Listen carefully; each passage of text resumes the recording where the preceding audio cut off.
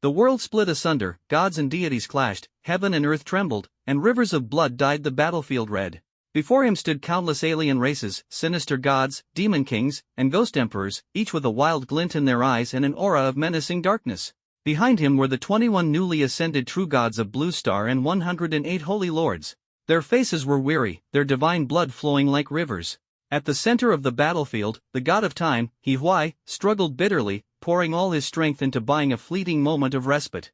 He Lang, a woman dressed in pure white, her beauty ethereal and unparalleled, flew to He Huai's side. She gently held his hand, her delicate brows furrowed in worry. Is the river of time still unusable? Everyone can't hold on much longer. Sheng Shuwei. He Huai turned to look at his Dao companion, who had been by his side for a decade, and gave a bitter smile. Unfortunately, it seems I am fated to never master it. It's been over 10 years, and I still haven't refined it. No matter. Bai Xingxue, the goddess of ice and snow and one of the 22 true gods, smiled gently, her warmth surpassing the first rays of spring sunlight. Her beautiful eyes were filled with tender affection, and her soft hands cupped He Huai's firmly. Even if we die, I will stay by your side. 10 years ago, when He Huai was relentlessly hunted by the so-called Alliance of Righteous Gods, it was Bai Xingxue who first took him in. Since then, the two had become Dao companions, standing together against the invasion of otherworldly forces. He Huai's heart trembled slightly, and a surge of heroic resolve filled his chest. Xingxue, with your words, I have no regrets in this life. With a wave of his hand, He Huai forcibly summoned the river of time. Boundless waters surged forth as his source blood burned fiercely, instantly rewriting the battlefield's balance. Countless sinister gods could only watch the river in despair. Hiss! At that very moment, a sharp blade of ice pierced through He Huai's heart. An overwhelming chill coursed through his veins, freezing his limbs and body entirely. He Huai was wholly unprepared. He turned his stiff neck to look back, disbelief in his eyes. Bai Xingxue? You! Lowborn scum! You've finally fallen for it. Bai Xingxue's face twisted in malice. All these years of humiliation were worth it. 9 dragons' radiant light realm. From the massive formation behind, 9 dragon-shaped chains shot forth, encircling He Huai tightly in an instant.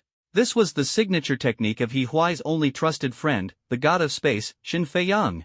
Anyone trapped by these chains had no hope of escape. Ha ha ha ha. He Huai, you're like a stone in the latrine, filthy and stubborn. Shen Feiyang's black hair danced wildly, his eyes glowing with electricity. He pulled Bai Xingxue into his arms, his tone mocking. But your Dao companion is quite the delight, so soft. The gods and demons battling in the sky simultaneously halted, erupting into laughter. Lowborn scum, die well. All that effort we spent staging this performance was worth it. A wolf's ambition. You actually dared covet the river of time. Ungrateful wretch. You wanted to drag all of Blue Star to its grave. Surrender now. Hand over your divine core, and we might let you die swiftly. Even in their insults, the hypocritical righteous maintained their poetic symmetry. Xingxue, Feiyang, well done. An old man stepped out of the shattered void, his presence commanding. Despite He Huai's century of dominance, he had never seen this figure before. Welcome back, Patriarch, the gods bowed in reverence. Esteemed gods, the culprit He Huai has been subdued, the old man said, turning to the countless sinister gods beyond the battlefield. With a respectful bow, we humbly ask for mercy upon this realm. We are willing to offer 1 billion souls annually as penance. The sharp cries of evil scum buzzed in He Huai's ears, while the sycophantic, exalted gods sought to quell the killing intent of the otherworldly invaders. Familiar faces twisted, contorted, filled with loathing. Ha ha ha ha ha. He Huai suddenly burst into wild laughter, tears streaming down his face. You call me a demon? Then I shall be a demon. The gods stirred uneasily, their forms glowing as they summoned their strongest defensive techniques. He Huai's icy gaze swept across them all. If there is a next life, I swear to be a true demon. Be careful, everyone. The old demon is going to go all out. Too late. He Huai detonated himself without hesitation. The surging power of temporal laws erupted entirely, crashing into the river of time. A clear cicada's cry rang out, as if some seal had been shattered by the explosion. The spot where He Huai self-destructed erupted 8 more times in succession, light, power, and 6 other laws exploded one after another. Ding! Congratulations, player He Huai, on ascending to SSS rank, Cicada of Spring and Autumn. Ding! Congratulations, player He Huai, on unlocking SSS rank skill, Terminal Cry, sacrifice all spirit and flesh to forcibly consolidate a timeline. But Why didn't hear the system's announcement of the achievement he had pursued all his life. He was dead. Attention! Attention! Blue Star is updating to a new version. Terrain transformation in progress. Mystic realms being generated. Biological evolution underway. Talent planning in progress. Abilities being designed. Update complete. Ding! Blue Star has entered the new version, Dawn of the Gods, Path of Survival chapter. No game rules. Survive like a beast. A talent has been tailored for player Why. Data panel created. Please review promptly. The system's notifications left Why's mind blank. Wasn't I dead? He vividly remembered the moment he was besieged by the gods and self-detonated. Yet, right before his death, he seemed to hear the crisp cry of a cicada, as if calling him back to life. As the system's notifications ended, beams of light rained down, enveloping everyone. These beams were colorful and varied, some shimmering with an otherworldly luster, as if heralding extraordinary events to come. Suddenly, the surrounding noise erupted. Holy crap! A version update? Am I hearing things? I see my data panel. System bro, you're finally here. Why am I only E rank? E rank's not bad. We F rank phone addicts don't even get a single finger strengthening skill. I get it now. White beams are F rank, green are E rank. Tangjia, is that blue beam of yours D rank? Tang Sini, surrounded by onlookers, stared blankly at her data panel. Above her floated a chained fire phoenix, exuding an air of mystery. Bang! Lin Ran kicked open the classroom door, his movements mirroring his past life. This demon who would later massacre nearly all his classmates now stood before them, brimming with arrogance. Holy crap! Ran GE. Purple beam? C rank? Ha ha ha ha. Lin Ran held a seductive woman close, laughing wildly. Above his head, a massive purple beam shimmered, with a terrifying spider spinning endlessly. That's right, I'm a C-rank puppeteer. Stick with me, and I'll protect you all. When he first saw his C-rank data panel, he had been momentarily disheartened. But seeing the sea of white beams around him, his confidence soared. So C-rank was already the peak. Ran GE. I gave you a Rolex for your birthday. It's me, Xiao Zhang. Ran GE. I gave you a calendar, hee hee. Ran GE, you're amazing. I love you. The seductive woman in his arms tiptoed to kiss him. This scene was too familiar. Could it be that I've truly been reborn? Why looked at the familiar faces around him, his heart filled with shock, followed by an overwhelming joy. He had been reborn, back to the moment the version update began. But he clearly hadn't mastered the River of Time's powers. Why had no knowledge of the system's announcements after his self-destruction, nor of how the explosion of 8 spirits would reshape everything. He looked up at his own light pillar, still faint and weak in white. As expected, it was still F-grade. But at that moment, Why's pupils suddenly trembled and an anomaly had appeared within the light pillar. It was known that while talents were divided into levels, it was the presence or absence of anomalies that truly determined one's fate. For example, Lin Ran's spider and Tang Sini's phoenix of fire were exceptionally rare anomalies. Their future achievements were destined to far surpass those of other awakeners of the same level. And now, what he was seeing was a translucent cicada, weakly floating above a long river. Both the cicada and the river were transparent, and at first glance, Why almost failed to notice it. Upon closer inspection, the cicada appeared utterly withered, its body nearly torn apart, lacking any of the vibrant vitality of Lin Ran's spider. A chill ran down Why's spine. He had never seen such a vision in his previous life. Could this river possibly be the River of Time, and what could this cicada signify? He hurriedly summoned the data panel, a faint sense of anticipation rising in his heart. Name, Why. Level, 0. Strength, 88. Constitution, 79. Speed, 102. Mental power, 213. Health, 105/105. Energy points, 100/100. His mental power had doubled compared to his previous life.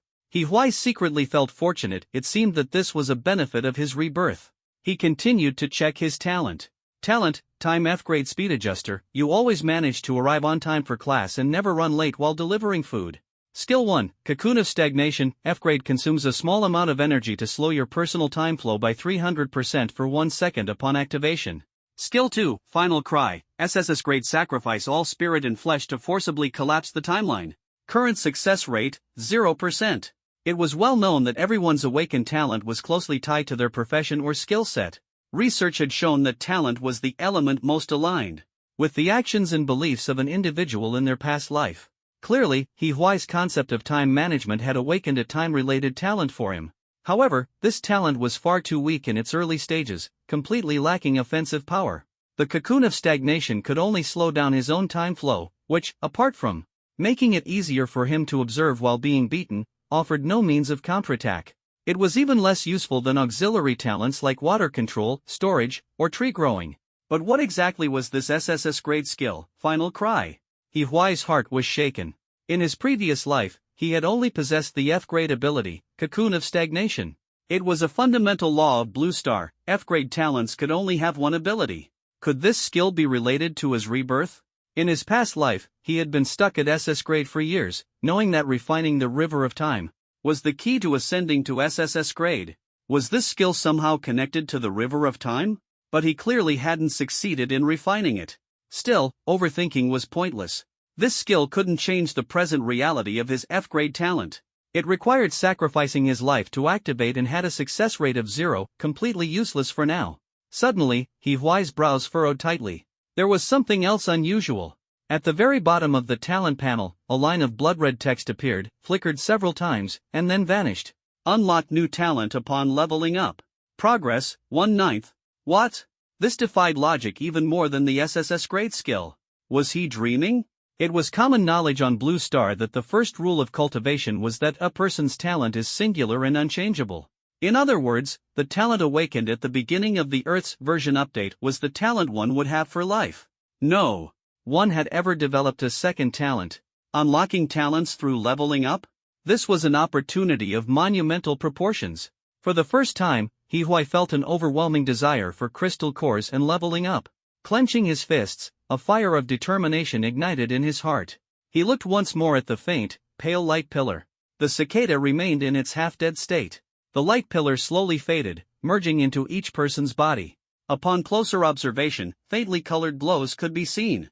On everyone, this would become a key method of gauging an opponent's strength in the future. Someone like He Huai, who was entirely enveloped in faint white light, was destined to be overlooked as a minor F-grade character. That half-dead cicada also entered He Huai's mind along with the fading light pillar. So, this was the legendary sensation of an anomaly? It felt akin to the awakening of a nascent soul, but the cicada seemed as if it could die at any moment, and He Huai had no idea how to save it. He Huai! You useless idiot, are you joking, standing there staring dumbly for so long? A seductive girl standing beside Lin Ran laughed so hard she doubled over. What, are you imagining your white light pillar is actually purple? Look at yourself in a mirror before pretending to be something you're not. His ex-girlfriend, Xia Wan? He Huai had almost forgotten about her. Xia Wan and He Huai had originally been neighbors, growing up together in the same orphanage before both being admitted to Hu University. He Huai had watched her transform from a pure little girl into the flirtatious woman she was now. But now, in this new life, he refused to be ridiculed anymore. He would rise, becoming the center of everyone's attention. Before the college entrance exams, she had clung to him, calling him Brother Huai and begging him to tutor her so she could get into her dream university. After the exams, her eyes sparkled as she pleaded with him to give up Qingbei University and apply to Hu University with her. At the time, Xia Wan had seemed as innocent as a fox, full of hope, swearing to the skies that she would remember his kindness forever and marry him after graduation. He Huai hadn't harbored any romantic feelings for her, she had always been like a little sister to him. But because of her parents, he had agreed. After all, years ago, her father and mother had risked their lives to save the two of them from a fire. He Huai still vividly remembered that tense moment when her father gripped the bedsheet, lowering them to safety. Huai, take care of Wanner. That call had been etched into He Huai's heart, becoming an invisible responsibility. He had thought he'd done everything he could for her, but upon arriving in Sha City, Xia Wan had quickly succumbed to the allure of a decadent lifestyle. She had mastered the art of spending money, burned through his savings of 100,000 yuan, and even racked up 50,000 in online loans. To top it off, she had immediately fallen for the rich second-generation heir Lin Ran, abandoning He Huai without hesitation and throwing herself into Lin Ran's arms. He had hoped for a peaceful goodbye, but Xia Wan had turned vindictive, ridiculing him every chance she got, as if he had somehow ruined her dream of marrying into wealth. Brother Ran, look at this loser pretending to be deep. Xia Wan sneered, her arrogance growing. What's wrong? Are you about to say don't underestimate the poor F-grade? Ha ha ha. In his past life, He Huai might have been provoked into anger by this. But this time, reborn, his heart was as calm as still water. He ignored Xie Wan's taunts, his mind filled with plans to grow stronger. Right now, his only priority was to survive, because the slaughter was about to begin.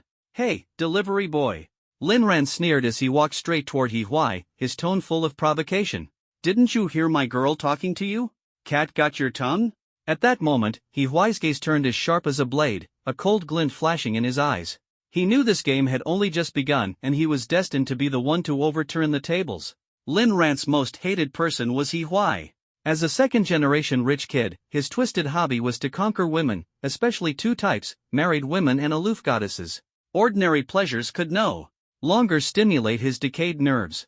Only the furious and desperate gazes of the cuckolded husbands, and the stark contrast of an aloof goddess's demeanor before and after conquest, could excite Lin Ran. However, after He Huai was cuckolded, he acted as if he didn't care at all. Lin Ran had specifically investigated this. Xie Wan was supposed to be his childhood sweetheart. This indifference enraged Lin Ran. Aside from family wealth, He Huai outclassed him in every aspect, looks, grades, and especially in his collaboration with that loathsome Shen Fei Yang from the Shen family. Together, they had developed an on-campus food delivery app that became a resounding success, earning them a fortune. Though their earnings were nothing compared to Lin Ran's monthly allowance, every time his father used Shen Fei Yang to criticize him, Lin Ran burned with the desire to eliminate both of those pests. "Oh, you bad boy. There are so many classmates here, why are you calling me like that?" Xie Wan feigned a shy demeanor, lightly pinching Lin Ran's arm as though she were innocent. "You scoundrel! I'm not yours yet." If He Huai hadn't accidentally seen her chat history with her best friend, he might have believed her act. In those chats, they had schemed about how to trap rich second-generation heirs, how to drain He Huai of all his money, and even how to manipulate him into becoming a submissive cuckold to squeeze out every last bit of his value. He Huai's gaze shifted to Lin Ran's arrogant face. This person left a far deeper impression on him than Xie Wan ever could. In their past life, after the monsters descended upon the world, Lin Ran had deliberately pushed He Huai into danger, leaving him barely alive. Lin Ran, with his C-grade talent, enslaved everyone in their class, especially those with even a hint of beauty, and indulged himself day and night. Everyone else was treated as cannon fodder and slaves, forced to endure his abuse just for a few bites of food. If anyone dared resist, they were mercilessly tortured and killed. He Huai himself was singled out for torment and eventually fled early, wandering alone in a world overrun with ghouls, abominations, and wild beasts, struggling to survive. In a world where awakened abilities reigned supreme, individual strength paled in comparison. Only through teamwork could skills reach their full potential. "What the hell? Are you deaf?" Lin Ran roared internally, furious. Why was He Huai as lifeless as a wooden puppet, showing no reaction whatsoever? "I'm mocking you, you're supposed to fight back, only to be easily defeated by me." Fuming, he reached out to grab He Huai's collar, but suddenly, He Huai's iron-like grip clamped down on his hand, holding it firmly. Lin Ran screamed in pain, infuriated by his helplessness. "What are you doing? Let go of Brother Ran." Seeing her lover being humiliated, Xie Wan panicked and rushed forward to hit He Huai, only to be effortlessly evaded and sent tumbling to the ground. "Don't come near me. You disgust me," He Huai said coldly, his words striking Xie Wan to her core. Her face flushed red, and no amount of heavy foundation could hide her embarrassment. A girl's blush could surpass even the sweetest words, just not when she's shrieking and wailing like a madwoman. Assaulting a woman. Attempted rape. Murder. Lin Ran's top lackey, Zhang Shang, came rushing over, shouting, "He Huai! Get on your knees and apologize now, and Brother Ran might spare your life." He Huai, unwilling to waste time on these lunatics, released the screaming Lin Ran and prepared to leave, avoiding a repeat of his previous life. Suddenly, a terrifying spatial rift appeared behind He Huai. Impossible. He had intentionally chosen a different location in this life, yet the spatial rift still manifested near him? Before he could think further, a ghastly, corpse-like face, brimming with ghostly energy, emerged from the crack. Pale, bony claws tore open the rift, and a semi-decayed, semi-ethereal ghoul forced its rotting body through, radiating the aura of death. It was a ghoul, a monstrous entity from another world. The chaotic scene instantly plunged everyone into panic, their screams echoing throughout the room. He Huai clearly saw Lin Ran extending a hand toward him, undoubtedly intending to repeat his old trick of shoving him into the ghoul's path, a suicidal move. He Huai's eyes turned icy. Swiftly, he grabbed Lin Ran's arm and, with a well-executed shoulder throw, hurled him right into the ghoul's grasp. Dying under the ghoul's claws was a fitting end for this demon. Lin Ran hit the ground, screaming in panic. Like a frightened animal, he scrambled backward desperately. Just as the ghoul's claw was about to crush him, an eerie glint appeared in Lin Ran's eyes, his pupils transformed into spider-like compound eyes, as if he had suddenly awakened some horrifying power. Nearby, Zhang Shang, Lin Ran's loyal lackey, who had been hesitating and unsure whether to save him, suddenly charged toward the ghoul without any warning. It was as if some invisible force was controlling him.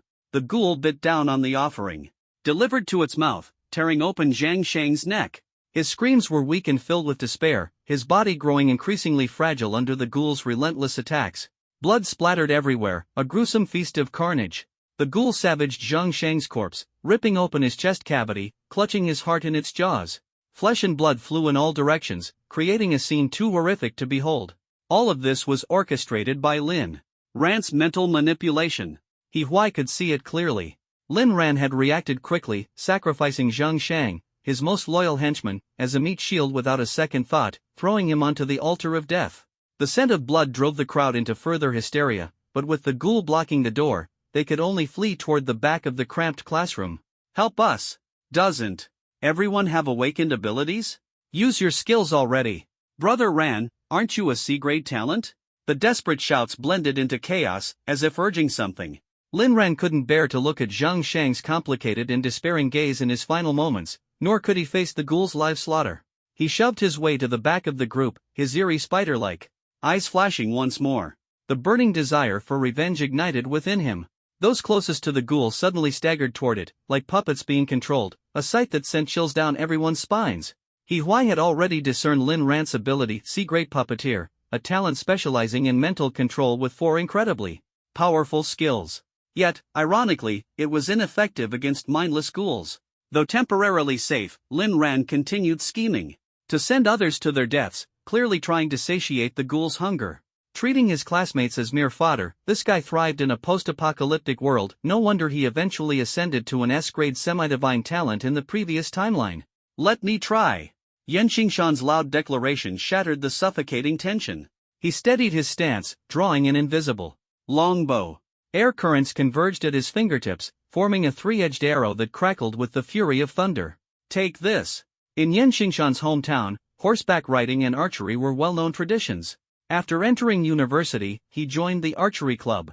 Through relentless effort, his archery skills reached an unparalleled level, hitting the mark every time, and he even awakened an E-level talent for arrow mastery. Go! He released an arrow, the airflow streaking like a rainbow. The arrow pierced straight into the ghoul's face, creating a shockwave as it struck its skull, leaving everyone holding their breath, awaiting victory.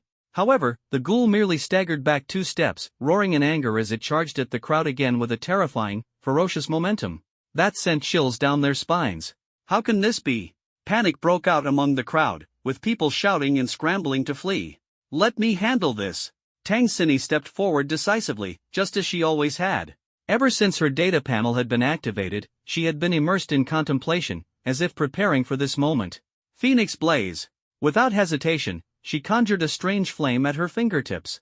Under her command, the fire rapidly grew, transforming into a 3-tailed fire phoenix that surged toward the ghoul. The fire phoenix roared past, carrying the hopes of everyone. In an instant, it engulfed the advancing ghoul.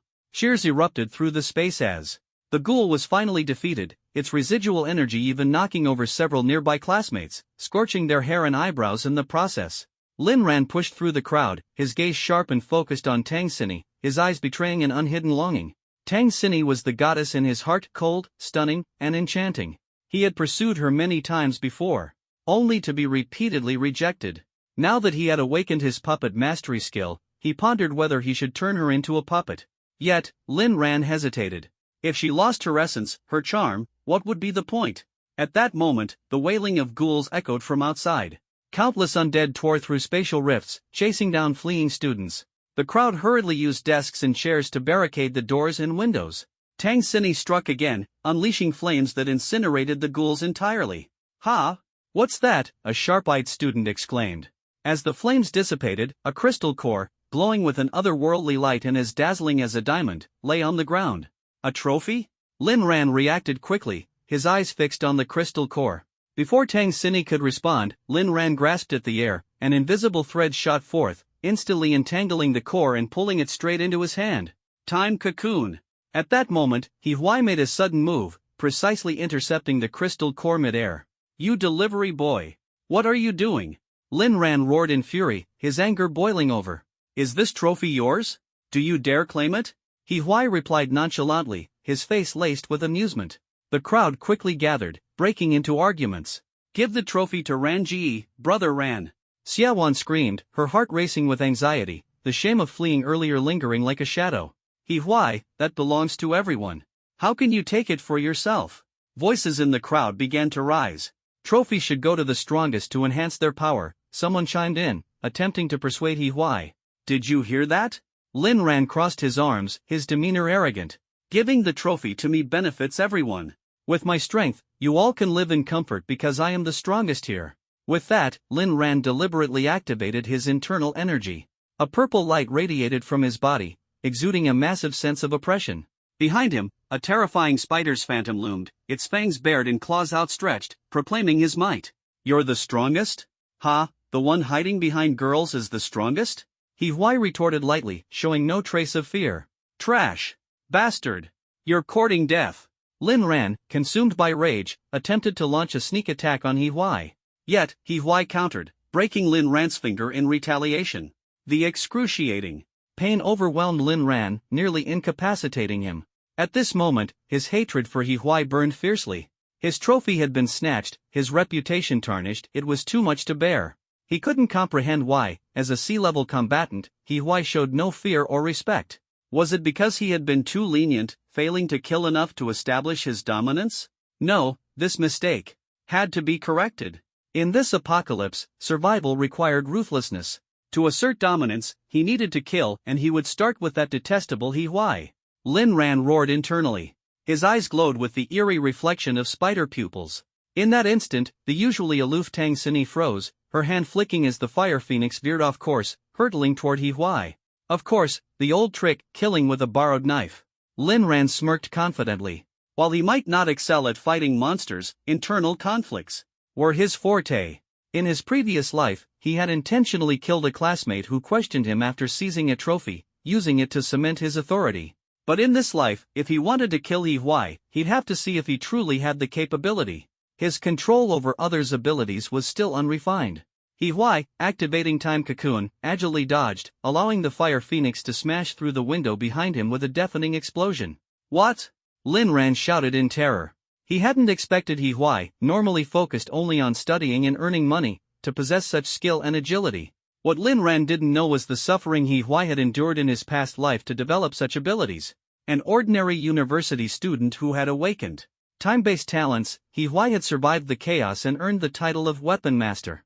The experiences behind that title were known only to He Huai himself. In a quick crouch, He Huai grabbed a chair and swung it with momentum, aiming for Lin Ran's head. Lin Ran smirked confidently, standing still without dodging. The spider phantom behind him emerged abruptly, unleashing countless invisible threads that shot toward He Huai. Tang Xinyi was one of the top cold beauties at school, always surrounded by countless admirers. But today, her icy demeanor was shattered by an unexpected crisis. At this moment, Zhao Guohao, her number one admirer, rushed to the scene upon hearing the news, secretly vowing to stand up for his goddess. Oh? He Huai asked calmly, when Lin Ran killed and plundered, where were you hiding? Damn! Zhao Guohao's face turned red with rage, his anger burning. Just some third-rate skills. I'll kill you. Being humiliated in front of his goddess, how could Zhao Guohao tolerate it? He had been hiding at the back earlier, observing everything clearly. He Huai was merely someone with decent combat skills and an F-level talent, nothing noteworthy. As for Lin Ran, his talent was strong but not yet fully developed. Was Zhao Guohao supposed to be afraid? He secretly calculated in his mind today, he would make a name for himself and win the heart of his goddess. I have just awakened my E-level strength-based talent, Shockwave Manipulator, with the skills, Muscle Enhancement, and Shockwave. He felt a surge of confidence, secretly thrilled. Just then, Xiaowan, who had been trembling in fear, suddenly brightened upon hearing Zhao Guohao's declaration. She quickly stepped out from the crowd, trying her best to display her charm. Brother Hao! Destroy him, and I'll do whatever you say. With the encouragement of a girl, Zhao Guohao was instantly energized. His muscles swelled, nearly bursting his clothes as he charged at He Huai like an enraged bear. Unfortunately, he was too slow. He Huai didn't even activate Cocoon of Time Freeze. He easily dodged the attack and, in the same motion, struck Zhao Guohao on the back of the head with a stick. Zhao Guohao immediately felt dizzy, blood streaming down his forehead. Furious, Zhao Guohao grabbed a chair and swung it backward toward He Huai, but he was still a step too slow. He Huai had already activated Cocoon of Time Freeze, narrowly avoiding the strike. As the chair hit the ground, it sent out an invisible ripple, knocking nearby classmates off balance. The power of the shockwave was something He Huai remembered vividly. Zhao Guohao had used this skill in their past life as well. However, no matter what, it posed no threat to He Huai. With the power of Cocoon of Time Freeze, his reaction speed had greatly increased, making Zhao Guohao's attacks futile. Drawing on the enhanced speed and agility, He Huai easily avoided Zhao Guohao's clumsy attempts, his stick landing blow after blow. Soon, Zhao Guohao was staggering, blood dripping, and shouting in frustration, unable to catch the slippery He Huai. Meanwhile, He Huai skillfully used the obstacles in the classroom, turning into a battlemaster. Employing hit-and-run tactics, he wore Zhao Guohao down. The latter, enraged, threw objects everywhere, turning the classroom into utter chaos. Another chair flew through the air, eliciting screams from the crowd and nearly causing a tragedy. "Stop fighting!" Panic-stricken voices erupted from the students. "If you keep this up, someone will get seriously hurt." "Sister Tang, just agree with him already." "Sister Tang, you're beautiful and kind, save us from this mess." Tang Xinyi, usually calm and composed, stomped her foot in frustration. Always being the center of attention was making her uneasy. "Stop it," she shouted, her voice trembling with urgency. "He Huai, I agree to your terms." Working for a few days was better than being scrutinized by everyone. While moral coercion wouldn't work on He Huai, it was more than enough to sway her. Zhao Guohao, clutching his head in pain, wailed endlessly, unsure of how many times He Huai had struck him. "Xinyi, don't worry about me," he shouted. "It's none of your business." Tang Xinyi snapped, clearly fed up with this self-proclaimed admirer. "If you keep fighting, the whole classroom will be destroyed." The crowd hiding behind desks nodded frantically in agreement. Even Xiaowan quickly shrank back, too afraid to speak. "We're all classmates. Just let it go." Even Lin Ran hasn't said a word. "He Huai seems pretty strong to me. Taking some spoils of war is totally fair." He Huai smirked slightly. Zhao Guohao's efforts had certainly been entertaining. His gaze swept over the crowd, finally landing on a round-faced, twin-tailed girl cowering in the corner. "Fang Yun? Ah?" Fang Yun was startled, shivering instinctively as she responded. No doubt about it, this was the person. In He Huai's memory, her skill was the ability to forge contracts. "What's your skill?" He Huai asked with a smile, though the smile made Fang Yun so nervous she almost burst into tears. "It's contracts," Fang Yun answered honestly, her heart pounding with unease. She couldn't understand why she, of all people, had been singled out. Her skill had awakened due to her obsession with signing contracts with her numerous online dating partners. In fact, even many professional lawyers had failed to awaken a contract-related talent, which spoke to her dedication and fervor. In her previous life, she was undoubtedly a highly sought-after individual. In a world without moral or legal constraints, her contract skill was utterly invaluable. "Then draft a contract for me and Tang Xinyi," He Huai instructed, his tone as firm as steel, leaving no room for negotiation. "But," Fang Yun's face was full of reluctance. "I can only draft one right now. I was hoping to use it for a contract to protect myself." "Are you crazy?" Her best friend poked her, eyes wide with shock. "How dare you say that?" Fang Yun snapped out of her daze immediately, her heart tightening. This man was a ruthless character who wouldn't bat an eye at killing someone. Lin Ran was still lying on the ground, after all. She quickly lowered her head, not daring to say another word. He Huai spoke gently, "I will protect you. You don't need a contract for that." He had no qualms about being kind to those who were useful, while being ruthless and decisive toward those who posed a threat. Many people, on the contrary, treated their own poorly while showering outsiders with care. He Huai could never understand such people. He followed one principle: if there was profit to be made, he would give it his all. Things like pride, status, or emotional value were meaningless to him. Fang Yun's eyes lit up, and she nodded repeatedly. This wasn't a bad idea at all. Although He Huai was only F rank, he was dashing and powerful. With such a bodyguard by her side, wouldn't she be able to strut around fearlessly? Thinking of this, Fang Yun couldn't help but smile like an indulging aunt. Clearly, she'd read too many Princess and Knight stories. Sacred contract. Fang Yun's entire body began to glow with a silvery white light, resembling a radiant angel. With a wave of her small hand, a white band of light flew toward Tang Xinyi, spinning continuously. All done. The oath-taker may now swear. Once the oath is sworn, any violation will bring divine retribution. Tang Xinyi shuddered upon hearing this. Initially intending to dismiss it lightly, she hadn't expected to be cornered like this. Who would have thought someone like Fang Yun existed in their class? Just 3 tasks for me. They're absolutely not difficult. He Huai unexpectedly softened the terms. He understood that a contract skill required the oath-taker's genuine intent. If the resistance was too strong, even forcing the words out wouldn't make the contract successful, it would only waste time. So, he first made an outrageous demand, asking Tang Xinyi to work for him for several days. Once he had control of the situation, he then stepped back, reducing the requirement to 3 tasks. This way, she was more likely to agree sincerely. Facing this group of naive university students, He Huai unhesitatingly launched a psychological battle. Every word he spoke was like a sharp blade, wielded effortlessly. As someone who had been reborn, he carried the wisdom and experience of 100 lifetimes, rationally selecting the best strategy. Time was incredibly precious to him, and He Huai had to seize every second to grow stronger. I promise. Tang Xinyi hesitated for a moment, but her gaze became increasingly firm. If you go too far, I'd rather perish together with you. He Huai smiled faintly, a hint of depth flickering in his eyes. Rest assured, I won't do anything beastly. Tang Xinyi's hesitation seemed swayed by He Huai's gentle and gentlemanly demeanor. Eventually, she declared her oath with resolve. I, Tang Xinyi, agree to complete 3 tasks for He Huai.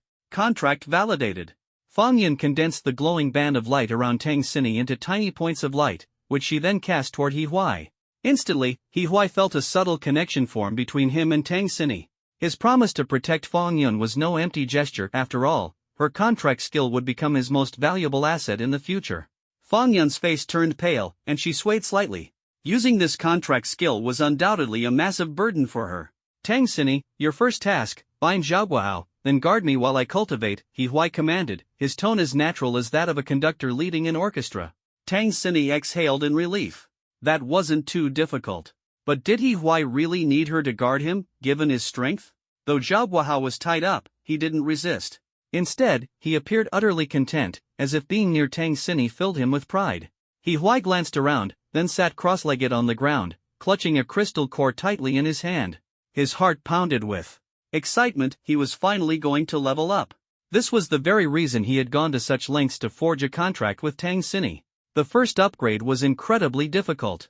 During the process, he would be nearly defenseless. This was the first step toward transcending the mundane. Awakening one's talent was like updating a game version, while channeling the energy of a crystal core into the body marked the true start of cultivation. The energy within the crystal core could not only rapidly restore one's ability reserves but also transform the body, enabling attribute upgrades. For most people, absorbing a single crystal core granted them some experience. However, there were exceptions. Some could absorb far more experience from a single core, while others couldn't absorb it at all. Later, it was concluded that the efficiency of absorbing a crystal core depended on physical constitution, while talent advancement relied on one's understanding of the Tao. Though the two were independent, they complemented each other. If one could comprehend the ultimate truth of the Tao, they could condense a divine persona. If one could train their physical body to the extreme, they could achieve sainthood through sheer physicality. He Huai's heart was filled with mixed emotions. In his previous life, all their crystal cores had been seized by Lin Ran. Were it not for a fluke incident where he killed a ghoul and obtained a crystal core by chance, he might never have set foot on the path of cultivation. From level 1 to level 9 was known as the body refinement realm. With each level, the number of crystal cores required would double. It was an astronomical figure, with resources monopolized by the strong. The strong became stronger, while the weak only grew weaker. If not for the limited speed of cultivation, even the strong needed their followers to be powerful enough to serve them better. Otherwise, most people would never see a single crystal core in their lifetime. He Huai pulled his thoughts back, skillfully guiding the energy within him as it surged like tidal waves against the crystal wall. Soon, the wall shattered, and the energy within the crystal core poured out like a torrent, violently flooding into his organs and limbs. The searing heat coursing through his body was unbearable, as though molten lava was flowing through his veins. He Huai felt like he was on the brink of melting. Each heartbeat brought with it waves of endless pain. Hurriedly, he guided the energy to circulate within his dantian, traveling along his meridians. The pain lessened slightly. Even so, He couldn't suppress a muffled grunt. Thanks to the cultural heritage of the Dragon Nation, many people had an innate understanding of concepts like the dantian and meridians. Most could instinctively guide the energy after obtaining a crystal core, greatly reducing their pain and increasing their chances of a successful upgrade. Meanwhile, awakening individuals from other cultures were not as fortunate. Most chose to endure the excruciating pain of foreign powers invading their bodies, relying on sheer willpower to struggle through the survival of the fittest. It was no surprise that the number of powerful individuals in Longwa far exceeded those in other nations, accounting for more than half of the 22 true gods. Although the elites of other cultures boasted greater combat strength, they could hardly compete. As the energy gradually transformed Huai's meridians, time seemed to stretch infinitely. His body broke through its limits repeatedly in the battle between pain and willpower. Finally, the violent energy was tamed, the pain subsided, and his rationality slowly returned. Huai let out a deep breath, his entire body drenched as if he had just been fished out of water. Ding! Congratulations to Huai for successfully leveling up to level 1. Ding! Congratulations to Huai for becoming the first to advance to level 1, reward. Warning! Warning! System error. Repairing system. Bug fixed. New player detected. New player Hefan registered. Ding! Blue Planet enters a new version, Dawn of the Gods, Survival Road. No game rules. Survive like a beast. A unique talent has been tailored for player Hefan. Data panel completed. Please check promptly. What's happening? Huai frowned deeply, a wave of unease surging in his heart. Before he could think further, a torrent of memories flooded into his mind. A man, bearing some resemblance to him, was busy adjusting a massive spotlight. Below was a colossal bird's nest-shaped stadium, and the thunderous cheers of the audience were deafening. Hefan! Are you ready? An urgent voice came through the earpiece. Don't worry. I won't mess up such a major event. The man named Hefan responded confidently, a slight smile curling his lips. How could this happen? Hefan's face turned pale in an instant. The automatic spotlight system, which had been debugged countless times, suddenly malfunctioned. Before him lay the anticipation and potential disappointment of tens of thousands of spectators. The fragments of memory abruptly came to a halt, leaving Huai's heart shaken. Was that my previous reincarnation? In the last cycle, I was Hefan, a lighting engineer. Huai gradually pieced his thoughts together. Opening the data panel, his pupils contracted instantly, filled with shock. Name, Huai, Hefan. Level, 0. Strength, 88. Constitution, 79. Speed, 102. Mental power, 325, plus 112. Health points, 105/105. Energy points, 75 out of 100. Talent, time F-grade speed regulator always arrives on time for class, and never late delivering food orders. Skill 1, Cocoon of Time Delay, F-grade, consumes a small amount of mental power to reduce the flow of personal time by 300% for 1 second upon activation. Skill 2, Final Dirge, SSS grade, sacrifices all spirit and flesh to forcibly collapse the timeline. Current success rate, 0.01%. Talent, Light F-grade Light Whisperer. As a lighting engineer, light follows your command like an extension of your limbs. Skill, Radiant Beam, F-grade, consumes mental power to manipulate light energy for illumination or healing. Condensed light has some offensive power. At the same time, a line of blood-red text flickered a few times before vanishing. Unlocking new talents via level up. Progress, 2/9. So this is what they mean by unlocking new talents through leveling up? A surge of determination rose within Huai.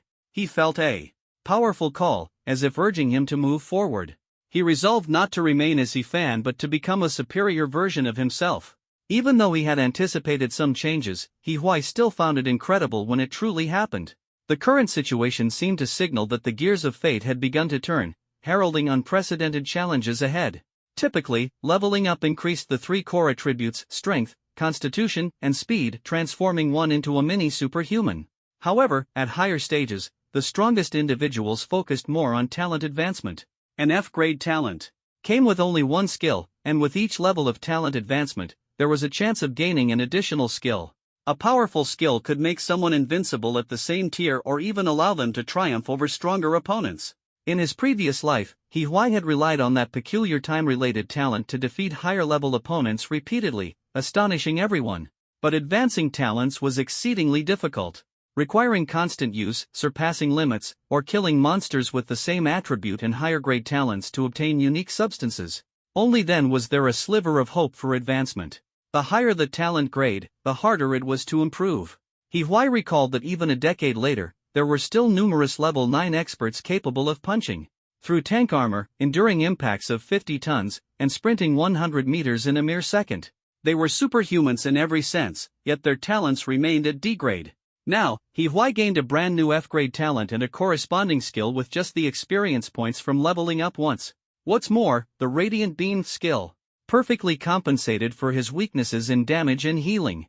With this, even as a mortal, he could rely on diverse skills to transcend limits and rival superhumans. Although his level and attributes hadn't increased, his mental power had surged significantly. Before reaching level 9, during the body refinement phase, normal leveling wouldn't enhance mental power, it required day-by-day honing. While mental power's effects weren't as apparent as strength, constitution, or speed, it greatly boosted skill utilization. The higher one's mental power, the more adept they became at using skills. Future combos, chain skills, and ultimate moves would all require simultaneous activation of multiple skills, making mental power the key. Additionally, higher mental power improved resistance to mental attacks, a fact Huai had experienced firsthand in his fight against Lin Ran. Without double the mental power of an ordinary person, he might not have emerged victorious in that life-or-death struggle.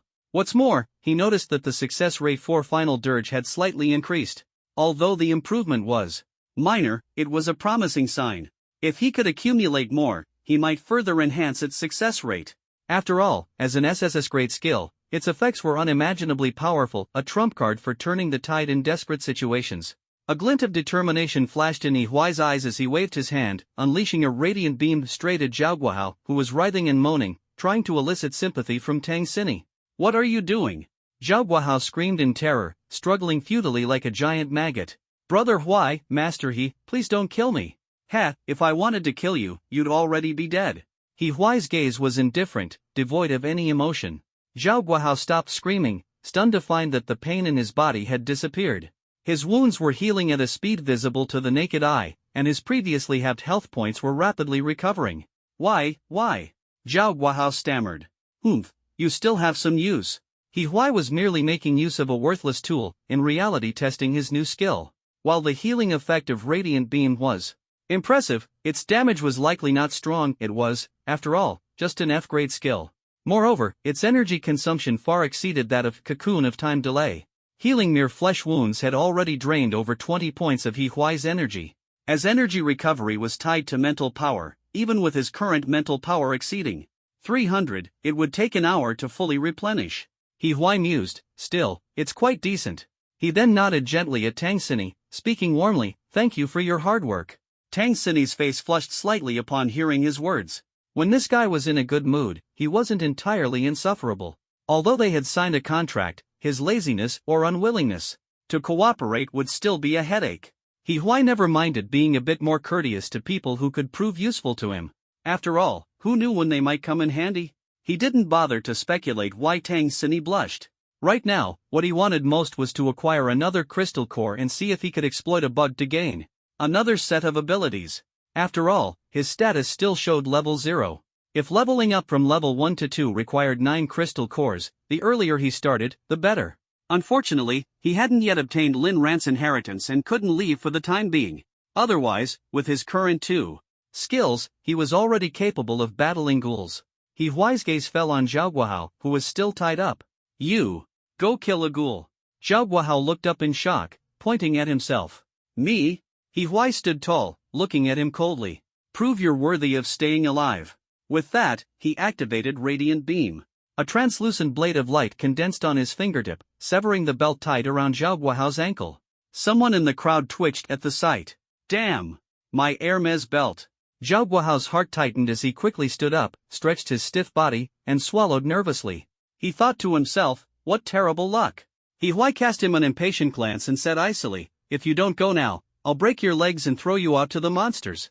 Zhao Guohao shrank back instinctively, fully aware that Huai wasn't bluffing. He absolutely had the power to follow through, and Zhao knew he wasn't a match for him.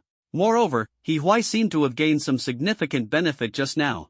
Otherwise, how could he suddenly have the ability to heal and wield light blades?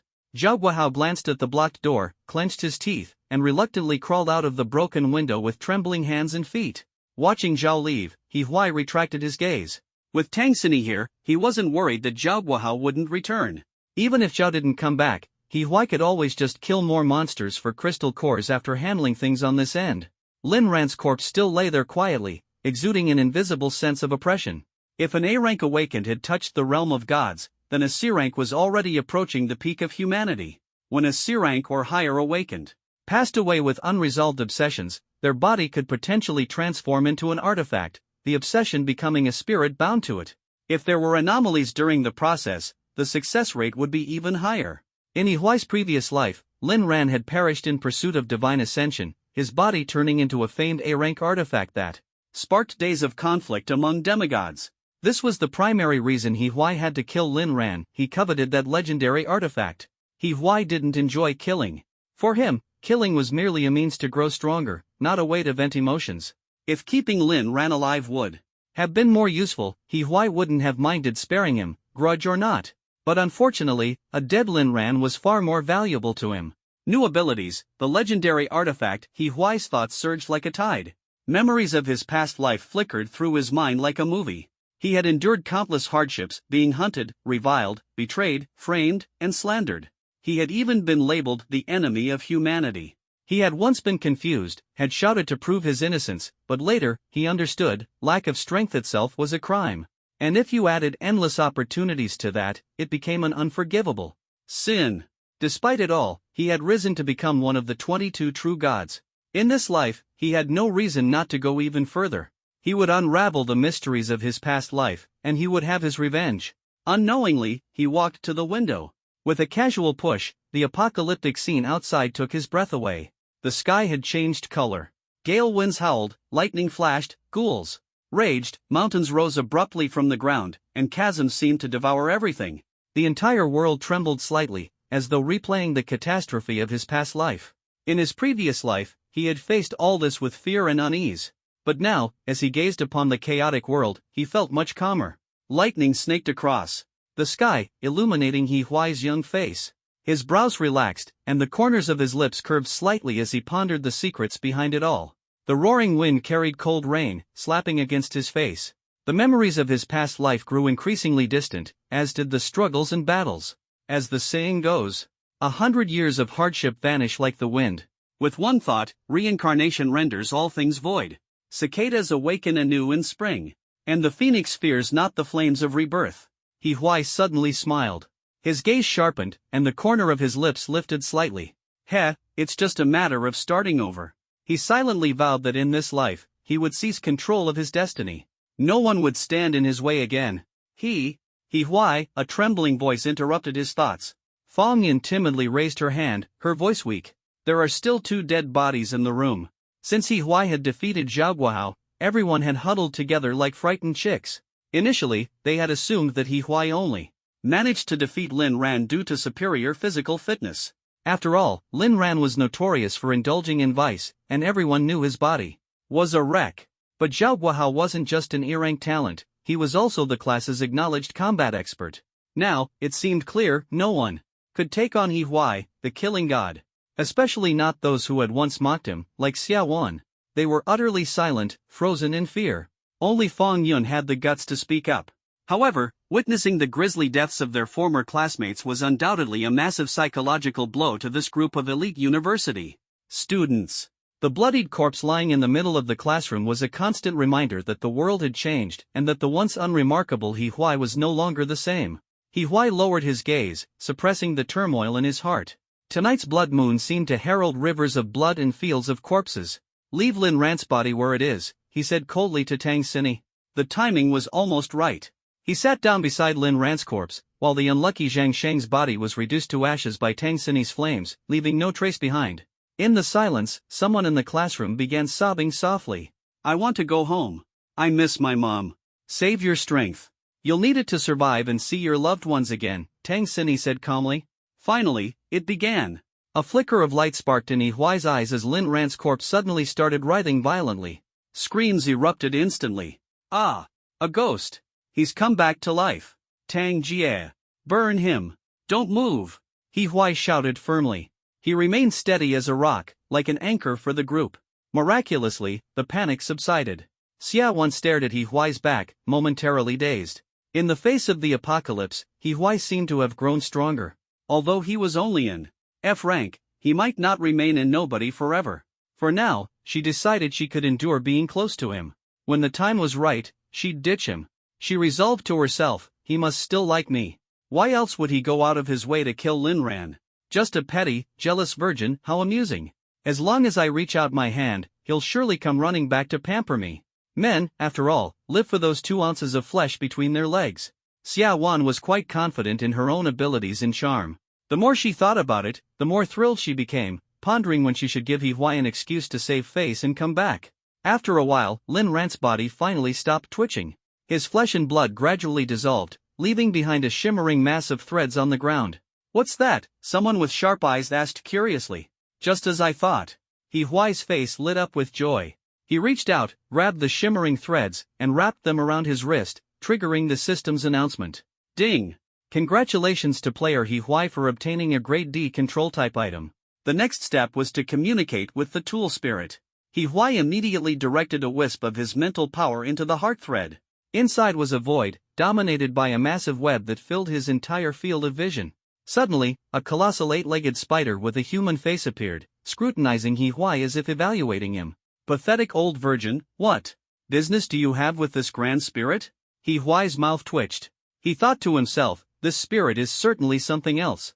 Tool spirit, what are your conditions for recognizing a master? He Huai suppressed his doubts and asked earnestly. In his past life, he had heard that after Lin Ran's death, the conditions for binding this tool required the owner to achieve the feat of 8 times in one night. Perhaps Lin Ran had transformed into a tool spirit out of resentment for failing to accomplish this before his death. The spider spirit sneered in disdain. Pathetic old virgin, my conditions for recognizing a master are beyond your reach. Just give up and go back. Humph. That's not up to you. He Huai abruptly increased the intensity of his mental power. The overwhelming force caused the spider web to shake violently. Using immense mental power could obliterate a fragile tool spirit, turning it into a lifeless object. However, the item would lose its spiritual properties and could only be used as a basic material for talent upgrades, specifically for talents of the same type. The failure rate was alarmingly high, and it could even lead to death. The spider spirit screamed in agony. All right, stop. I'll talk.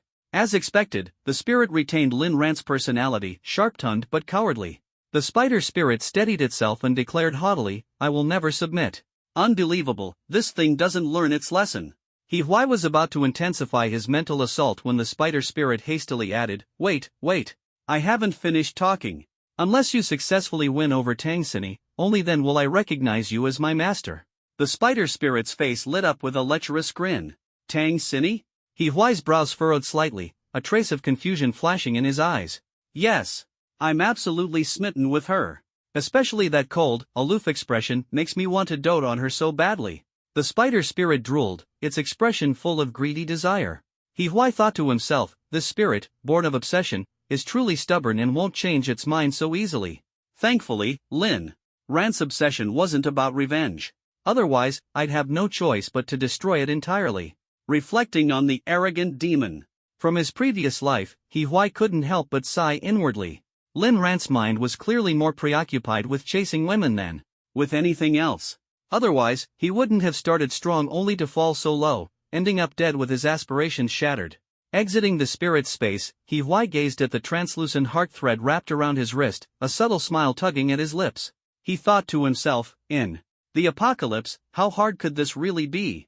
Lin Ran may have adapted quickly, but it's clear he never truly grasped the underlying mechanics of this world. As he deliberated, Xia Wan had already approached him.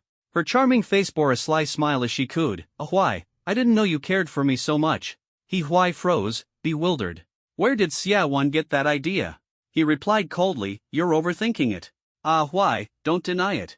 Xia Wan pressed on, her eyes gleaming with anticipation. Even though we parted ways due to misunderstandings, I know you still love me.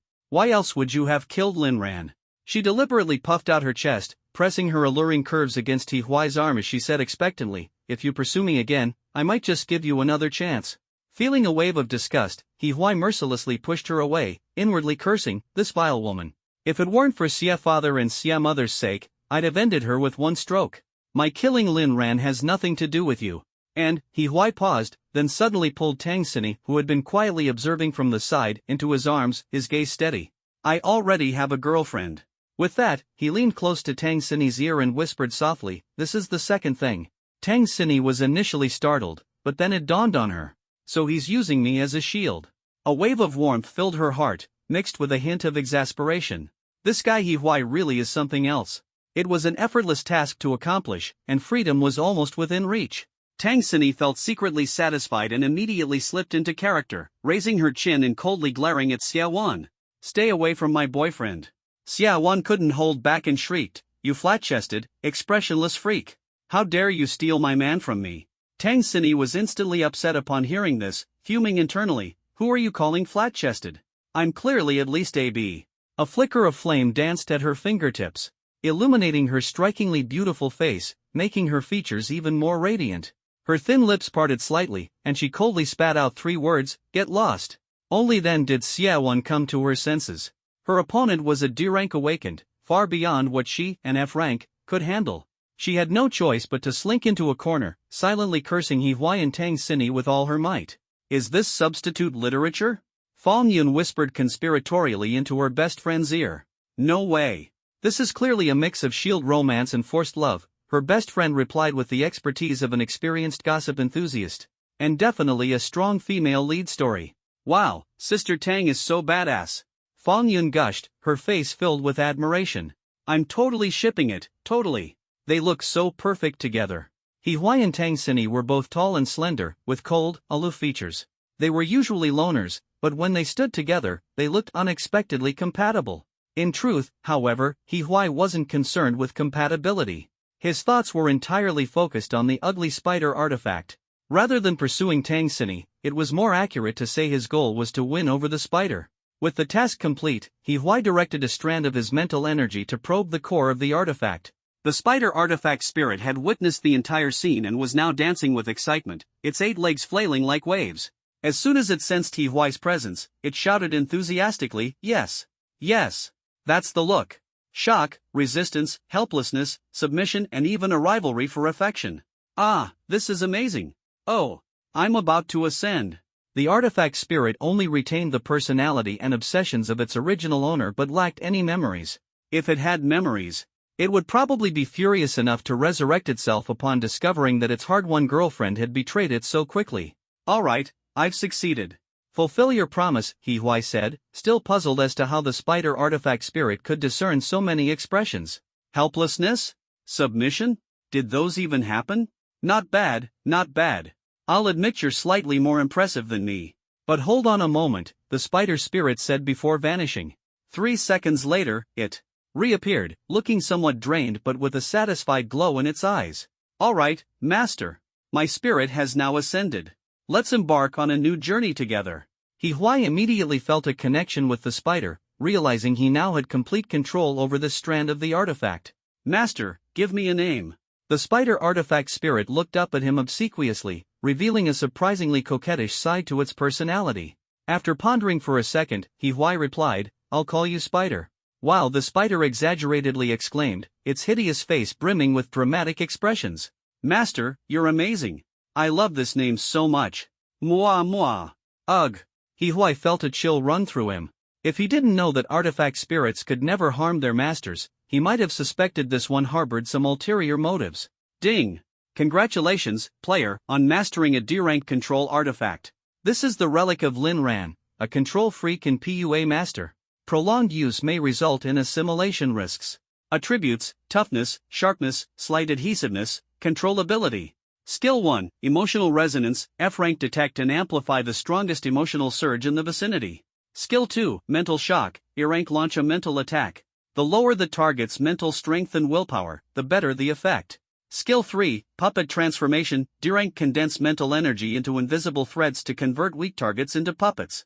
The lower the target's mental strength and willpower, the better the effect. Limit, 1 target. Seeing this data panel, even though He Huai had anticipated it, he couldn't help but feel a surge of joy. It was incredibly powerful. Although it was a pity that Lin Ran's mental control skills weren't retained, the key skill puppet transformation more than made up for it. And even without the 3 potent skills, the artifact's physical attributes alone made it a highly useful tool. Just then, a scream echoed from outside the classroom. "Help! Brother Huai, save me!" It was Zhao Guohao. Huai glanced out the window and saw Zhao Guohao scrambling past the stairwell corner, pursued by 5 ghouls. One of them emitted a faint green glow. An E-rank ghoul? Huai's expression turned grim. How did this guy manage to attract an elite ghoul? E-rank elites shouldn't appear before the blood moon. He had been hoping for cores, but this many at once? The room erupted into chaos as the others saw the scene. Why are there so many ghouls? Get Zhao Guohao out of here. Don't let him come close. Oh my god, why are we so unlucky? Spider, come out. Huai called out mentally. Here I am, master. The palm-sized, 8-legged human-faced spider suddenly appeared on Huai's wrist and scurried up to his shoulder, causing another round of screams from the crowd. In this tense moment, the artifact spirit's skills needed Huai's command to activate. But this clever spirit could execute orders unconditionally and even take initiative in battle.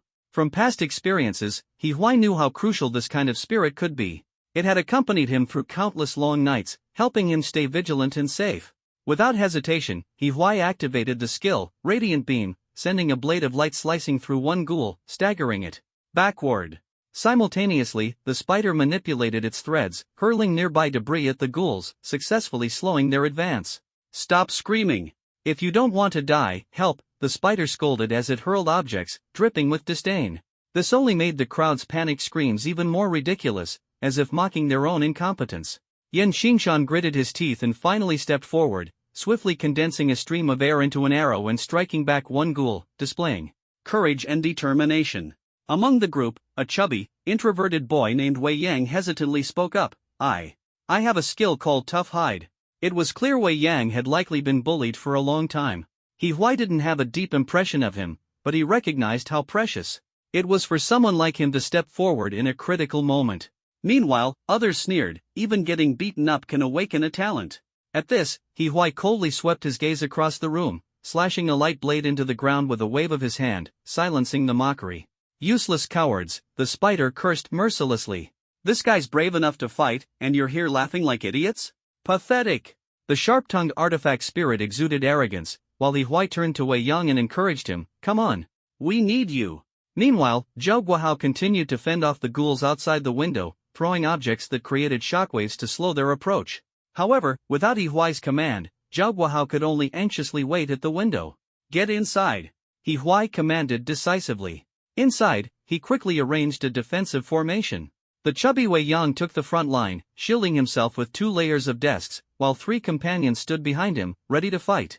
This battle was destined to be extraordinary. Zhao Guohao scrambled into the classroom, rolling and crawling, before collapsing on the ground like a dying dog, gasping for breath. It was evident that his powers had been completely drained. Inside the classroom, 5 ghouls crowded together at the window, pressing against one another. Wei Yang hefted a desk and braced it firmly against the opening, his eyes gleaming with unyielding determination. At this critical moment, a blade of light, a fiery phoenix, and a stream of energy arrows whistled through the air simultaneously. The spider controlled its heartstrings, sweeping up various debris and hurling them continuously at the ghouls. Unfortunately, the 3 abilities of the heartstrings were completely ineffective against the mindless ghouls. Just then, one of the ghouls was suddenly struck down. Wei Yang felt a surge of relief and allowed a smug smile to curve his lips. That's it. You guys handle the damage, I'll tank. Watch out. Huai shouted suddenly. His light blade had failed to harm the elite ghoul. The elite ghoul's eyes glowed an intense green as it opened its mouth and spewed a cloud of green smoke, engulfing Wei Yang in an instant. Ah! Wei Yang reacted swiftly, activating his skill for tough skin and thick flesh. An earthy yellow light shimmered over his body, but it was useless. Poison damage. Wei Yang could only resist physical attacks. The insidious green smoke seeped in from every pore. His plump face began to distort and melt, and his throat could only emit guttural noises. Radiant Beam. Huai hastily attempted to heal Wei Yang, but the newly healed skin quickly melted away again. It was futile, it only prolonged Wei Yang's suffering. Damn it! Huai was frantic. He could only stop his efforts, knowing that continuing to heal would only intensify Wei Yang's agony. Helplessly, He watched as Wei Yang's body collapsed limply in front of everyone, his skin festering and oozing pus all over the ground. He was dead. The group exchanged panicked glances, their faces filled with terror. Was this it? Was everyone doomed today? At this moment, the ghoul's eyes flickered with green light. It threw its head back and let out a strange cry, green mist continuing to pour from its mouth, clearly still capable of further destruction. Chrysalis of time. He Huai, disregarding the backlash, frantically activated his skill. The entire world suddenly fell into slow motion. He had to act fast. The heartstrings, this was the weapon he needed most right now. With a flick of his wrist, He Huai unleashed the heartstrings, which shot out like lightning, instantly entangling the heads of both the ghoul and Wei Yang. A D-rank tool. It could not only amplify skills but also serve as a weapon. This E-rank ghoul might have resistance to magical attacks and the ability to spew poisonous mist, but it could not possibly withstand physical attacks. The heartstrings' defining traits were their resilience and sharpness. Break for me! He Huai roared, pulling fiercely. His wrist, palm, and fingers were instantly ripped open by the sharp heartstrings, leaving deep marks on his bones. At the same time, the heads of both Wei Yang and the ghoul flew high into the air. He Huai's health bar was halved in an instant. Master, you're incredible. Unstoppable. The spider's spirit companion was as giddy as a lunatic. Fortunately, the heartstrings were wrapped around in multiple layers, distributing the force across He Huai's wrist and palm. Otherwise, his hand might have been severed entirely. As expected of a D-rank tool. But without additional physical attributes, He Huai's body was still that of a mere mortal. After consecutively activating multiple skills, his face was deathly pale, and he could barely stand. He had yet to adapt to such rapid consumption of mental energy. In his past life, many powerful individuals developed combos based on their skill sets as they grew stronger. A rare few genius-level fighters even created ultimate moves that achieved a synergy greater than the sum of their parts.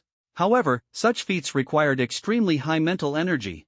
For most people, activating two skills simultaneously was enough to cause splitting headaches. The sequence of maneuvers He Huai had just executed was already a nascent form of a combo, though the synergy between the skills still needed improvement. Tang Xinyi quickly stepped forward to support He Huai. After all, she was nominally his girlfriend, and He Huai had just fought to the death for their sake. Wow, what a beauty!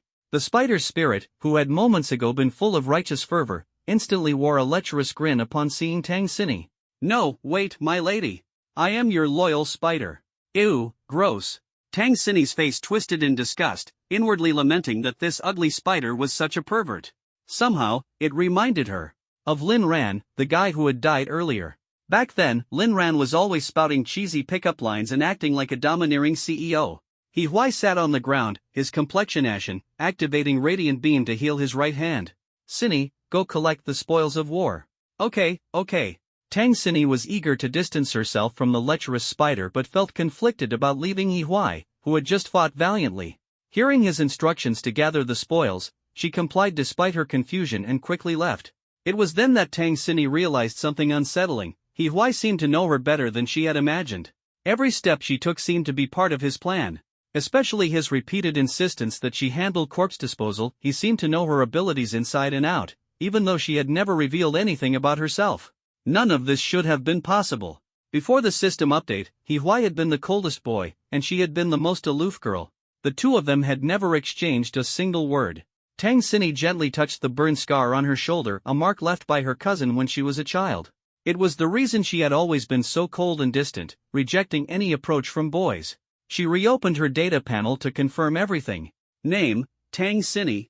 Level, 0. Strength, 79. Constitution, 91.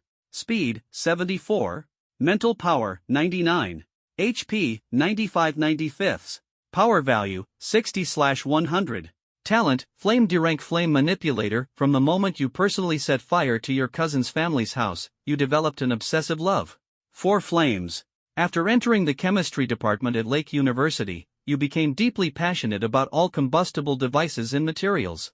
Skill 1, Phoenix Plume Blaze, D-rank summon a fiery phoenix to deal massive fire damage. Skill 2, Purifying Flame, E-rank remove ominous elements and increase loot drop rates. Skill 3, Explosive Combustion, F-rank sacrifice life force to enhance the next fire-based attack. This data panel was nothing short of dazzling. Explosive Combustion and Phoenix Plume Blaze were natural combo partners, But what Tang Xinyi focused on most was the system's evaluation of her. It knew everything about her, which was understandable, but why did He Huai seem to know her just as well? Her mind was a swirl of chaos. Every time she looked at this panel, she was reminded of those dark years. Tang Xinyi shook her head, casting aside her thoughts. No matter what, there was still something she had to do for He Huai. Strangely, she realized she no longer minded doing things for him. For example, when he asked her to dispose of corpses, he hadn't even emphasized it as a third task, yet she complied without hesitation. Having someone to guide her didn't seem so bad. After all the chaos, her mind was in disarray. Without He Huai, she might not even know what needed to be done. Tang Xinyi faintly felt a sense of the meaning of life. At least before she completed the third task for He Huai, her life seemed to hold some value. She activated the purification flame and began to deal with the 6 corpses on the ground one by one. Success! As the flames dissipated, 5 crystal cores quietly lay on the corridor floor. This was where Tang Xinyi's strength lay. Her efficiency in obtaining spoils of war was significantly higher. It could be said that without Tang Xinyi's presence, Lin Ran in her previous life would never have thrived so successfully. However, the elite ghoul before her only dropped a single ordinary crystal core, leaving Tang Xinyi a bit disappointed. Oi! Oi! Oi! Little beauty! Touching someone else's stuff comes with a price. A burst of arrogant laughter came from the stairway. 2 tall boys wearing taekwondo uniforms walked out. The one in front, wearing a black belt tied around his waist, had his hands in his pockets and a gaze as sharp as a blade. These monsters were killed by us, Tang Xinyi retorted without backing down. Oh, ho! Brotherly, 5 of them dropped. The boy wearing a red belt behind the black-belted leader's eyes lit up, clearly excited. Not bad luck, little beauty. The black-belted boy smiled faintly, appearing more refined. My name is Li Hao. These 5 monsters were originally spotted by us, but they were lured away by a big oaf. We chased them all the way here, so the spoils should rightfully be returned to their owners. Tang Xinyi's heart skipped a beat. Zhao Guahao? Could these people really be connected to him? Still, she stood her ground and argued, did you see their faces? No, but they were indeed heading in this direction. Li Hao's tone was courteous, as he always showed leniency toward women. Inside the room, He Huai slightly raised his gaze and glanced at Zhao Guahao, who immediately shrank back. He Huai was currently debating whom to choose as his puppet.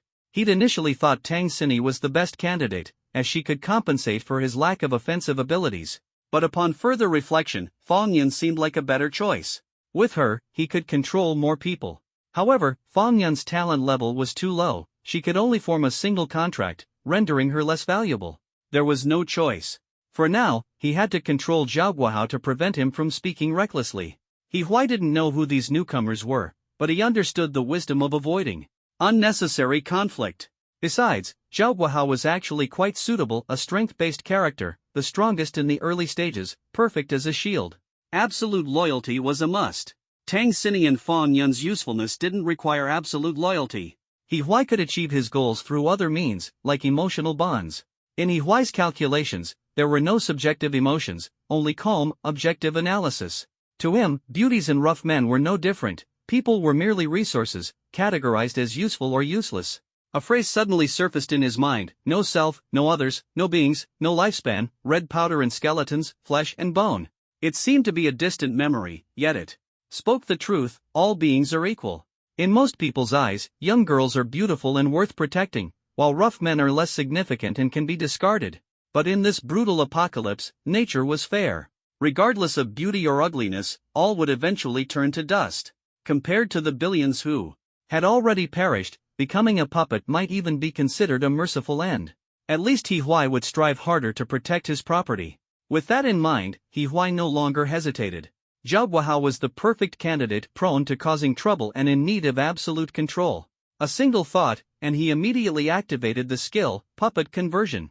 The spider retinas lit up, and countless invisible threads spread out like a giant web, swiftly enveloping Zhao Guahao. His willpower was astonishingly weak, offering almost no resistance. In less than a minute, Zhao Guahao was transformed into a puppet by He Huai. He Huai immediately felt a connection with Zhao Guahao's mind. So this is what it feels like? It was no different from communicating with an artifact spirit. He quickly searched through Zhao Guahao's memories and confirmed that he was indeed the one who had lured the monsters away. This was also the first time in 2 lifetimes that He Huai had gained the ability to control a puppet. Now, Zhao Guohao wouldn't say the wrong thing. He Huai smirked, feeling no more fear. The strength of the puppet's skill lay in its guarantee of eternal loyalty. While the puppet retained its original personality and thoughts, it would never betray him. With the task complete, He Huai didn't hesitate. He activated his mental threads, which shot out of the room like lightning. While Tang Xinyi was still arguing with the others, he swiftly scooped up the 5 crystal cores from the ground. This was He Huai's hallmark: never let a bird in hand fly away. Why bother arguing when you could just take it? Shit! You looking to die? The red-belted boy beside Li Hao roared and kicked hard at the iron door of the classroom. However, the door didn't budge. Damn it! The yellow-belted boy's expression changed. He stepped back half a pace, and his legs suddenly glowed golden. With an ear-splitting boom, he kicked the door and the desks blocking it, sending them flying. The scene was unbelievable. A door that even ghouls couldn't open was blown apart with a single kick from him. Who did this? Li Hao's face darkened as he stepped into the classroom. His hawk-like eyes scanned the room, and his voice was clear and commanding. I'm Li Hao, the president of the Taekwondo Club. I'm sure you've heard of me. Hand over the crystal cores, or don't blame me for being ruthless. The classroom erupted into chaos. Students exchanged nervous glances, and someone whispered, "It's Senior Li Hao. He's the Taekwondo youth champion of Shashi City." Crystal cores? Who took them? Just give them back already. The shocking scene made the classroom atmosphere tense. Nearly everyone was anxious, unable to ignore Li Hao's imposing presence. Meanwhile, He Huai quietly observed from the sidelines. Although his earlier speed had drawn some attention, he had no intention of stepping forward. Li Hao's gaze suddenly landed on He Huai. The corner of his mouth curved into a cold smile. Oh, isn't this the delivery boy? He Huai slightly raised his eyes, his heart sinking. This old acquaintance was no pushover. His struggles to survive outside the campus had cemented his impression of Li Hao. In his past life, he had once encountered Li Hao and his group in the wilderness. When He Huai failed a hunting mission, Li Hao had coldly used him as bait, saying, "A piece of trash should at least be useful." To meet again in this setting was unexpected. He Huai remained vigilant, quickly activating the radiant beam to heal his right hand, deliberately ignoring Li Hao's taunts. At that moment, Xiaowan suddenly stood up, pointing at He Huai and shouting, "Brother Hao! It was him who stole your spoils, and he even killed a classmate." "Oh, is that so?" Li Hao smiled faintly, crossing his arms. His sharp gaze swept over the crowd. "Is what this lovely lady said true?" In the classroom, many students instinctively lowered their heads. However, a few bolder ones nodded hastily before quickly averting their eyes, like small birds fleeing scrutiny. The atmosphere grew even more tense, as if a storm was about to break. "You bunch of donkey ing bastards." The spider roared mercilessly, "I just saved your pathetic lives, and you dare talk back to me? What the hell does it have to do with you?" The crowd retorted defiantly. "You're nothing but a pet. If your master hasn't spoken, why are you yapping?" Someone sneered. "Ugly freaks always cause trouble. Like master, like pet," another person scoffed disdainfully. The onlookers hid in the back, watching the drama unfold. They whispered among themselves, trying to figure out what this ugly spider really was, eventually concluding it must be a system-assigned pet. "Who are you calling an ugly freak, you sons of bitches?"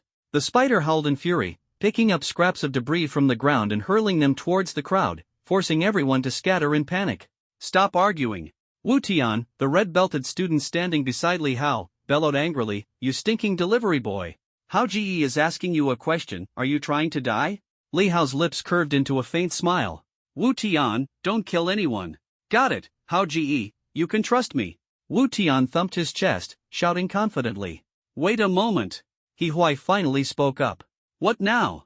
Wu Tian snapped impatiently. He Huai remained silent, focusing on healing his injuries. "Damn it! Are you stalling for time?" Wu Tian finally realized He Huai was injured, though nearly fully recovered. "Stupid fool, this is hilarious," the spider laughed gleefully. "You bastard, you're asking to die." Wu Tian, humiliated and enraged, enveloped his right leg in a golden blow.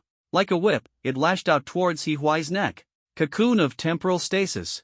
Wu Tian's movements, as swift as lightning, were suddenly slowed. Coupled with He Huai's prior anticipation, he ducked low to evade the attack, causing Wu Tian to lose balance and collapse to the ground.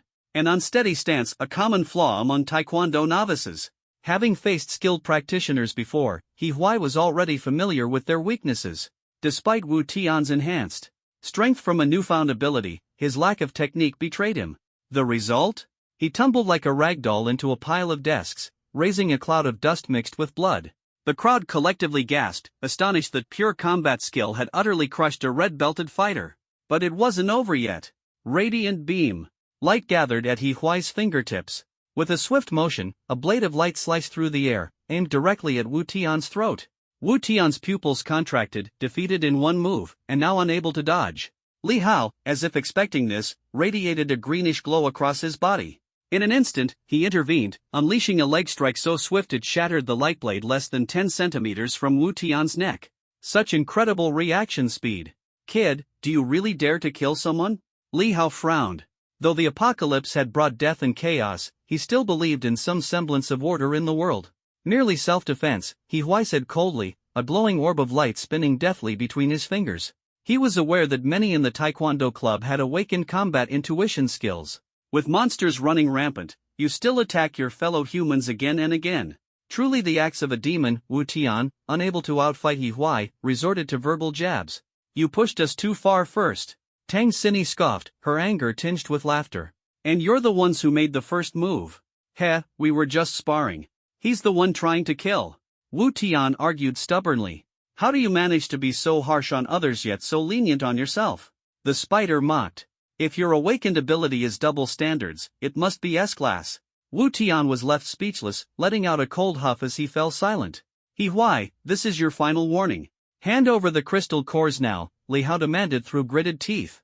Come take them yourself if you dare. The spider sneered with defiance, taunting wildly. Or is all you can do just run your mouth? Perhaps you don't fully understand our strength.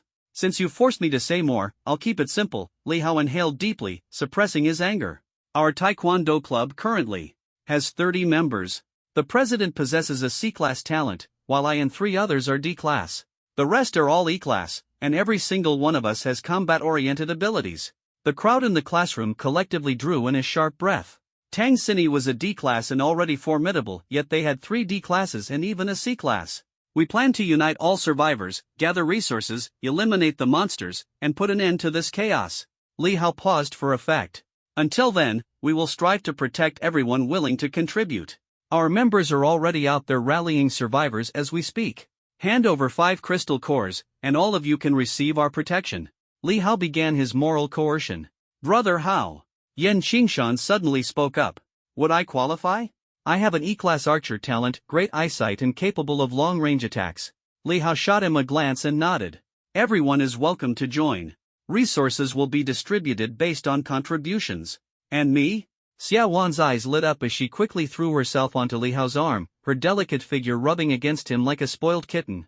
How could I refuse a beauty's request? Li Hao smiled faintly. This mission had unexpectedly brought him such a charming jewel. What a pleasant surprise. Me too, others chimed in enthusiastically, the room instantly abuzz with excitement. Only Tang Xini, Fang Yun, and Zhao Guohao remained by He Huai's side, their eyes filled with disapproval. He Huai! Hand them over already! A loud shout broke the classroom's tense silence. Yeah! Stop being so ungrateful, another yelled angrily. If you want to die, we don't want to die with you. Zhao Guohao snapped bluntly, further heightening the tension. You stole someone else's kill, you've got no shame. Xia Wan cried out, acting as if the whole world had wronged her. Li Hao crossed his arms, a smug look on his face as he coldly watched He Huai, as if enjoying a farcical show. Ha! Tang Xini, Fang Yun, let's go. He Huai paid no heed to the crowd's commotion, his mind already made up. During the earlier chaos, he had successfully absorbed a crystal core, suppressing the pain in his heart with an air of detachment. But the notification from his data panel made his heart sink. The long-awaited third talent had not appeared. As expected, the world didn't offer that many exploitable bugs. Level 019, the panel clearly displayed his unchanged level, though the required experience had significantly increased, as had the number of crystal cores needed. It was identical to the number required to advance from level 1 to level 2. Could it be that his bugs simply swapped out attribute growth for an additional talent? Lost in thought, He Huai came to a conclusion. He desperately needed crystal cores and, even more urgently, time to train. If he was destined to be a squishy mage in this life, his only way to Survive was to amass enough skills to obliterate any opponent in an instant or to acquire life-saving abilities. Otherwise, in the later stages, a single punch from someone else could end him. With this realization, He Huai's sole focus became ending these trivial matters quickly to secure more crystal cores and immerse himself in cultivation. Without sparing Li Hao a glance, he turned and walked away, simultaneously urging the spider to activate emotional resonance. As the spider emerged, an invisible web instantly enveloped the classroom, amplifying everyone's emotions. The tense atmosphere thickened within moments. Emotions often dictate the outcome of battles. Although Li Huai didn't want to waste time making the first move, he had already set up a plan in advance, waiting for his opponent's anger to erupt. Li Hao's arrogance was his greatest weakness. All Li Huai had to do was ignore him, and he would drive Li Hao to the brink of fury. Sure enough, after being disregarded by Li Huai, Li Hao, overwhelmed with rage, finally couldn't hold back and struck. Fast. Too fast. Li Huai hadn't anticipated Li Hao's speed to be so astonishing. His limbs were enveloped in a whirlwind as he dashed toward Li Huai like a flash of lightning, leaving behind afterimages. The surrounding crowd collectively gasped. Wu Tian could see it clearly, this kick was unbelievably fast. Even 10 of him combined wouldn't be able to block it. Brother Hao's power has grown again. Wu Tian was filled with envy, marveling at those with better talent and greater diligence. Fortunately, Brother Hao was on their side. Wu Tian was so moved, tears streamed down his face. A textbook-perfect horizontal kick tore through the air, sweeping straight toward Li Huai's chest. Cocoon of time delay. Even with the flow of time slowed, Li Huai still couldn't effectively counterattack. All he could do was cross his arms to shield his chest. Bang! Li Huai was sent flying by the kick, slamming heavily into the wall and tumbling several meters away in pain. This was the first time since his reincarnation that he had experienced the same helplessness from his past life. His mind could keep up, but his body could not. After all, this body hadn't undergone much change. It merely possessed some additional combat techniques, but the gap between it and his peak state from his previous life was vast. Hastily, Li Huai activated Radiant Beam to heal his arms. He was certain that kick had fractured his bones. Brother Hao is incredible. Wu Tian was so excited, he nearly jumped into the air. Brother Hao, I love you. Xia Wan exclaimed, her face flushed with excitement. Mental impact. Li Huai decisively activated his ability. The spider's compound eyes lit up instantly, unleashing an invisible mental blast that struck Li Hao's mind like a cannonball. What? Isn't he supposed to have an F-rank light ability? Li Hao was completely unprepared for Li Huai to have a mental attack. He was caught off guard, his mind turning blank. Seizing the opportunity, Li Huai quickly condensed a blade of light and slashed toward him. However, Li Hao's reaction was astonishing. His combat will was formidable, and his mental strength was not to be underestimated. The light blade merely grazed his body and struck the wall behind him, leaving deep marks and causing the surrounding crowd to scream in alarm. Clearly, the light blade wasn't going to avoid the onlookers who had betrayed Li Huai. They hurriedly retreated outside the classroom to watch the fight from a safer distance. A sense of vigilance rose in Li Hao's heart. It was evident that his opponent still had cards up his sleeve. That ugly spider was definitely not ordinary. It wasn't just full of insults but also concealed formidable power. Li Hao focused all his attention, darting left and right, trying to evade the sudden mental attacks. Too fast.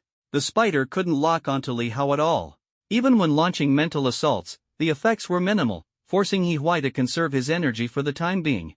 Mental attacks only achieved their maximum effect when the enemy was completely unguarded. The surrounding spectators had no clue what was happening. They only saw Li Hao suddenly halting his attacks, assuming it was an act of mercy. Brother Hao! Kill him! Wu Tian shouted loudly. Brother Hao, he's a murderer! Xia Wan screamed hysterically. It's fine to kill him. Brother Hao will win. Brother Hao is the strongest. Hearing the cheers, Li Hao felt a surge of pride. What was Li Huai but a useless F-rank? Relying on a strange spider, how strong could he possibly be? Sky-splitting whip kick. Li Hao seized the moment, kicking into the air. The leg wind shot toward Li Huai at lightning speed. Li Huai barely managed to dodge, but his vital points still took a heavy blow. He grunted in pain, collapsing into the corner of the classroom. Li Huai retaliated by firing multiple light blades, but Li Hao easily dodged them all. His ability, Agile Evasion, not only enhanced his speed and agility but also allowed him to accurately predict his opponent's movements. It could be said that the awakened members of the Taekwondo Club were all skilled fighters, and Li Hao was undoubtedly one of the best among them. Seeing Li Hao finally make his move, Xia Wan shrieked with excitement, her face turning as red as if it were about to explode. It was as though her long-awaited revenge had finally arrived. Aha! So cool, Brother Hao. Xiaowan clutched her chest with one hand, waving the other in the air as she jumped in place. That's it. Do it again. Wu Tian clenched his fists, thrilled beyond measure. Radiant beam. A gentle white light appeared, rapidly healing He Huai's injuries. Immediately afterward, another light blade flew out. Li Hao quickly dodged. Planning to drag this out? Li Hao's sky-splitting whip kick had a wide attack range, but its damage was average in energy consumption high. While agile evasion consumed less energy, its continuous use over time made the overall drain even greater. A quick finish. Li Hao decided not to give He Huai any more chances. With his energy reserves nearly depleted, seeing He Huai pinned against the wall with no room to dodge, he resolved to end it in one decisive strike. Gale Barrage. It was time to unleash his ultimate move. If the damage from sky-splitting whip kick equaled Li Hao's full power before awakening, then Gale Barrage was at least 3 times that. Before awakening, Li Hao could only kick 4 times in a row. Now, he could deliver 12 consecutive kicks, each enveloped in a whirlwind that both protected him and amplified his speed and damage. With that thought, Li Hao continued dodging and lunging. He Huai vainly fired a few light blades but couldn't touch him at all. In this life-and-death duel, Li Hao moved like lightning, his speed dazzling the onlookers. The first kick. It shattered a light blade, scattering its fragments into the air. The second kick. It broke through He Huai's crossed arms, leaving him in excruciating pain, his expression changing drastically. The third kick. It smashed into He Huai's chest with a dull thud, as though the entire classroom was shaking. Even with the gentle white glow of Radiant Beam working furiously to heal him, it couldn't keep up with the rate at which He Huai's health was falling. The spectators held their breath, awaiting He Huai's inevitable defeat. They couldn't comprehend how an F-rank individual could be so formidable. It was a brutal blow to their pride. Fanyan watched nervously, silently rooting for He Huai. He must not fall here. Tang Xinyi clenched her fists, thinking, my abilities are strong, but I can't lock onto someone as agile as Li Hao. If necessary, I'll use these people's lives to threaten him. This thought flashed across her mind like lightning. The fourth kick. Wait. Li Hao suddenly felt a chill around his ankle. He Huai's lips curled into a sly smile, blood dripping from the corner of his mouth. It was a trap. Li Hao quickly retreated, only to find that his right foot had gone numb. Looking down, he was horrified to see his ankle covered in deep, bloody gashes.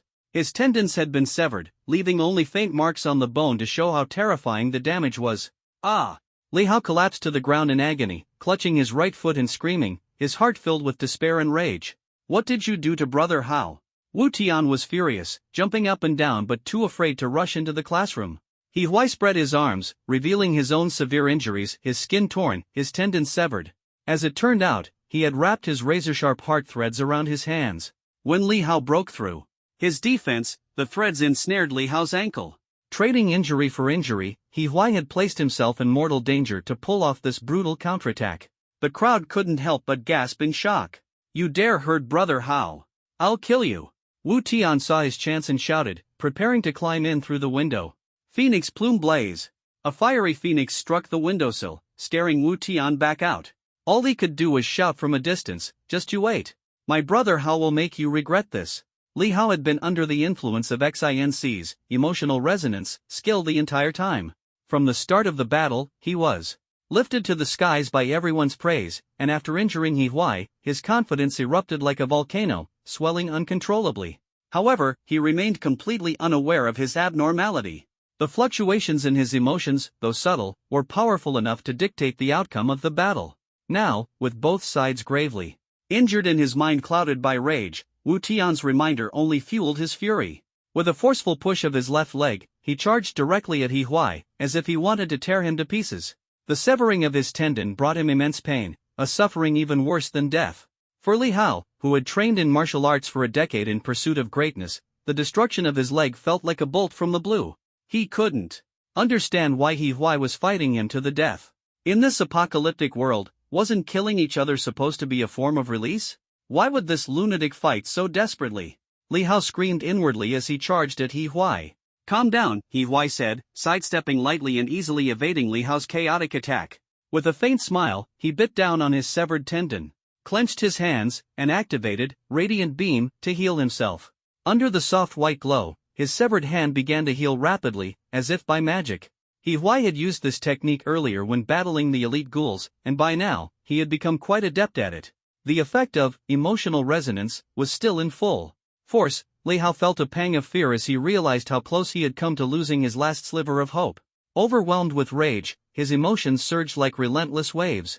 It was clear that He Huai had no intention of escalating their conflict. Li Hao thought to himself that if he could exchange injuries for a decisive strike, he could definitely take down He Huai. He believed that He Huai would eventually extend an olive branch to him. At this moment, Xia Wan grew increasingly anxious. She could see that He Huai was using healing techniques to manage Li Hao's injuries, and she quickly shouted, "Brother Hao! Don't trust him! Kill him now!" He Huai shrugged. An ex-girlfriend. Li Hao froze as if struck by lightning. To think he had been coaxed by this woman into fighting He Huai, it was downright foolish. He realized he had been used as a pawn, and his heart burned with a mix of anger and shame. But He Huai's next words immediately shifted his thoughts again. "Let's make a deal. You protect her and the others, and I'll heal you." Xia Wan trembled upon hearing this. He Huai was still thinking about her. But if that were the case, why hadn't he chosen her earlier? The others felt a twinge of guilt upon hearing this, but they were also puzzled. Wouldn't this put He Huai at a disadvantage? Li Hao cast a glance at Xia Wan, unable to make sense of the entanglement between the two of them. But that didn't matter right now. Healing was his priority, and he naturally agreed. A faint smile appeared on He Huai's face. The effect of emotional resonance had already taken hold, making Li Hao's emotions more volatile. At this moment, Li Hao clearly believed he had found He Huai's weakness. Unaware of the truth, Li Hao thought he had taken control of the situation. He even instructed Wu Tian specifically, "Wu Tian, take care of that beauty." Without the influence of emotional resonance, Li Hao would never have become like this, his emotions swinging between extremes. Now, he was feeling smug, as if he truly had the upper hand. Wu Tian nodded knowingly and pulled Xia Wan to his side. "Don't worry, Brother Hao. If you're fine, she'll be fine." Xia Wan's face turned pale, and she quickly pleaded, "He Huai, I was wrong. Please, save Brother Hao." He Huai's expression turned cold. He hadn't expected things to escalate this far, shocked by Li Hao's shamelessness. With a sigh, he finally said, "All right, I'll heal you." Every change in He Huai's expression was caught by Li Hao, who felt immensely satisfied. Although he had narrowly defeated He Huai in combat, he believed his tactics outside of battle were far superior to someone like He Huai. In this post-apocalyptic world, only people like him could thrive. To grow stronger and survive, he believed he must use any means necessary. What Li Hao didn't realize was that it was the effect of emotional resonance that inflated his sense of pride. Feeling triumphant, Li Hao said arrogantly, "Hurry up, then." Feigning anger and helplessness, He Huai crouched down and extended his right hand, releasing radiant beam. A soft white light enveloped Li Hao's injury. "Brace yourself," He Huai said, gripping Li Hao's tendon. Li Hao smirked coldly, acting tough as if he didn't care. In truth, he was clenching his fists tightly, bracing himself for the impending pain. Yet, unseen by everyone, the eerie compound eyes of the spider shimmered again. Puppet disconnection. Zhao Guohao, who had been sitting silently on a chair with his head bowed in apparent sleep, suddenly trembled. He was no longer breathing, his brain had succumbed to death. Puppet conversion. Countless invisible threads enveloped Li Hao. When converting a puppet, the target's complacency made success easier, especially when they were close by and remained still for an extended time. He Huai had considered this idea the moment Li Hao made his first move. Although he had already converted Zhao Guohao into a puppet, whose strength-based abilities were the strongest in the early stages, Zhao Guohao was only at E rank, not as powerful as the D rank Li Hao. The timing was right, why not give it a try? He Huai made up his mind. Fortunately, everything unfolded according to his plan. This battle with Li Hao, aside from consuming some energy, had yielded no other rewards, something that left He Huai feeling dissatisfied. After all, he despised meaningless battles and avoided them whenever possible. However, the results turned out unexpectedly favorable. He Huai had created the most advantageous conditions. His coordination with the spider was flawless. Seizing the opportunity, he gripped Li Hao's tendon as invisible threads pierced into Li Hao's mind.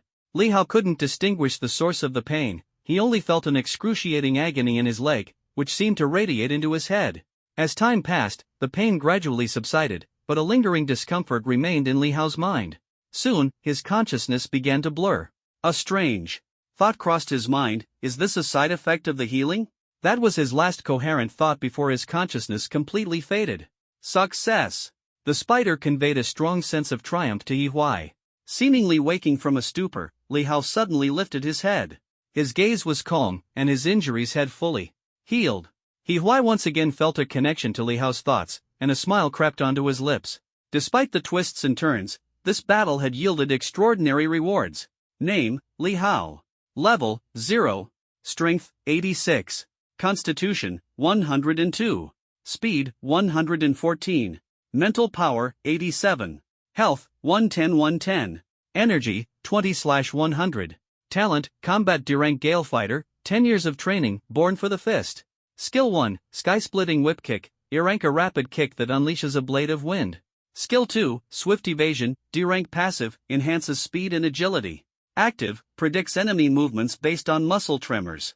Skill 3, Gale Combo Kick, D-Rank Passive, surrounds fists, elbows, feet, and knees with a whirlwind, increasing damage and defense. Active, executes 12 consecutive forward kicks. So strong. Yi Huai observed Li Hao's stats with surprise. Although Li Hao only had 3 skills, they offered 5 distinct effects. If not for his limited energy and unupgraded attributes, he might have been an unrivaled force among his peers. As soon as Wu Tian saw that Li Hao had been healed, his arrogance became boundless. He grabbed Xia Wan and marched towards Yi Huai. Yi Huai, I didn't expect you to be someone so loyal. Yi Huai merely smiled faintly, though he found it laughable in his heart. Playing dead, are you? Wu Tian sneered coldly, a trace of ruthlessness flashing in his eyes. If you dare resist, I'll make this woman pay the price. Xia Wan screamed in terror, pleading repeatedly, her heart filled with dread. Wu Tian's face twisted with hatred as he delivered a heavy kick toward Yi Huai. His right leg glinted with metallic light, as if brimming with immense power. Bang! No one expected what happened next. In an instant, Wu Tian was sent flying by an invisible force, his neck twisted unnaturally, blood spurting out wildly. He was dead beyond any doubt. Li Hao struck like lightning, killing Wu Tian in just one move. His actions were swift and efficient, leaving everyone in shock. What? This is how the plot unfolds? Using a woman to threaten a man of honor, utterly laughable. Li Hao's expression remained calm as he turned toward the dumbfounded Xia Wan and said, Yi Huai and I became friends through conflict. Go to the gymnasium and inform the president that I want to join him in recruiting survivors. Xia Wan nodded blankly, her heart full of confusion. However, she firmly believed that Yi Huai had feelings for her. Otherwise, why would he say such things? Thinking of this, Xia Wan felt a surge of pride. Of course, this little virgin couldn't forget her charms. She lifted her chin and said to Li Hao, Brother Hao, you're teaming up with him? He's just an F-tier useless simp. Why not come back with me to the Taekwondo club instead? Li Hao's hand clamped down on Xia Wan's face like an iron vice, making her squirm in pain. Don't you understand? Repeat what I said. Hiss. Xia Wan sucked in a breath sharply, tears forming in her eyes. She stammered, Brother Hao, I was wrong. I'll go inform the president. Li Hao released his grip. Xia Wan quickly touched her face, but secretly, she relished the memory. Li Hao's dominant demeanor was so attractive and far superior to that of Yi Huai, the useless simp. Moreover, after what just happened, Xia Wan began to despise Yi Huai even more. If not for him, why would Wu Tian have targeted her in the first place? She rubbed her face bitterly and muttered under her breath, Yi Huai, Brother Hao thinks highly of you. Don't you dare take his kindness for granted. Be obedient and assist him with healing and support. Then, turning to Li Hao, she said coquettishly, Brother Hao, feel free to use that simp however you like. He's not capable of stirring up any trouble. As she spoke, she deliberately leaned closer to Li Hao, brushing up against him. Ugh! The sickening proximity made Yi Huai feel a wave of disgust course through him. Li Hao, sharply attuned to his master's emotions, furrowed his brow and abruptly shoved Xia Wan away, coldly commanding, Get lost. The crowd quickly followed Xia Wan, fleeing in embarrassment. The classroom fell into silence, and Yi Huai finally had some time to cultivate. To him, killing people was far less interesting than cultivating. Hey, beauties! The spider, now idle, revealed its true nature and began pestering the two girls. Let's chat. Let's get closer. Disgusting. Even Tang Xinyi couldn't help but curse. Ah!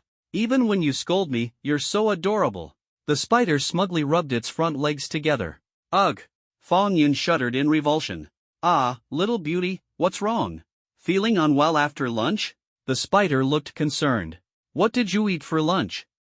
Instant noodles. Fang Yun tilted her head as she recalled. Was it tasty? It was okay. What brand? Kong Shifu? Was it expensive? Are you crazy? Fong Yun, usually mild-tempered, finally snapped. Sorry, the spider looked pitiful, curling its 8 legs inward. I've never spoken to girls before. I've always been so self-conscious. You might not know, but every word I say to you, I agonize over for a long time. I'm so nervous before speaking. Ah. Fong Yun's eyes widened. Is that so? It's okay, I'll chat with you. So, was it expensive? Not too bad. How not too bad? I don't know. The supermarket owner recommended it. Then why don't you ask the owner about it? Why would I? What are you even trying to do? Fong Yun was exasperated again. You know, I've always been so self-conscious. I'm not asking. Why not ask? Because it's ridiculous to ask. Are instant noodles really that good? The spider looked puzzled. Good enough to eat till you're full? Yes, they're delicious. Aren't you afraid of gaining weight? You're the one who's fat. Fong Yun jumped up angrily, glaring at the spider. How much do you weigh? 90 pounds. I'm just 1 pound. I'm thinner than you. Oh, for crying out loud, you're a spider. Why am I even comparing myself to you? How tall are you? 160 centimeters. My 8 legs combined are 160 centimeters. You're so short. Why aren't you talking to me anymore, little beauty? You know, I've always been so self-conscious. The spider looked pitiful. Fine, fine, Fong Yun sat back down. I'm short. Why did you sit down? Sitting makes you look even shorter. Short it is, then. So you admit you're short. You're asking why. I'm not asking. Fong Yun turned her head away, but a subtle unease crept into her heart. Because short people have it tough.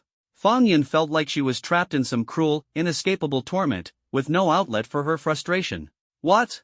I can't get to you even like this? The spider let out an odd cry, sounding both annoyed and defeated. Ah ha ha ha. Fong Yun finally reached her breaking point, screaming in frustration. What's wrong, little beauty? The spider tilted its head, curious about Fong Yun's reaction. Tang Xinyi couldn't help but laugh, thinking how their cold and stoic master had ended up with such a talkative pet. It was both exasperating and amusing. Meanwhile, He Huai was fully immersed in his cultivation, entirely ignoring the commotion around him. By the time He Huai finished absorbing all 5 energy cores, the sun had begun to set, and the evening sky was painted with a blood-red sunset. It's time to hunt for energy cores. He Huai thought to himself, his sights set on the secret realms. These were the most stable sources of energy cores during the early stages and key battlegrounds for various factions. To ensure a steady supply of resources, one had to occupy as many secret realms as possible. With the version update, most resource points, supermarkets, cafeterias, computer rooms, tool sheds, department stores, highways, power plants, military bases, government buildings, and other infrastructure had transformed into various types of secret realms. Countless people were swallowed by the secret realms, with only a lucky few managing to escape. Coupled with the catastrophic earthquakes that followed, nearly 1/8 of the global population of 8 billion vanished in an instant. The higher the concentration of resources in a secret realm, the higher its difficulty level. He Huai recalled that there was a Hongxing pedestrian street in Shushi with a difficulty rating of B tier. Anyone with abilities below B tier had no chance of clearing it. Rumor had it that every step inside was a mysterious and deadly challenge. In his past life, his so-called good friend Shin Feiyang had cleared it and reaped enormous benefits, soaring to great heights afterward. Yet, in the end, this friend never shared a word of his gains and ultimately betrayed He Huai without hesitation. There were many secret realms within the school as well, such as the D-tier cafeteria realm that would open in a week. Though rich in resources, it had caused heavy casualties when the entire school attempted to clear it in his previous life. Given his current strength, He Huai could only challenge F-tier secret realms, which were already near his limit. The school's Yonghui supermarket was one such F-tier secret realm and He Huai's target for this venture. Everything was brewing. A grand and thrilling adventure was about to unfold, and He Huai's fate was quietly changing at this very moment. He Huai and the other 3 walked out of the building. The sight outside made their hearts tighten. Several corpses lay lifeless by the roadside, and a faint breeze carried a nauseatingly heavy stench. Overhead, a flock of sparrows flew by, but at a glance, their size was shockingly large, each at least as big as a goose. At that moment, He Huai recalled the wildcat on campus that had evolved to the size of a tiger. It had awakened some kind of innate skill and crazily ambushed Lin Ran. The thought was utterly baffling. From the grass by the roadside came a rustling noise as if something was lurking within. The sky was oppressively dark, and the sun seemed to be swallowed, leaving only a faint trace of light. The entire sky was shrouded in a blood-red hue, foretelling the impending terror of the blood moon. Tonight, disaster is certain. He Huai silently warned himself.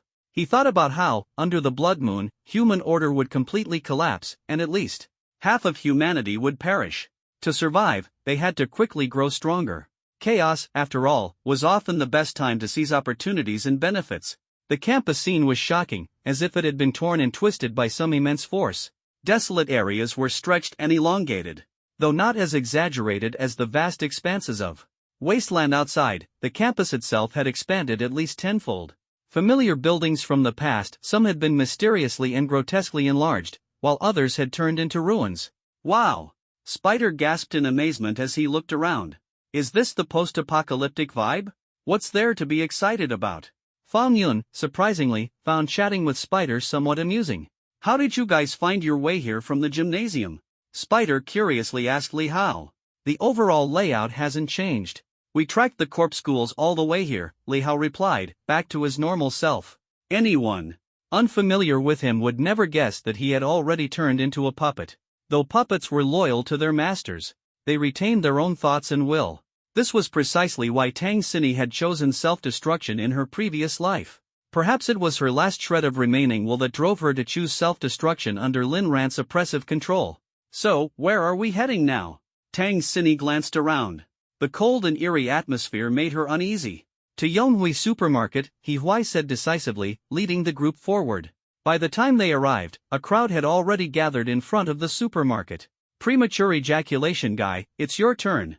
Get into the supermarket already. A burly man with a dirty appearance, a cigarette in his mouth, and a bandage over his nose shouted mockingly. The so-called premature ejaculation guy was none other than Xie Zhao, who reluctantly replied, Brother Chang, I only have an F-grade talent. I can't go in. Let's rewind to not long ago. Before the version update, Zhang Aqiang had climbed over the school wall to visit his girlfriend, only to encounter this massive upheaval. Awakening to a D-grade talent as a martial master, he naturally became the backbone of the group, leading dozens of people he had gathered along the way to the supermarket. However, they were all intimidated by the supermarket's eerie appearance. The Yonghui supermarket building stood ominously beside the ruins of a dormitory. The neon red YH letters on the sign had faded to a dull brown, resembling dried blood scabs. The once spacious glass exterior walls were covered with black blackout curtains, from which faint green phosphorescence seeped out, like the breath of some deep-sea creature. Are we sure this is the right place? Zhang Aqiang swallowed hard, glancing nervously around. Based on the geographical location and terrain features, said Qinyu, a short but sharp-witted boy standing beside him, and that sign, it's undoubtedly correct. What kind of decor style is this? Zhang Aqiang frowned. A bit ahead of its time, don't you think? Qinyu adjusted his glasses, a glint flashing in his eyes. My truth-seeking eye assures me this is the F-grade secret realm Yonghui supermarket. The loot includes food and daily necessities. Food. The crowd cheered behind them. The version update had occurred right at noon, and many hadn't eaten yet. The hungry college students, faint with starvation, were seeing stars. What are we waiting for? F-grade, right? We're at least F-grade ourselves. The crowd grew increasingly excited. Brother Chang, it's all on you. Qinyu smiled and stepped aside. Let's go. Zhang Aqiang's bravado surged. You, and you. Come with me. Striding forward with exaggerated confidence, Zhang Aqiang led the group toward the supermarket. The closer they got, the more unsettling it felt. When they reached the entrance, he reluctantly pushed open the creaking glass door.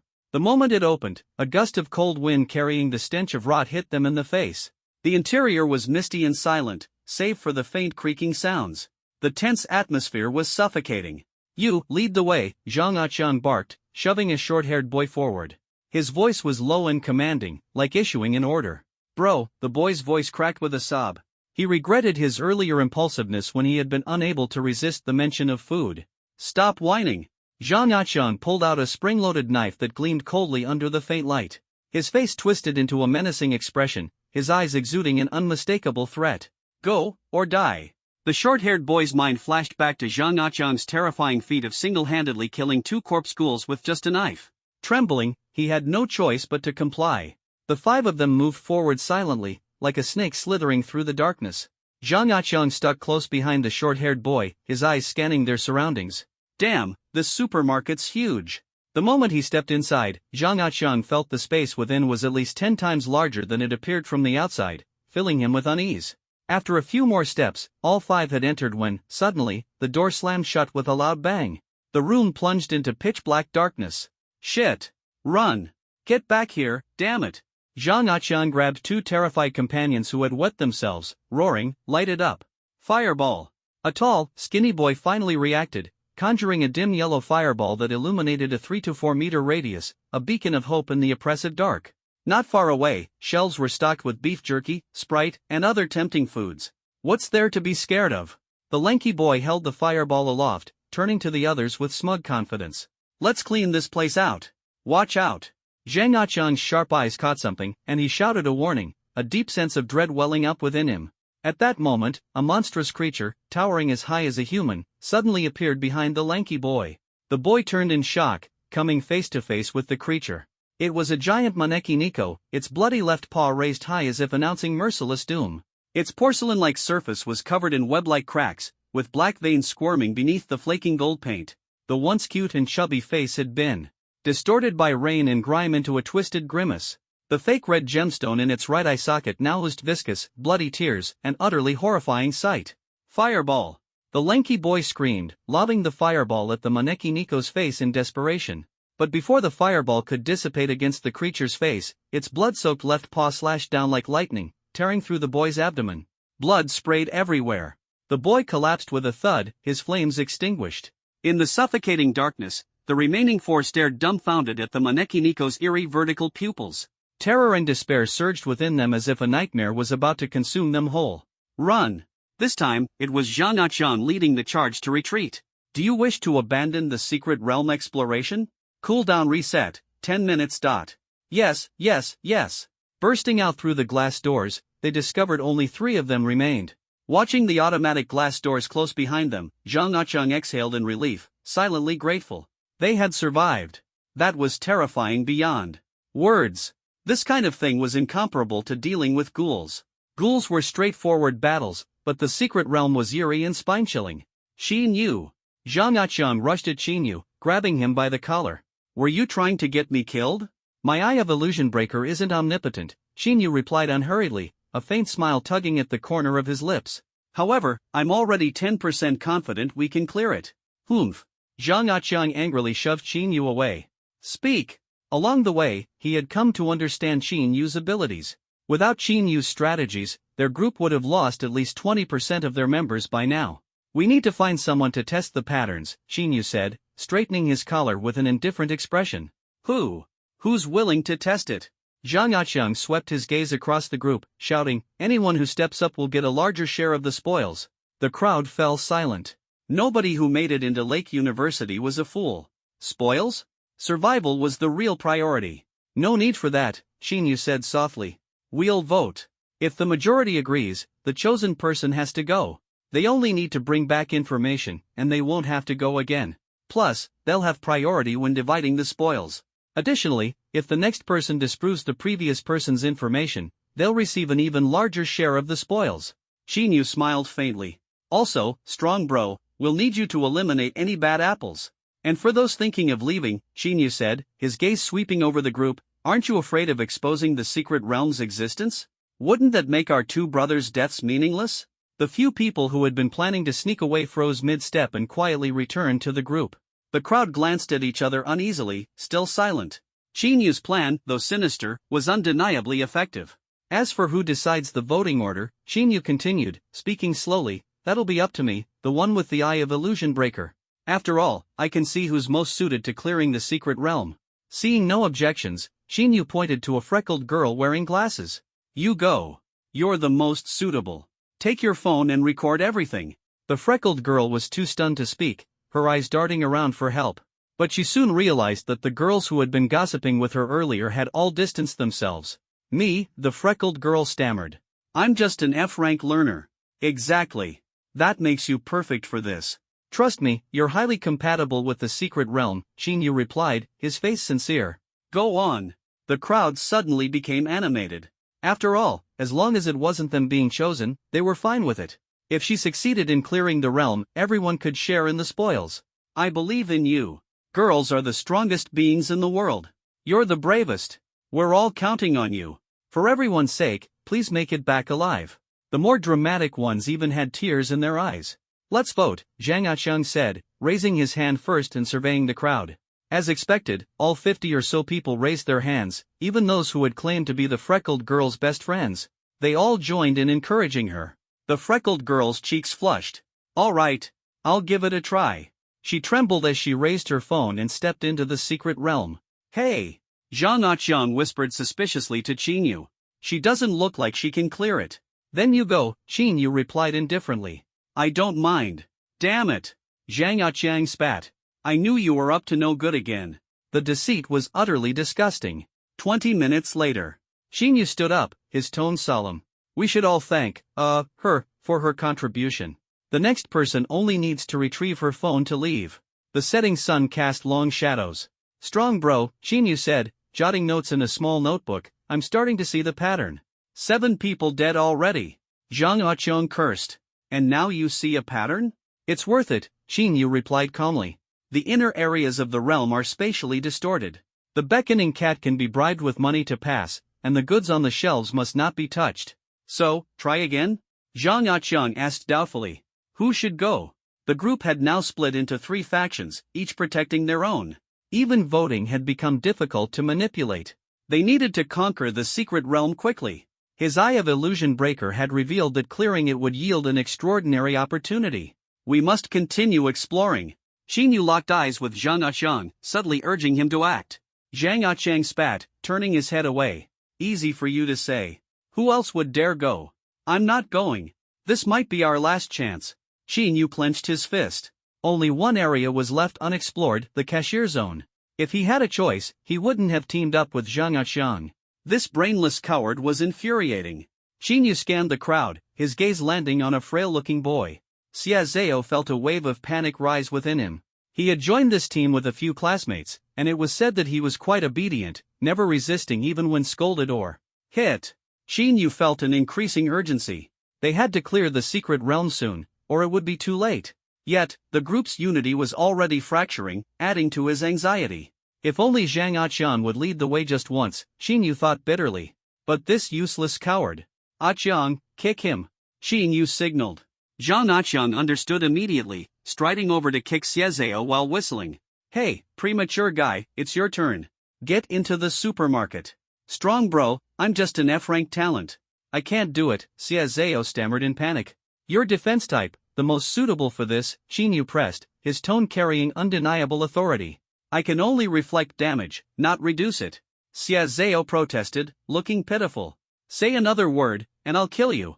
Zhang Aqiang's fist glowed with a dull yellow light as he waved it threateningly. Xia Zhao hesitated but didn't move. He figured taking a beating would be the end of it, he was used to it by now. Secretly cursing the others in his mind, he consoled himself. Perhaps all those curses had triggered his skill awakening, a damage reflection ability. Now, when he was beaten, his attackers would first plead with him not to activate his skill. Thinking about it, Xia Zhao was oddly satisfied with his talent. Useless trash. Don't activate your skill. Zhang Aqiang raised his fist to strike but suddenly stopped when he heard the snapping of branches and the sound of footsteps nearby. Who's there? Zhang Aqiang's instincts immediately went on high alert. At that moment, under the golden hues of the setting sun, 4 figures emerged slowly from around the corner.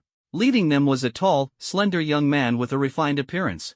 His white shirt accentuated his lean frame, and most striking of all were the translucent threads coiled around his wrist and the large, peculiar spider perched on his shoulder. The 3 individuals behind him became clearer as they approached.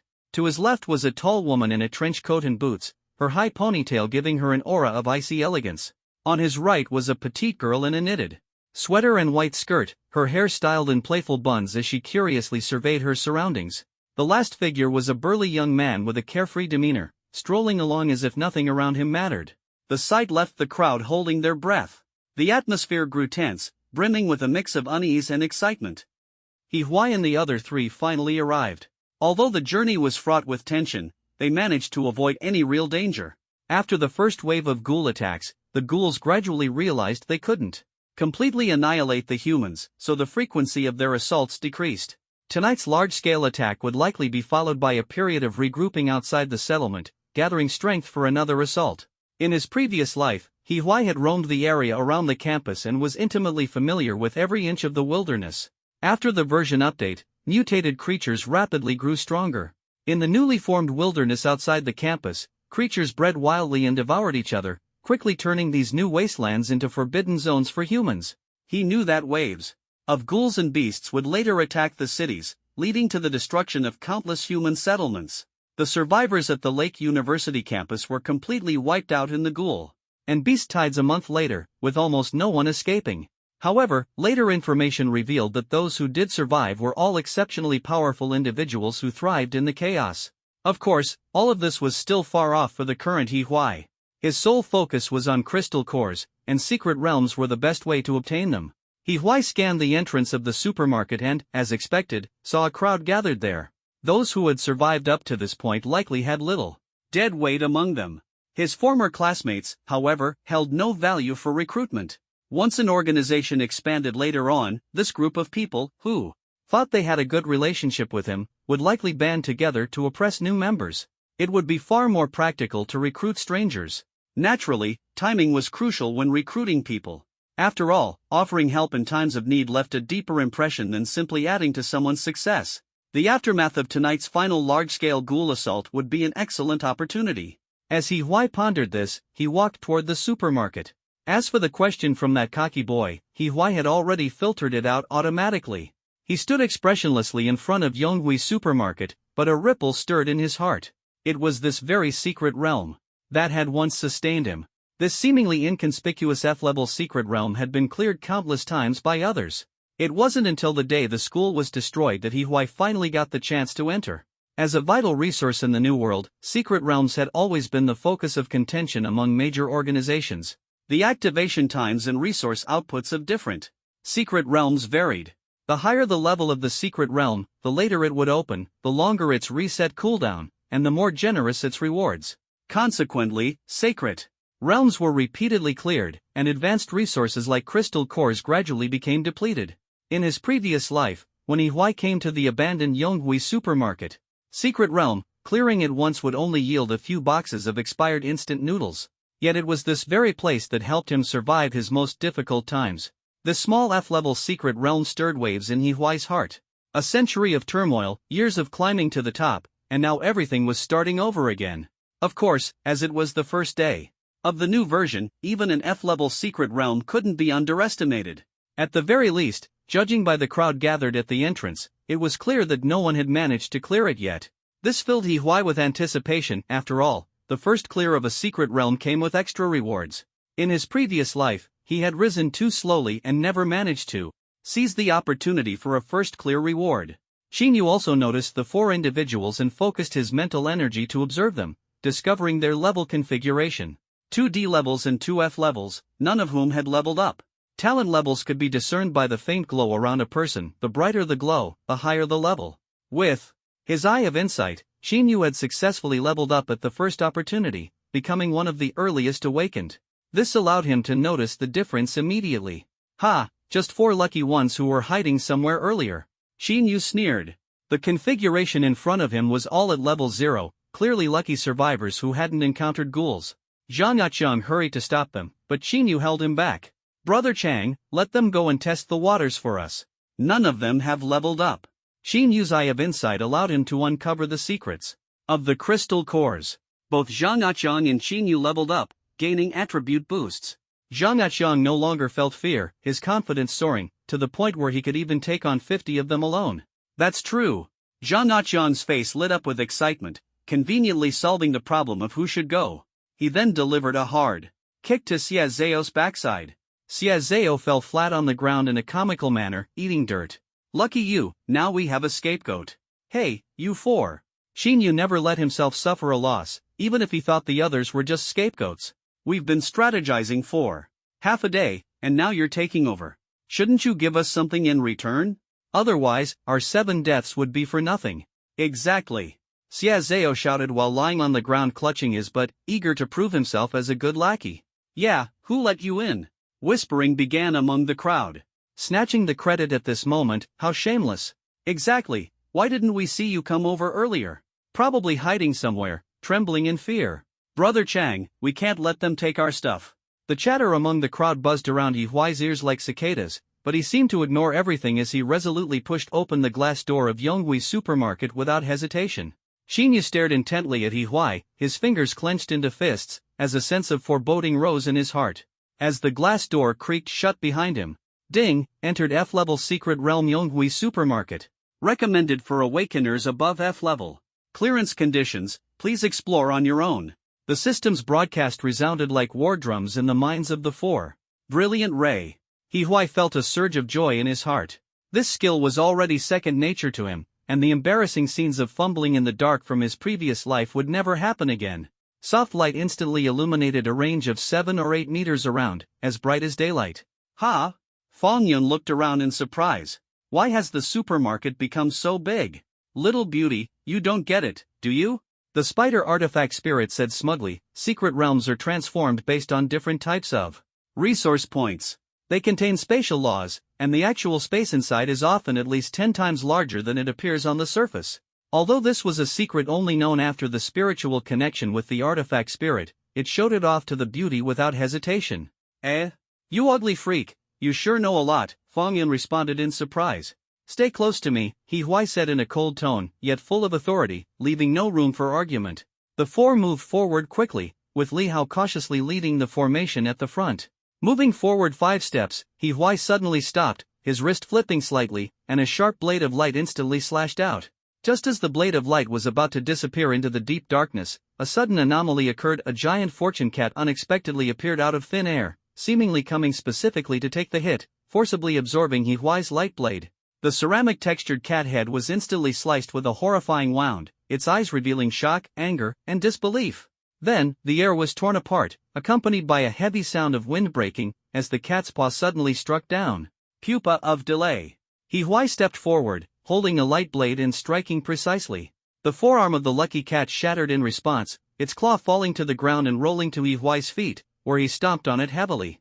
The lucky cat let out a poof and turned into black smoke, dissipating into the air. This feeling was all too familiar. Yi Huai could clear the level with his eyes closed. After entering, he walked straight ahead 7 steps to trigger the monster's face jump, attacked from a distance to hit the lucky cat perfectly, then took another step forward to precisely shatter its forearm weak point and easy KO. This scene was so skillful it was heart-wrenching, almost like the descent of a war god. Fang Yun's shocked little mouth formed an O shape. Could the secret realm really have such a simple side? Were those people outside just here for fun? Or had Yi Huai's strength already reached an unbelievable level? A series of question marks swirled in her small mind, seemingly never finding an answer. Tang Xinyi gave Yi Huai a deep look and thought to herself, this guy has way too many secrets hidden on him. But that's fine too. Being able to avoid overthinking made her feel much more relaxed. The characteristics of low-level secret realms are just like this, you can either brute force your way through or find other shortcuts. However, high-level secret realms often require passing tests to clear them. For example, in speed-based secret realms like highways, only speed-type awakeners can take on the challenge. Yonghui Supermarket, as the lowest-level secret realm, undoubtedly has brute force. Cracking is the most straightforward way to clear it. Xinyu's approach was undoubtedly tying his own hands, and with Zhang Achong's strength, fighting his way through would definitely be an option. Entering the next area, circling the shelves, Yi Huai rushed out first, leading the group as they weaved through, following a strange trajectory in loops. At that moment, Fang Yun felt a pang of hunger, picked up a bag of beef jerky, and was about to feast on it when it was snatched away by the spider-controlled heart threads. What are you doing? Fang Yun stomped her foot, glaring angrily at the spider, her eyes full of dissatisfaction.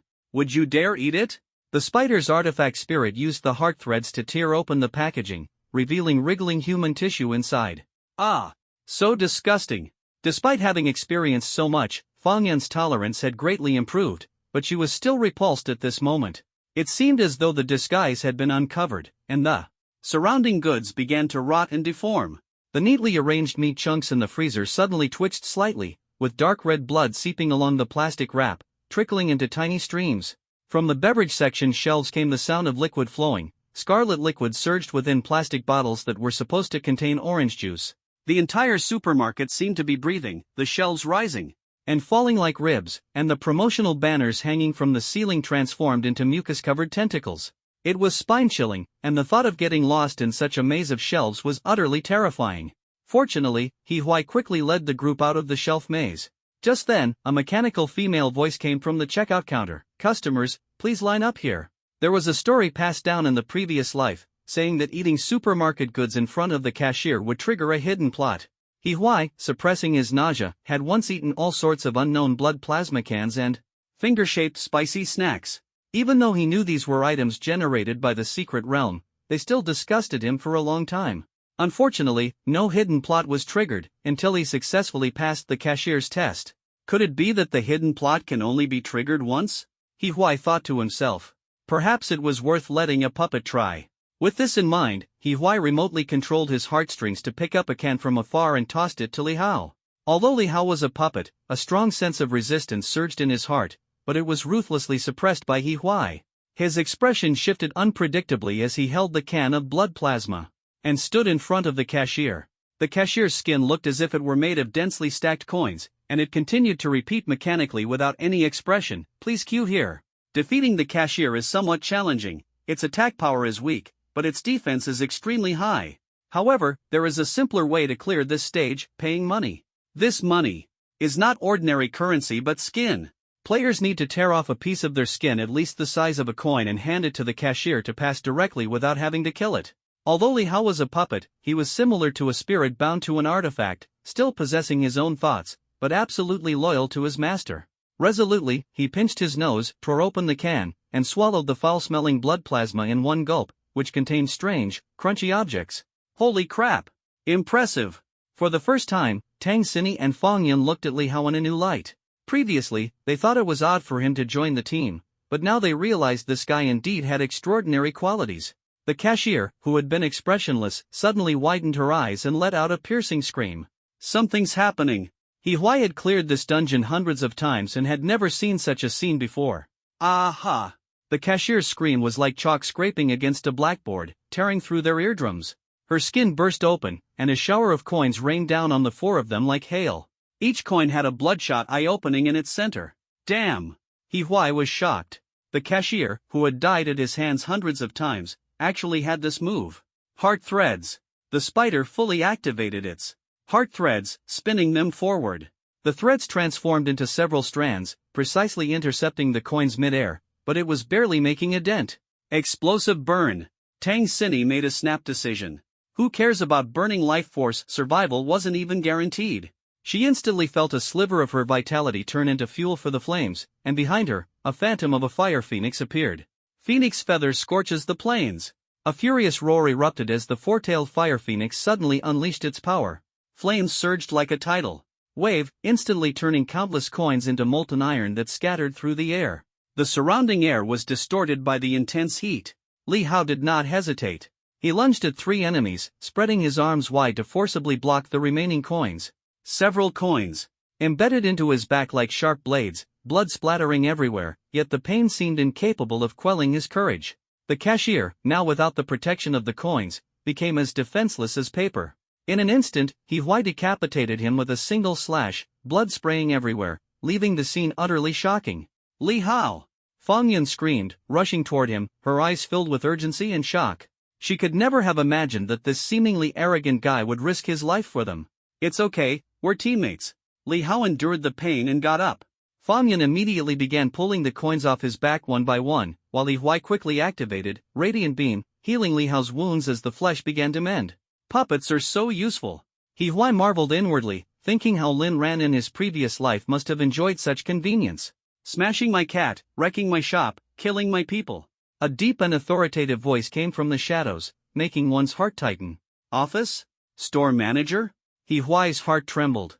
He knew the layout of the Yonghui supermarket secret realm like the back of his hand. That place had a sign labeled office, yet it was a forbidden area he had never been able to enter. A man dressed in a three-piece suit slowly stepped out of the shadows. At first glance, he seemed no different from an ordinary person, but He-Huai knew very well that there could be no living people in this secret realm.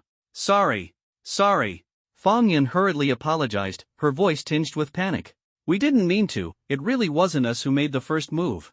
Very well, become a member of this establishment, and I won't hold you accountable. The man smiled faintly, elegantly adjusting his blood-red tie, as if arranging a bouquet of fresh flowers. What should we do? Fong Yun asked urgently, her face turning pale. Pay with your most precious possessions. The man curled his lips into a strange smile, revealing a neat set of 36 teeth. Your will. He pointed at Li Hao. Your emotions. He pointed at Fong Yun. Your soul. He pointed at Tang Xini. Your memory. He pointed at He Huai. No, no. The man's face instantly twisted, and he began to repeatedly mutter, no, no. Suddenly, he tore off his own skin, and countless faces emerged, all screaming, no, no. The sound waves rippled outward like waves, shattering the glass jars not far away, sending chills down one's spine. Fong Yun clutched her ears tightly, blood streaming from her ears and eyes. The others fared no better, everyone was at level 0, their physical constitution too weak, leaving them utterly helpless against this area attack. Go!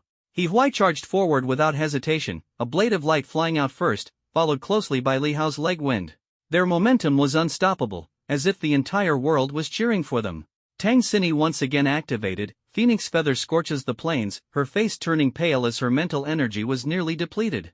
However, her eyes sparkled with unwavering determination. The Fire Phoenix, Light Blade, and Leg Wind blasted the store manager monster, sending it flying backward. The piercing shriek abruptly ceased, as if everything froze in that instant. This monster didn't seem to have any attribute enhancements, otherwise, it would have been impossible to defeat. The F-level secret realm should end here, right? Is it over? Fong Yun trembled all over, kneeling on the ground. She hated her laughing talent, completely powerless in such a moment. Not yet. He Huai's eyes widened, staring intently at the spot where smoke and dust were rising. Cluck, cluck, cluck. As the dust settled, the monster let out a chilling laugh, sending shivers down their spines.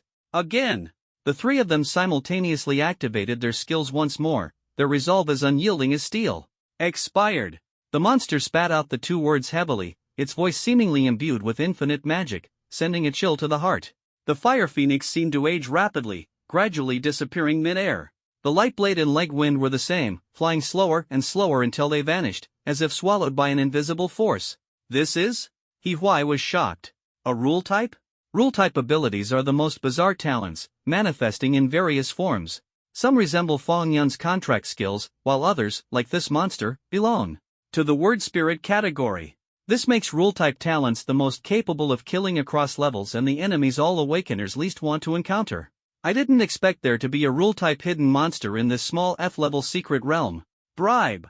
The monster spoke again in human language, simultaneously throwing an unknown object, sending chills down one's spine. Cocoon of time stagnation. He Huai saw it clearly, sidestepped to dodge, and secretly felt relieved in his heart. The object landed right in Fong Yun's arms. She looked down and saw a ghastly pale finger, screaming in fright as she quickly threw it away. Throwing it away won't help. I've shared your ability, the monster cackled eerily. What? Forming a contract? What a useless skill. Now's the chance.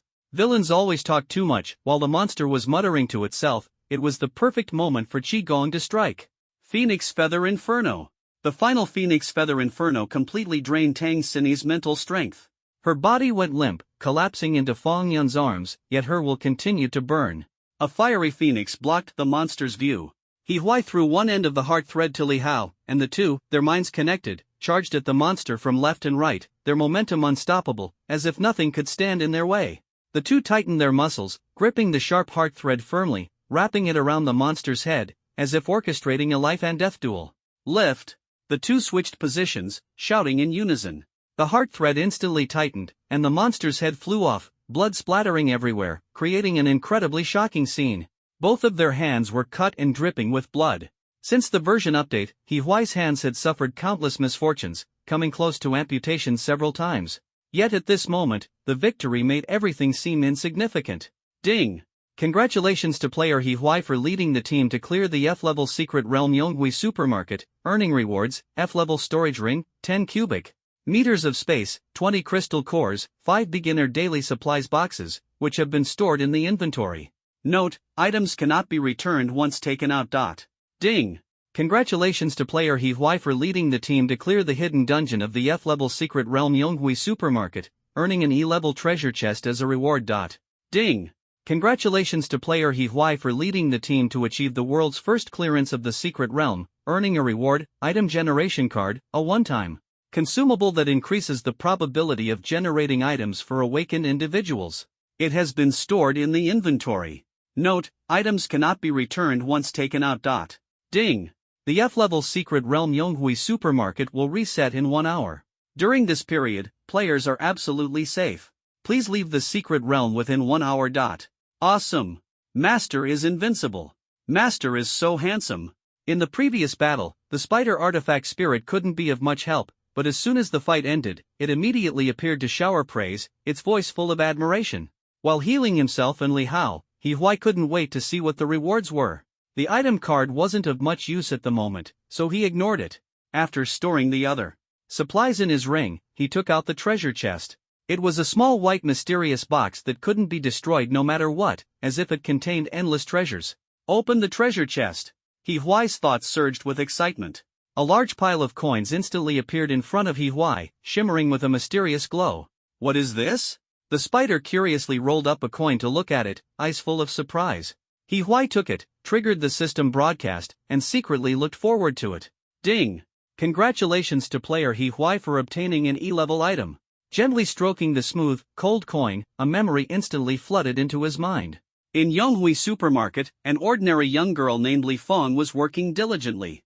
3 packs of cigarettes, a total of 2,100 yuan, sir.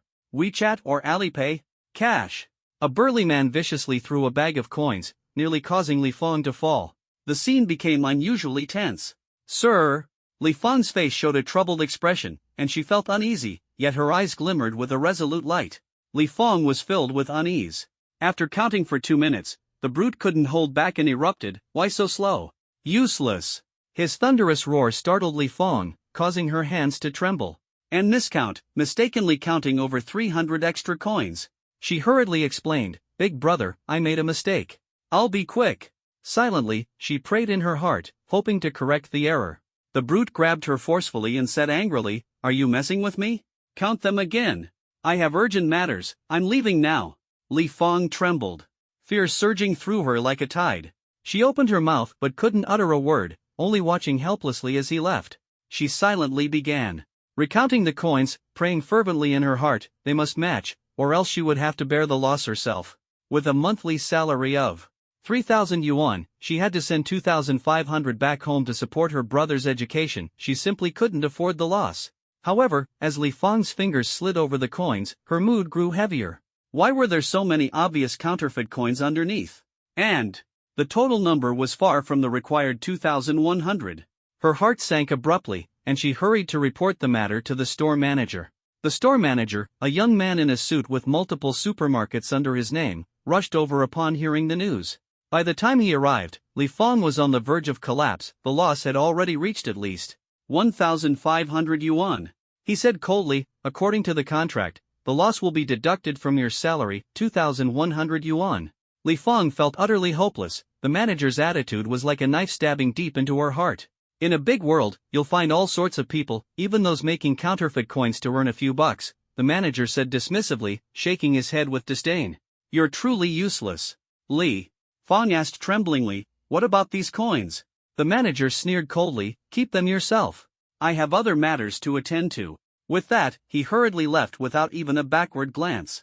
Night fell, and Li Fong dragged a bag weighing over 20 pounds along the dimly lit road. She had helplessly missed the bus and could only walk 10 kilometers. Home.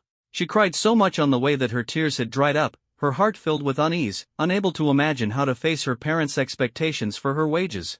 Have mercy. A faint voice came from the darkness.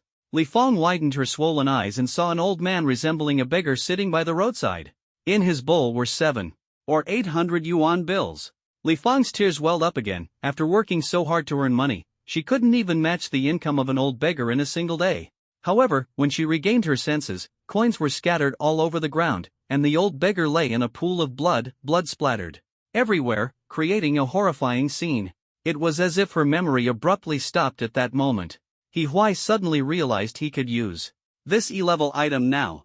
He didn't dwell much on the resentment attached to it, understanding that items produced in such secret realms were different from those formed from players' corpses. Once the memory was read, the obsession would dissipate, allowing anyone to use it freely. This is the relic of Li Fong, a cashier at Yonghui supermarket. A one-time item, it can be used as a substitute for skin knot. Traits: hardness, operability. Skill 1, Efficiency, E-level passive after use, work, cultivation, efficiency is permanently increased by 2 times. Skill 2, Storm of Pear Blossoms, F-level 1 time explodes all the coins on the body, attacking enemies like a storm of pear blossoms. He Huai frowned deeply. A prop that replaces the skin, what on earth does this mean? Countless thoughts flashed through his mind. Although he had heard that such props are extremely rare and usually serve as advancement materials, this time it seemed to be something different. He knew that the eyes of someone possessing the Eye of Truth might become a precious material after their death, and using such material could significantly increase the probability of advancement. Although this legendary item was rare, it was not unheard of in the stories he had come across. He hesitated for a moment. Among the 2 skills before him, the second one was utterly meaningless. A one-time skill was like a mere cosmetic change. But if he could transform his entire body into coins, wouldn't he become like a cashier, with defense levels off the charts and nearly invincible? He calculated silently in his heart. If he were to level up again, he might not gain any attribute boosts, so enhancing his defense would have to be his ultimate goal. The margin for error for squishy mages is simply too low. He must never put himself in danger again. More importantly, there's that passive skill. He Huai urgently needs to speed up his cultivation. Double the efficiency feels tailor-made for him. If it weren't for this passive skill, he would have considered giving this coin to Li Hao, the melee puppet. With this thought, He Huai made up his mind. While it's still safe, he will change skins immediately. He started with his right wrist, as it had always been the place most prone to injury. Condensing a blade of light, He Huai unhesitatingly slashed down, instantly slicing off a coin-sized piece of skin. A burning pain surged through him like an electric current, but he paid it no mind. This pain was almost identical to the sensation of absorbing crystal cores. In fact, this kind of pain was bearable for most people, after all, who hasn't experienced scraping their skin. But He Huai was engaging in self-harm, and there were very few who could bring themselves to do such a thing. He quickly took out a coin and pressed it against the wound. Sure enough, the coin swiftly turned into a stream of metallic light and merged into the wound. He Huai cast Radiant Beam. The wound healed rapidly, and the original skin seemed even fairer, emitting a dazzling glow. This side effect made He Huai reveal a faint smile. "Master," the spider exclaimed in shock, "what happened to you?" Shedding skin, He Huai replied calmly. "Use your silk to attack here." Ah! Although the spider was puzzled, it still complied, manipulating the heart thread to pull hard. The skin remained unscathed. "It's effective." He Huai felt a surge of joy. With limited time, he hesitated no longer, condensed a blade of light, and swung it again, slicing off the skin of his entire wrist. His surgical skills were not particularly refined, honed only during his lonely wanderings in his previous life. After the slicing, his wrist was a bloody mess, with uneven thickness in many areas. But He Huai remained fearless. Compared to becoming stronger, this bit of pain was utterly insignificant. He picked up 4 or 5 coins, carefully pressed them against his wrist, and calculated in his mind. Over 1,900 coins were not enough to cover his entire skin, so he had to use them cautiously to avoid overlapping. Once again activating Radiant Beam, the coins transformed into metallic streams of light and merged into his skin. He wrapped his mental threads around his wrist, the other end shooting toward the store manager's corpse. With a sharp pull, the store manager's wrist snapped off with a sound. Meanwhile, He Huai remained completely unharmed. "Awesome," the spider exclaimed excitedly, "now the master can become Spider-Man." "Not bad," He Huai thought to himself with delight. The heart threads could not only stick to objects but also wrap around them. In the future, he could use the threads to attach to high places and easily pull himself up.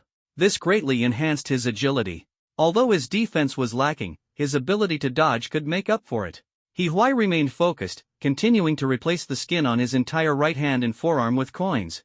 Although his brain had grown accustomed to pain, the agony of peeling off a fingernail still made him groan. "He Huai!" Fong Yun couldn't help but call out. Every move He Huai made was in her sight, and her heart twisted in pain.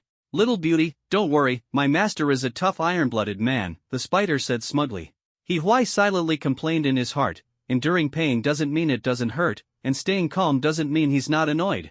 Time is tight, He Huai no longer hesitates and continues working. Switching to the left hand, with the right hand wielding the knife, the surgical effect significantly improves, pain is reduced, and the skin is evenly cut off, thin as a cicada's wing, exuding a certain aesthetic of human artistry. Both hands and forearms are done, the upper arms are of little use, so they are temporarily abandoned. He Huai touched his own skin, pondering where to switch next, suddenly realizing that his actions were not much different from those of a psychopathic killer. The coin can only exchange half of the skin. The head, chest, abdomen, and back are vital areas. He must prioritize the easier parts first. The decision is made: cut the chest. He Huai quickly unbuttoned his shirt, revealing his perfectly toned muscles. Fang Yun, who had been full of worry, instantly blushed as red as a ripe apple and turned to take care of the unconscious Tang Xinyi, though her heart secretly ached. Who knows if Tang Xinyi, upon waking up, would regret fainting at such a critical moment. He Huai, however, paid no attention to this. Picking up the scalpel, he decisively made a cut, slicing off a piece of flawless skin and casually throwing it to the ground. Hiss! He Huai shivered. This pain was far more intense than the pain in his hand. Especially in that indescribable area, it felt as though electric currents were surging through his mind, continuously stimulating his nerves with each heartbeat. He Huai hurriedly spread coins evenly over the wound and activated Radiant Beam for healing, finally feeling somewhat better. That strange sensation earlier was beyond description. After finishing the left side, He Huai hesitated, suddenly unsure if he dared to cut the right side. Taking a deep breath, hesitation would only prolong the pain. He Huai swiftly made another precise cut. He quickly pressed the coin and hurried to perform the treatment, striving to minimize that strange reaction. The recovery of his abdomen was evident. Although the abdominal muscles became prominent, making the stomach less flat, his surgical skills had significantly improved. Amidst the piercing pain, He Huai once again obtained a piece of skin that could be described as a work of art. After finishing, he contentedly tapped his abdominal muscles, which surprisingly emitted a crisp metallic sound, yet felt soft and elastic to the touch. Wow, so beautiful! Spider gazed lecherously. Master, can I touch it? Get lost! He Huai cursed angrily, his heart burning with rage. This damn spider still had such peculiar tastes. Oh, master is so fierce. The spider swallowed nervously and shrank back. Fang Yun sneaked a glance and couldn't help but swallow nervously. As a result, the spider happened to see it and exclaimed excitedly, "Little beauty. You're tempted. I saw it. You're tempted by the master's body." Ridiculous nonsense. Fang Yun's face instantly turned as red as an apple. She hurriedly lowered her head, but her heart was in a panic. Fang Yun, come and help me with something. He Huai suddenly spoke, startling Fang Yun into a shiver, her face turning even redder. What? Fang Yun's voice was so soft it was almost inaudible. I'm going to change the skin on my back later, you help me press the coin, He Huai said matter-of-factly. I can do it too. Why not ask me? The spider wailed nearby, like a neglected child. You, clumsy hands, He Huai said indifferently, though he felt a bit uneasy inside. This guy was just too creepy, he didn't dare let him near his back. Oh, I get it, you think I'm ugly, sigh. The spider lay on his shoulder, looking utterly dejected. He Huai had no time to pay attention to him. Reaching back to gauge the distance, he conjured a blade of light and, with a swift slash, a large chunk of flesh instantly fell off. Hiss! The pain was unbearable. Unable to see what was happening behind him, he swung the blade again with a reverse grip, this time cutting so deeply it left him in excruciating agony. Fang Yun, he cried out in pain. Fang Yun quickly set down Tang Xinyi, who was in her arms, and helped press the coin, all the while thinking to herself how fast this guy's hands were. Finally, Fang Yun hurriedly applied the medicine, while He Huai was in so much pain he almost passed out. The back was indeed tricky to handle, but the shoulder still needed another round. Just thinking about it hurt, but He Huai didn't hesitate. He found the right spot and made another cut, leaving Fang Yun flustered and scrambling once again. The last part was the head. He Huai swallowed hard. To be honest, he was a bit nervous too. The thought of cutting his face with a knife was enough to make anyone shudder. Taking a deep breath, He Huai finally made up his mind. He got up and moved to a secluded corner, ensuring he wouldn't leave the two young girls with any traumatic memories. He steadied his trembling hand, deciding to start with the easier parts first. With one stroke, he shaved off the skin on his cheeks. It wasn't as painful as he had imagined, and He Huai let out a small sigh of relief. Next came the nose, mouth, forehead, and finally the eyelids. He meticulously removed each part and replaced them with new skin. Phew! He Huai exhaled deeply, finally making it through. He shaved off his scalp, quickly pressed the coin in place, and after the treatment was complete, his hair even grew back. This made He Huai nod in satisfaction. Although he didn't care much about his looks, being a bit more handsome wasn't a bad thing. After replacing the neck, knees, and feet, only about 50 coins were left. The biggest challenge arose: should he practice the golden bell shield and ironcloth shirt? He hesitated. If there were none left, it would be fine, no choice, no practice. The key is that if his hand isn't steady, what he's practicing won't be the golden bell shield and ironcloth shirt, but the sunflower manual. Damn! A man's greatest vulnerability is right there. He can't let a moment of pain lead to a lifetime of suffering. Better short pain than long pain. Just do it. He forcibly stuffed the spider back into the heart thread, sneaked a glance at the three people, and only when he saw that none of them were looking this way did he feel relieved to start working on it. Damn! He measured it, and over 50 pieces still weren't enough. Many vital spots were still left exposed. He was speechless. Sometimes having too much of an advantage is a burden. After a muffled groan of pain, he shakily emerged from the corner. Master! How can you keep little secrets from me? The spider wailed impatiently as it emerged. Get lost! He responded irritably. Sigh. The spider let out a sigh. Poor me, giving my heart and soul to the master, yet the master doesn't trust me. He understood the torment the spider had just inflicted on Fong Yun. Sometimes, he really wanted to destroy this artifact spirit, it was just too damn sharp-tongued. Almost entirely transformed, Huai's skin glowed with a jade-like luster under the light. It must be said, his appearance had reached a new level, carrying a touch of mystery. I think I've advanced. As soon as Huai returned, he saw Tang Xinyi slowly waking up.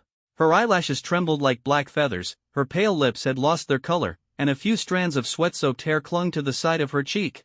The moment Tang Xinyi woke up, she opened the data panel and exclaimed excitedly. Promoted? Huai was slightly surprised. So soon? My talent has become sea-level. Tang Xinyi looked at the data panel, her eyes sparkling with joy. Tang Xinyi seems to have some incredible secret as well, Huai thought to himself and asked, any new skills? The system suggests a 3-choice selection, but I don't know what to pick. Tang Xinyi bit her lip, her face showing hesitation. Let's hear it. Huai showed no expression on his face, but his heart was shaken. It turned out to be the legendary perfect advancement.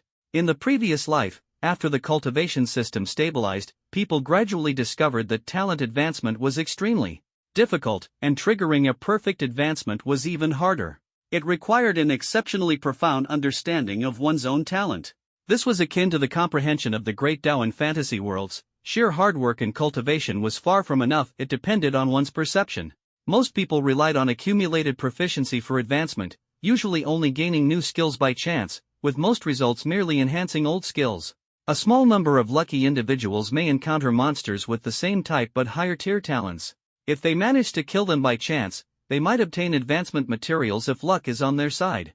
Such an advancement is guaranteed to grant a new skill, but it comes at the cost of a high probability of death. However, only those who are incredibly attuned to their talent and possess profound understanding can trigger a perfect advancement. Tang Xinyi not only advanced her talent rapidly but also triggered a perfect advancement, which was truly remarkable. The first skill is Molten Shield. This skill can form a magma shield to block ranged damage. Huai's eyes lit up instantly. Li Hao could finally be freed from being the tank. He said excitedly, this is great. What else? The second skill is Blazing Rejuvenation Array. This skill can create a flame array underfoot that continuously restores mental energy and provides sustained healing, along with the effect of dispelling evil invasions, Tang Xinyi said confidently. Formation skill. Huai was incredibly envious in his heart. In his previous life, he had never been able to awaken a similar skill. Although formation-type skills had some drawbacks, they were undoubtedly the most powerful. Different combinations of formations could create astonishing miracles. He remembered that in his previous life, there was a set of triplets, each with a formation skill. When the three combined their skills, their offense, defense, and recovery were maxed out, making them practically invincible.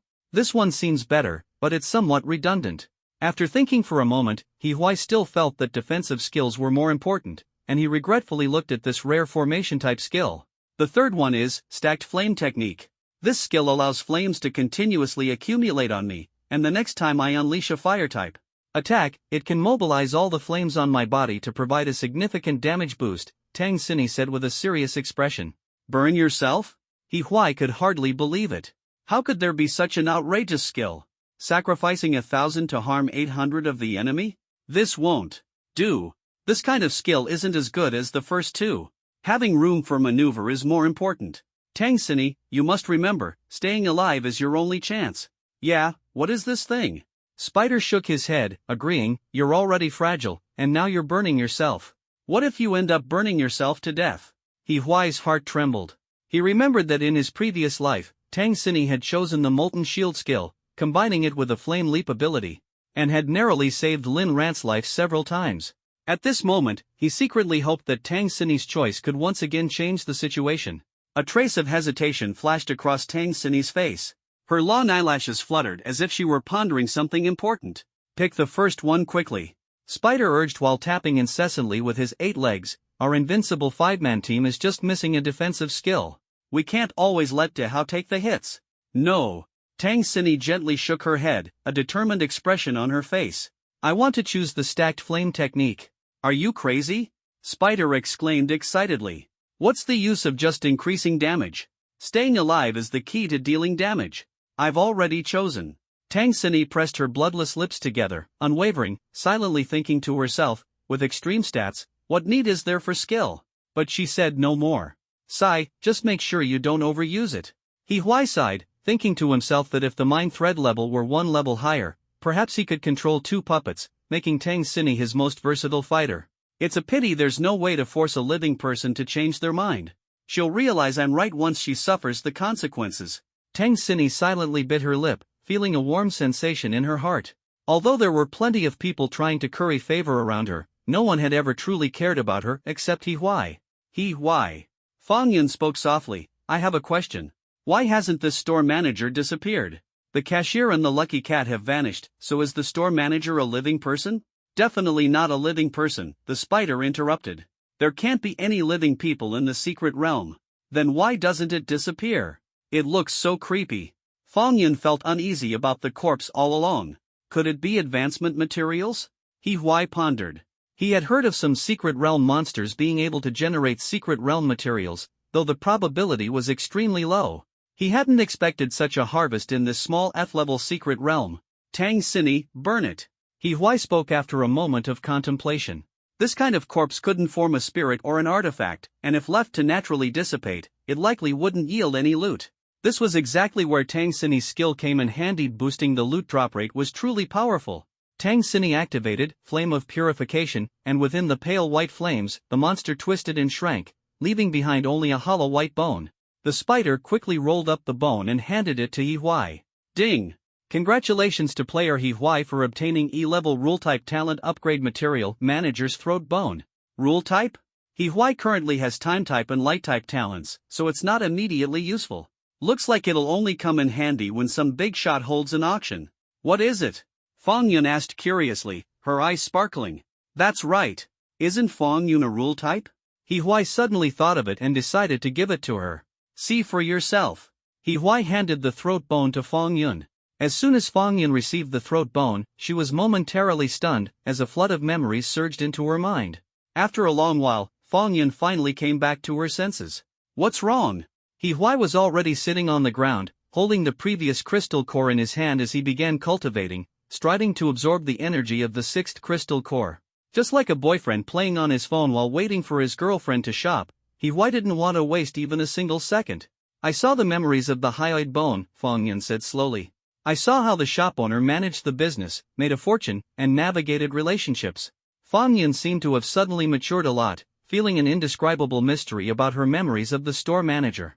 This proves that you and this throat bone are very compatible, the spider exclaimed excitedly. You should be able to use it to advance your talent. Better not. He Huai stood up. While cultivating earlier, he had thought it over and decided that Fang Yun couldn't take the risk. Even if it's compatible, the success rate is still 50-50. Fang Yun played a crucial role in his control over Tang Xini in the future team. There could be no room for error. I want to give it a try. Fang Yun suddenly made up her mind, her baby fat round face held high, her throat tightened, showing no sign of retreat. I said no, you can't take the risk. He Huai looked down at Fang Yun, trying to catch a hint of hesitation in her eyes. I won't. Fang Yun gripped that throat bone tightly, the slippery and icy touch making her shudder all over. Hey, forget it, let's talk about it later. The spider noticed the tense atmosphere and quickly jumped in to mediate. It's all Tang the Great Beauty's fault, leading Fong the little beauty astray. You should listen to the master is the smartest. I will use it. Fong Yun stubbornly lifted her chin, her nails digging into her palms, her bright, watery eyes filled with determination. Are you afraid of dying? The spider anxiously hopped on its feet. This is different from Tang the Beauty's skill. She chose it and won't die, but if you choose it, you will. He Huai was somewhat surprised. He couldn't detect a trace of hesitation or fear in Fong Yun's eyes. I'm afraid of dying. Fong Yun bit her lip, leaving a mark of blood. But I'm even more afraid of living without meaning. That's still better than throwing your life away for nothing. The spider anxiously tried to persuade her. They say big chests mean no brains, but don't lower yourself to that level. Shut up. If you can't persuade properly, then don't speak. Tang Xini shook off the flames in her hand. The pain from practicing the flame stacking technique earlier had left her irritable. She reached out to gently stroke Fong Yun's bun. Fong Yun, be good. It's really dangerous. Who says I'll definitely fail? Isn't it a 50-50 chance? Fong Yun suddenly flashed a radiant smile, bright and captivating. I've always been lucky. He Huai pondered for a moment. Actually, there is a way. I know a secret technique. What is it? Tell me quickly. Fong Yun anxiously grabbed He Huai's arm and shook it. Organ-type advancement materials. There's a method that can significantly increase the success rate of advancement. He Huai carefully chose his words and spoke slowly. What method? A sudden sense of foreboding surged in Fong Yun's heart. Using advancement materials to replace your own organs. Ah! Fong Yun's small face instantly turned pale, her lips trembling slightly, unable to utter a word. This is too outrageous. Spider exclaimed, Little beauty, listen to me, don't do anything foolish. Your talent will advance sooner or later. Many people often dare to commit suicidal acts, but when faced with bloody wounds, their legs tremble uncontrollably. This is also why the vast majority of people who jump from buildings end up with comminuted fractures in both arms. Fong Yun lowered her head, her mind swirling with thoughts, but she still clutched the throat bone tightly, her heart burning with anger. Oh dear! The spider artifact spirit continued to smooth things over. How could anyone bear to strike such a beautiful neck? You just need to stay as beautiful as a flower, and the four of us will protect you. The spider artifact spirit swayed its head, feeling quite proud of its ability to charm girls. But Fong Yun kept her head down, slowly kneeling on the ground, her fists clenching tighter and tighter, her heart full of indignation. Why? It's always the same excuse. Ever since I was little, people kept telling me, you're a girl, you need to be gentle and sensible. How can you compare to your younger brother? But she clearly loved toy cars and toy guns by nature. Why was she forced to play house instead? During her growth, there were always people nagging in her ear, girls should be quiet, eat less, or you'll grow too tall and won't be able to get married. But a fire burned in her heart. She loved running, loved jumping, and most of all, loved drinking milk and eating meat. As time went on, the advice seemed to grow more frequent. Girls should be pretty and wear little dresses. She obediently put on a white dress and tied her hair into a gentle bun, yet she lived every day in confusion and helplessness. She longed for love, longed for a sense of security, but those boys only saw her cute appearance and couldn't accept the complexity within her. Though they said, you only need to be as beautiful as a flower, one by one, they fled from her life in haste without even meeting her. She began to immerse herself in signing contracts, chasing after an illusory sense of security, until the apocalypse arrived, until Li Huai chose her from the crowd. Is she only fit to be a vase? But Tang Xini is even more beautiful, and she is not a vase either. Fong Yun turned to glance at Tang Xini beside her, her heart resolute, and began silently practicing the stacked flame technique. Her hand had just been burned, but pain unbearable, yet she refused to give up. He Huai was even more ruthless, choosing to replace his entire skin without uttering a word. I want to try. Fong Yun suddenly raised her head, her tone firm, speaking each word clearly. Relying on others is unreliable. Love and a sense of security can only be firmly grasped by fighting for them yourself. You're crazy, the spider artifact spirit shouted loudly, replacing the throat bone. Do you know how painful that is? I don't care. Fong Yun raised her neck, tore open her collar, revealing her tender skin. Besides, the success rate isn't 100%, it could be fatal. The spider artifact spirit's 8 legs waved anxiously, appearing extremely flustered. You need absolute willpower, otherwise you will definitely fail. He Huai paid no attention to the spider's panic, focusing on his cultivation. He was only 3 upgrades away from 9 and planned to upgrade before leaving to see the results. Madman! You're all madmen! The spider artifact spirit shouted furiously. Fang Yun knelt in the shadows, her goose-yellow knitted sweater and white long skirt stained with blood. She suddenly raised her face without a trace of hesitation. He Huai, please begin. Alright, remember to activate your mental power at the end to take control of the hyoid bone. He Huai was slightly moved, secretly marveling at how Fang Yun had managed to come this far. It was truly unexpected. Fang Yun nodded heavily, lay down on the ground, and tore open her collar, revealing her jade-like neck as smooth as cream. In this moment, even the spider spirit formed from the obsessive thoughts of a lecherous critic stopped making sarcastic remarks, sighed, and turned its head away. In his past life, Shen Feiyan was always elusive, and He Huai had wandered alone for a long time. Many minor injuries and illnesses were treated by himself, and he had even stitched up his own throat after it was cut, making him something of a half-doctor. Now, having awakened healing skills and just performed a full-body skin replacement surgery on himself, this minor operation shouldn't fail. The key lies in Fang Yun's performance. Li Hao, hold her down. Tang Xinyi softly encouraged Fang Yun from the side, deciding not to practice her skills alone anymore. He Huai's fingertips condensed into a sharp little blade of light, and with a gentle swipe, blood immediately separated. Fang Yun's eyes suddenly widened, her long eyelashes trembling violently, her scream turning into gasping breaths. One rigid voice after another echoed in her ears. Girls should be quiet, eat less, if you grow too tall, you won't get married. But she was so stubborn, loving to run, jump, and reveling in the aroma of milk and meat. Gradually, the advice of others reached her ears again. Girls should be pretty and wear little dresses. Obediently, she put on a white dress, tied her hair into a gentle bun, and wandered through each day in confusion. She longed for love and a sense of security. Yet, those boys only valued her cute appearance and couldn't accept the struggles within her heart. They would say, you just need to be beautiful like a flower, but left in a hurry without even meeting her properly. She began to immerse herself in signing contracts, yearning for that elusive sense of security. Until the apocalypse arrived, and until Li Huai locked his gaze on her amidst the crowd. Was she really only fit to be a vase? But Tang Xinyi was even more beautiful, and she was no mere vase. Fang Yun turned to glance at Tang Xinyi beside her, and the unwillingness in her heart drove her to continue silently practicing the stacked flame technique, even though her hand had already been burned earlier. But He Huai was even more ruthless, completely changing his skin without uttering a word. I want to try. Fang Yun suddenly raised her head, her tone as firm as iron. Relying on others is unreliable. Love and a sense of security can only be achieved by fighting for them yourself. You're crazy, the spider artifact spirit screamed. Changing the throat bone is excruciatingly painful. I don't care. Fang Yun raised her neck, tearing open her collar to reveal her tender skin. And the success rate isn't 100%, it might kill someone. The spider artifact spirit anxiously waved its 8 spider legs. You need absolute willpower, or you'll definitely fail. He Huai ignored the spider's shouting, picked up a crystal core, and began cultivating on his own.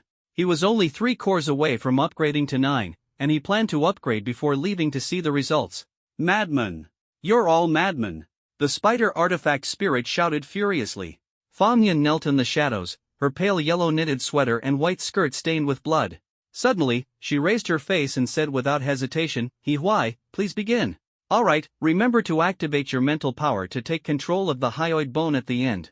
He Huai was slightly moved, thinking to himself that Fang Yun being able to reach this point was truly impressive.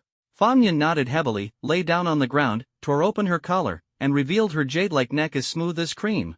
At this moment, even the spider artifact spirit formed from the obsession of a lecherous soul sighed silently and turned its head away. In his past life, Shen Feiyan was as elusive as a dragon, and He Huai had wandered alone for a long time. Many minor injuries and illnesses were treated by himself, and he had even stitched up his own slashed throat, making him half a doctor. Now that he had awakened healing skills and had just performed a full-body skin replacement surgery on himself, this minor operation wouldn't fail. It all depended on Fang Yun now. Li Hao, hold her down. Tang Xinyi stopped practicing her skills on her own, crouched nearby, and softly encouraged Fang Yun. He Huai's fingertips condensed into a sharp, delicate blade of light. With a gentle swipe, flesh and blood immediately separated. Fang Yun's eyes suddenly widened, her long eyelashes trembling violently, and her scream turned into the sound of rushing air. The blade of light glided almost flush along the midline of the thyroid cartilage and the spine. A muffled whimper escaped her throat, bright red blood foam seeping from her pale lips. Her entire body trembled like a leaf in the wind, her right hand clutching He Huai's clothing tightly, her eyes filled with terror. A heart full of courage is always humbled by cruel reality. Fang Yun felt she was on the brink of death. The moment the blade of light cut her neck, searing pain poured into her throat like molten lava, and the suffocating sensation of impending death made her feel her life slipping away rapidly. Fang Yun's pupils gradually became unfocused. "Fang Yun!" He Huai shouted loudly, and her gaze regained its vitality. He Huai's hands did not stop as he placed the new throat bone into Fang Yun's body, then quickly activated the radiant light to attach the glowing new throat bone. In less than a second, the spider used its heart threads to stitch up Fang Yun's wound. He Huai continued to activate the radiant light, and the wound gradually healed. Fang Yun seemed like a drowning person who had just been rescued, exhaling heavily, coughing up a few mouthfuls of bloody foam, her chest heaving uncontrollably, and then falling into unconsciousness. "All right," He Huai said, wiping his hands as he stood up, "the rest is up to you." This was merely the first hurdle of the organ replacement. Whether she could enhance her talent with the advancement materials would depend on her strong willpower to overcome the rejection reaction, while also using her mental strength to fully control the throat tube. Tang Seni cradled Fang Yun in her arms, softly calling out to her. Suddenly, Fang Yun, whose breathing had gradually stabilized in her unconscious state, woke up in shock, clutching her throat tightly. The pain on her face was no less intense than during the surgery. Fang Yun was awakened by pain. She felt as if her entire neck no longer belonged to her. The veins on her neck bulged, resembling coiled venomous snakes wrapped around her bluish-black skin. Fang Yun felt as though she had endured a century. The burning sensation in her throat finally began to subside, and a surge of excitement welled up in her heart. Ding! Congratulations to player Fang Yun for successfully advancing to E-level talent. "Ah, the little beauty is awake," the spider artifact spirit exclaimed excitedly. "Congratulations, congratulations!" Just now, Fang Yun faced several moments of losing control, with her entire neck showing signs of mutation. The spider artifact spirit truly broke out in a cold sweat for her. "I succeeded?" Fang Yun's voice was hoarse as she impatiently opened the data panel. "There should be a new skill added. What is it?" The spider's voice was full of anticipation.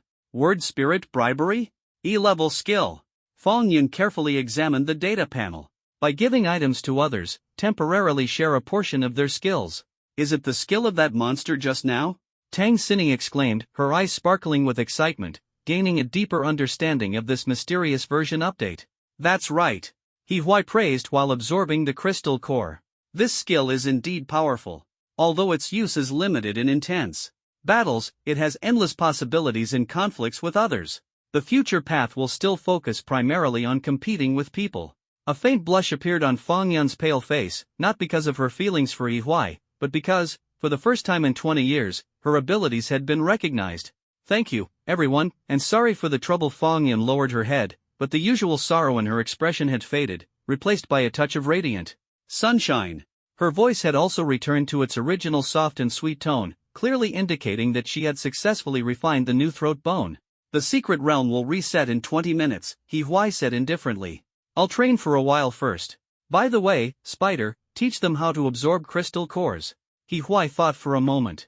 After all, he wouldn't use up 20 crystal cores anytime soon. Enhancing the strength of the three was necessary, and for now, it seemed they wouldn't betray him in the short term. However, even if they did betray him, it wouldn't matter. He Huai had absolute confidence in his own strength. With his extraordinary defensive abilities, He Huai was practically invincible in the world. He tossed 3 crystal cores to the 3 of them and continued focusing on his training. Thanks to the passive skill efficiency granted by the coin, He Huai's speed in absorbing crystal cores had significantly increased. Calm your mind, feel the mental power in your brain, and imagine it as a swirling wind. Spider's voice was steady like that of an old professor, exuding an aura of credibility. The 3 quickly sat cross-legged, closed their eyes, and meditated with undivided focus. "I can feel it." Fang Yun suddenly exclaimed in delight, "I think I can control it now." "Not bad," Spider nodded slightly. "When manipulating this wind to impact the crystal core, pay attention to the rhythm and position. Otherwise, if your mental power is completely depleted, it will be difficult to break through." Fang Yun suddenly let out a muffled groan, her body swaying slightly, clearly having successfully guided the supernatural power into her body. Tang Sini maintained a calm expression throughout, occasionally furrowing her brows as if pondering something. It was unclear whether she had also successfully introduced the supernatural power into herself. Li Hao's expression was extremely grave, but he silently persisted, his desire to grow stronger burning even more intensely in his heart. Fang Yun's brows were tightly knitted, her whole body trembling, her left hand clenched tightly, with blood seeping through her fingers. Yet, she did not make a single sound. At this moment, her resilience surpassed even that of when she had her throat bone replaced earlier. Finally, the three gradually calmed down. Damn! Li Hao suddenly opened his eyes wide. My data panel! It's increased so much! We did it! Fang Yun was so excited she almost jumped up. Talent upgrade, attribute boost, what a huge gain! Tang Xinyi's face also showed a look of joy. Not bad, He Huai nodded while absorbing the 8th crystal core, secretly thinking to himself that Tang Xinyi and Fang Yun truly deserved to be Lin Ran's earliest targets for becoming puppets in the previous life. Their strength was indeed astonishing. Looking at the data panel showing level 0, August 9th, He Huai couldn't help but feel a surge of nervousness. Would this be a level upgrade or the awakening of a talent? He Huai's heart was filled with anticipation. To be honest, the impact of leveling up in the early stages was more significant. Thinking back to the secret realm battle just now, if it hadn't been for Li Hao, the puppet, blocking the blade for him, that strike would have definitely caused him serious injury. After all, He Huai was just a fragile mage. Although he now had the defense boost from the coin, many parts of his body were still vulnerable. So, was this upgrade about attributes or talents? He Huai held the crystal core in his hand, lost in thought. He had already made up his mind, no matter what, he would face it all. Whether it was fortune or misfortune, fate wouldn't decide, he alone was the master of his destiny. Whether it was attribute levels or new talents, He Huai was confident he could carve a bloody path forward. He Huai took a deep breath, controlled the power within the crystal core, and felt the burning, transformative energy gradually filling his entire body. As the final surge of heat flowed into his body, He Huai once again heard the system's broadcast. Ding! Congratulations to player He Huai for successfully leveling up to level 2. Ding! Congratulations to player He Huai for becoming the first to advance to level 2. Reward! Warning! Warning! System error! Repairing system. Bug fixed. New player detected. New player He Xiong recorded. Ding! Blue Star has entered the new version, Dawn of the Gods, the road to survival. No game rules, survive like a beast. A talent has been tailor-made for player He Xiong. Data panel creation complete, please check promptly. Indeed. A gleam of light flashed in He Huai's eyes. Is it a new talent again? The familiar sensation descended once more, and a surge of intense memories suddenly flooded into He Huai's mind. A burly man who bore some resemblance to him stood in a packed stadium, with a heavy barbell at his feet. He Xiong, come on! The cheers from the crowd below surged like a tide. Ha! He Xiong roared furiously, suddenly lifting the 170-kilogram barbell over his head. 1 second, 2 seconds, 3 seconds, He Xiong silently counted down in his heart. If he could hold on for 3 seconds, he would become the world champion. Why hasn't the referee turned on the light yet? He Xiong felt every muscle in his body trembling violently, every inch of his cells silently screaming. Unfair! Unfair! The audience below the stage had already started shouting. He Xiong's eyes were filled with bloodshot intensity. He didn't know how many seconds he had endured. He only knew that as long as the referee didn't turn on the light, he would keep holding on. Never give up. The fragments of memory abruptly came to a halt. At this moment, He Huai felt a surge of anger in his heart. Is this my second to last reincarnation? How many reincarnations have I gone through? Including this life, it's already 3 lifetimes. Without paying much attention to the fate of He Xiong, He Huai quickly opened the data panel. Name, He Huai, He Fan, He Xiong. Level, 2. Strength, 88. Constitution, 79. Speed, 102. Mental power, 443, plus 118. HP, 105/105. Ability points, 35/100.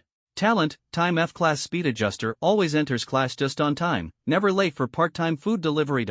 Skill 1, Cocoon of Time Delay, F-Class consumes a small amount of mental energy, reducing personal time flow speed by 300% for 1 second after use. Skill 2, End of the Chime, SSS level sacrifice all spirit and flesh to forcibly collapse the timeline. Current success rate, 0.01%. Talent, Light F-Level Light Speaker, as a lighting controller, light obeys your command as if it were an extension of your body. Skill, Radiant Beam, F-Level consumes mental energy to manipulate light energy for illumination and healing. When concentrated, it has a certain level of lethality. Talent, Strength F-Level Muscle Freak, the talent won't grant you chiseled muscles, only willpower will. Skill, Power of Tempered Heart. F level consumes a large amount of mental energy to stimulate the energy of all body cells, significantly increasing muscle density and strength. Continuously consumes mental energy while active. After use, the user enters a weakened state, with a slight permanent increase in muscle density and strength, and a line of blood-red small text, which flickered a few times before disappearing. Upgrade to unlock new talents. Progress. March 9th. It turned out to be a strength-type talent. He was overjoyed. With the defensive coin combined with the strength boost, although speed was slightly lacking, the attribute enhancement was almost flawless. Moreover, the power of skills is often stronger, whose stronger remains to be seen. Li Hao, let's spar. Huai's lips curled into a playful smile, his eyes gleaming with battle intent. That's exactly what I had in mind. Li Hao rubbed his hands together, brimming with confidence after his attribute boost, his combat power greatly enhanced, showing no fear. Chrysalis of Time Lag. This skill had already become Huai's signature move, as if he couldn't feel at ease without a fight. Huai made the first move, throwing a punch straight at Li Hao's face, secretly thinking it wouldn't hurt to test his true strength first. Li Hao's expression remained calm as he delivered a heavy punch, choosing to meet fist with fist. At that moment, the tension between the two seemed palpable in the air, like the smell of gunpowder. A collision as violent as a meteor striking Earth sent Huai flying far away, while Li Hao's fist directly fractured, blood splattering everywhere, flesh mangled. However, although Huai was forced back, the metallic glow on his fist still shone brightly, remaining indestructible. This level of defense is practically on par with a level 1 strength-type talent. Huai thought to himself in shock, quickly jumping up and charging at Li Hao once more. Li Hao's injured fist prompted a swift reaction. He could only use his leg to kick at Huai, sweeping it like a whip. Huai fully activated, cocoon of time suspension, clearly observing every move of his opponent. Feeling secretly pleased, he realized the gap in strength had reached a point where the physical body could no longer compensate. This was the terrifying power of an awakened one. Tempered Heart Force. Huai decisively activated it, causing his energy points to plummet by 50 in an instant. Yet he paid no mind, instead feeling an unparalleled surge of power, his momentum growing even stronger. This battle had only just begun. No wonder it's an F-level talent skill. This skill can only be used once per battle, and its side effects are truly fearsome. The moment the skill was activated, Huai felt an unprecedented surge of power. It was as if liquid metal had been injected into his body, and his muscles operated like precision machinery under the command of his will. This sense of control was utterly addictive. Huai tightened his left arm and suddenly struck, colliding with Li Hao's upward kick. Bang! A deafening crash reverberated, sending shivers through everyone's hearts.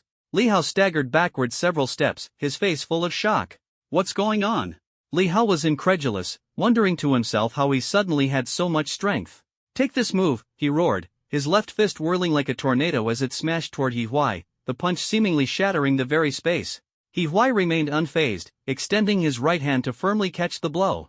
Ripple-like power spread from Huai's palm throughout his body, his muscles like wild dancers instantly neutralizing Li Hao's attack.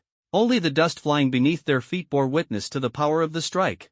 Huai's body was like a masterpiece of biomechanical art.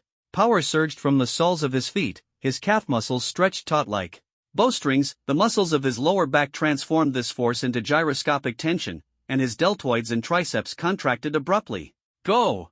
Huai unexpectedly hurled Li Hao away with one hand. Holy crap! Master is so awesome! The spider artifact spirit witnessed this scene with a face full of admiration. Taking on a combat type head-on, Huai nodded in satisfaction and casually healed Li Hao. Ding! Strength +1. A wave of weakness struck, and Huai almost couldn't stand steady. Although the effect of tempering heart's power was powerful, the side effects were severe, and the consumption of ability points was especially distressing. With the current ability points, using this skill only made him a strong fighter for 30 seconds. The attributes couldn't be upgraded, and the ability points were always in short supply. Huai's mind delved into the storage ring. Only 13 crystal cores were left, still far from the target of 70. There was no rush to cultivate for now. At present, he has 3 skills and 2 items, which provide him with initial capital to establish himself, but output remains a significant issue. Although his strength superficially surpasses the upgraded Li Hao, the side effects of tempered heart power are too overwhelming. Once his mental energy is exhausted, he can no longer fight and can only use it as a last resort ultimate move. At this moment, The 4 people went in and still hadn't come out for a long time. Zhang Yaqiang became anxious, pulled out a switchblade, and threatened, "Premature guy, hurry up and come out." Xia Zhao dared not argue back. In this situation, smooth-talking wouldn't work, knives were involved. Xia Zhao nervously went to open the door, only to hear the system announcement, "Ding! The secret realm is running, please wait. Brother Chang, we can't get in, there are still people inside." Xia Zhao felt as if he had been pardoned. Zhang Yaqiang stepped forward to try, and sure enough, it was true. Could it be that those 4 useless people are still alive? Zhang Yaqiang wondered to himself. Don't worry. Xin Yu adjusted his glasses. Although one of the 4 is a D level, they are all at level 0. Plus, without a strategy, they definitely won't clear it easily. That being said, Xin Yu's intuition told him that things were not so simple. As an E-level awakened in the intelligence category, Xin Yu possessed 2 skills, Scent of Fortune and Eye of Truth. His intuition told him that while coming to this supermarket carried certain risks, it also held great opportunities, which is why he had gathered so many people here. Damn it, if those useless fools can't make it out, so be it. Zhang Yaqiang said viciously. But if they do, just wait and see how I deal with them. Before the words had even faded, the creaky glass door slowly opened with a squeak. The 4 of them emerged empty-handed, their faces showing embarrassed expressions. Clearly, they had thought the secret realm was safer than the outside, but they couldn't even pass the first level. Now, they could only tremble behind the door. As expected, useless fools clearing the secret realm will have to rely on me, Zhang Yaqiang thought to himself. Initially, he had been a bit nervous about their performance, but it turned out to be unnecessary worry. "Heh, just as I thought." Zhang Yaqiang shouted, "You 4 went in and wasted our time." "Exactly. Now we can't get in either." The crowd instantly became noisy. "We were about to finish the strategy, and now you want to steal the credit. Despicable. Shameless." Curses rose one after another, and the atmosphere of anger instantly ignited the entire scene. It seemed as though the 7 corpses left behind in the secret realm had all died because of He Huai and his group. "Brothers!" Zhang Yaqiang shouted passionately among the crowd, his whole body brimming with energy as he waved his arms. "Let's show them what we're made of." Several of Zhang Yaqiang's followers instantly turned into mad dogs and charged forward. With Brother Chang holding the line, He Huai's side dared not act recklessly. This was practically a once-in-a-lifetime opportunity to prove their loyalty. Li Hao took the lead, swiftly activating Gale Kick combo. The few who rushed forward were instantly knocked to the ground by his kick, left in a pitiful state, wailing like ghosts. At this moment, Li Hao's strength was already twice that of an ordinary person, and his kicks were far from being mere tickles. Damn! Zhang Yaqiang couldn't hold back anymore and thought to himself, "This kid is their leader, but he's definitely not my match." In his mind, the person in front of him was just a flashy taekwondo practitioner, while Zhang Yaqiang was a fierce fighter who had clawed his way up in underground boxing arenas. Moreover, Zhang Yaqiang had already leveled up to level 1, possessing a D-level combat talent, making his fighting prowess unmatched. What he hated most was being looked down upon, especially by these people who ignored him. Burning with rage, he thought, "All those who look down on me deserve to die." At that moment, Zhang Yaqiang burst out like an enraged lion, roaring aggressively, "Dare to bully my people? You're asking for death." He stretched his neck and wrists, resembling a beast ready to pounce. "Today, I'm going to make you cough up some interest." He sized up Tang Xinyi and Fang Yin several times, thinking to himself, "These 2 girls have extraordinary looks and charm, far surpassing my missing girlfriend. If you can't pay up, then let these 2 beauties keep me company." A sinister smile crept across his lips. "Go to hell, you old pervert," the spider cursed with gritted teeth. "All the beauties, big and small, belong to me." Zhang Yaqiang shuddered with disgust, thinking to himself, "Where did this hideous spider come from? It's absolutely revolting." Suddenly, white energy surged around his body, with small whirlwinds forming near his fists, elbows, and knees. His speed increased instantly as he charged straight at He Huai. Zhang Yaqiang always adhered to the principle of better to break 1 finger than injure 10, aiming to first eliminate this F-class freak with the spider. "Miss Tang, my beauty," the spider spirit weapon shouted, instantly coordinating seamlessly to unleash mental shock and phoenix feather inferno. In the moment Zhang Yaqiang was immobilized, a 4-clawed fire phoenix roared forth like a ferocious beast, engulfing him completely. The air froze in an instant. "Brother Chang is going in," his companions on the side shouted excitedly. "Brother Chang is dead?" Another companion was full of shock, his eyes filled with unease. A few lackeys, lying crookedly on the ground and wailing, who had been waiting for Zhang Aqiang to stand up for them, scrambled and crawled away in retreat. Zhang Aqiang felt his heart pounding violently, a sensation that reminded him of the irregular heartbeat he experienced at the age of 15 when he first stepped into the underground boxing ring. That time, he shocked the entire audience with a one-hit knockout. His vastly outmatched opponent, however, helped him up and asked if he wanted to follow him to learn the profession. As the bus leaving the Dalian Mountains gradually moved farther away, Zhang Aqiang seemed to see a beautiful and happy life waving at him. However, fate's cruel tricks plunged him into an abyss. He was trapped by a contract, his bonuses were embezzled, and after resisting, he was framed in a scandal. Only then did Zhang Aqiang realize that the person who had once extended a hand to him was a demon, not an angel. From that moment on, the underground boxing rings of Shushi gained a ruthless brother Chang, a brother Chang who would stop at nothing and had eyes only for victory. I can still turn this around. Zhang Aqiang knelt on the ground. His strong physique, combined with his innate passive skill, rapid recovery, allowed him to cling to his last breath. The flames gradually dissipated, and the shadow before him slowly revealed its form. It was that guy, burned completely clean all over. Fong Yun glanced over in surprise. She hadn't expected the other party to still be alive. She looked at Yi Huai, who showed no intention of making a move, so she took out the personal supplies Yi Huai had just distributed to everyone. The 5 rewarded basic daily supply boxes were mainly food but also included various items that could be bought in a supermarket. Each person carried some commonly used items with them. Here, wet wipes. Fong Yun stepped forward and handed over a pack of wet wipes. The pitiful guy was charred black all over, with even his eyebrows and beard burned off. Tang Xinyi's skill was incredibly powerful, she thought to herself. She decided she needed to bribe Tang Xinyi with something and try out her Phoenix Feather Scorches the Plains. Just the thought of it made her excited. I want to turn the tables, I want to turn the tables. Zhang Aqiang's entire body was in excruciating pain, and he was filled with regret.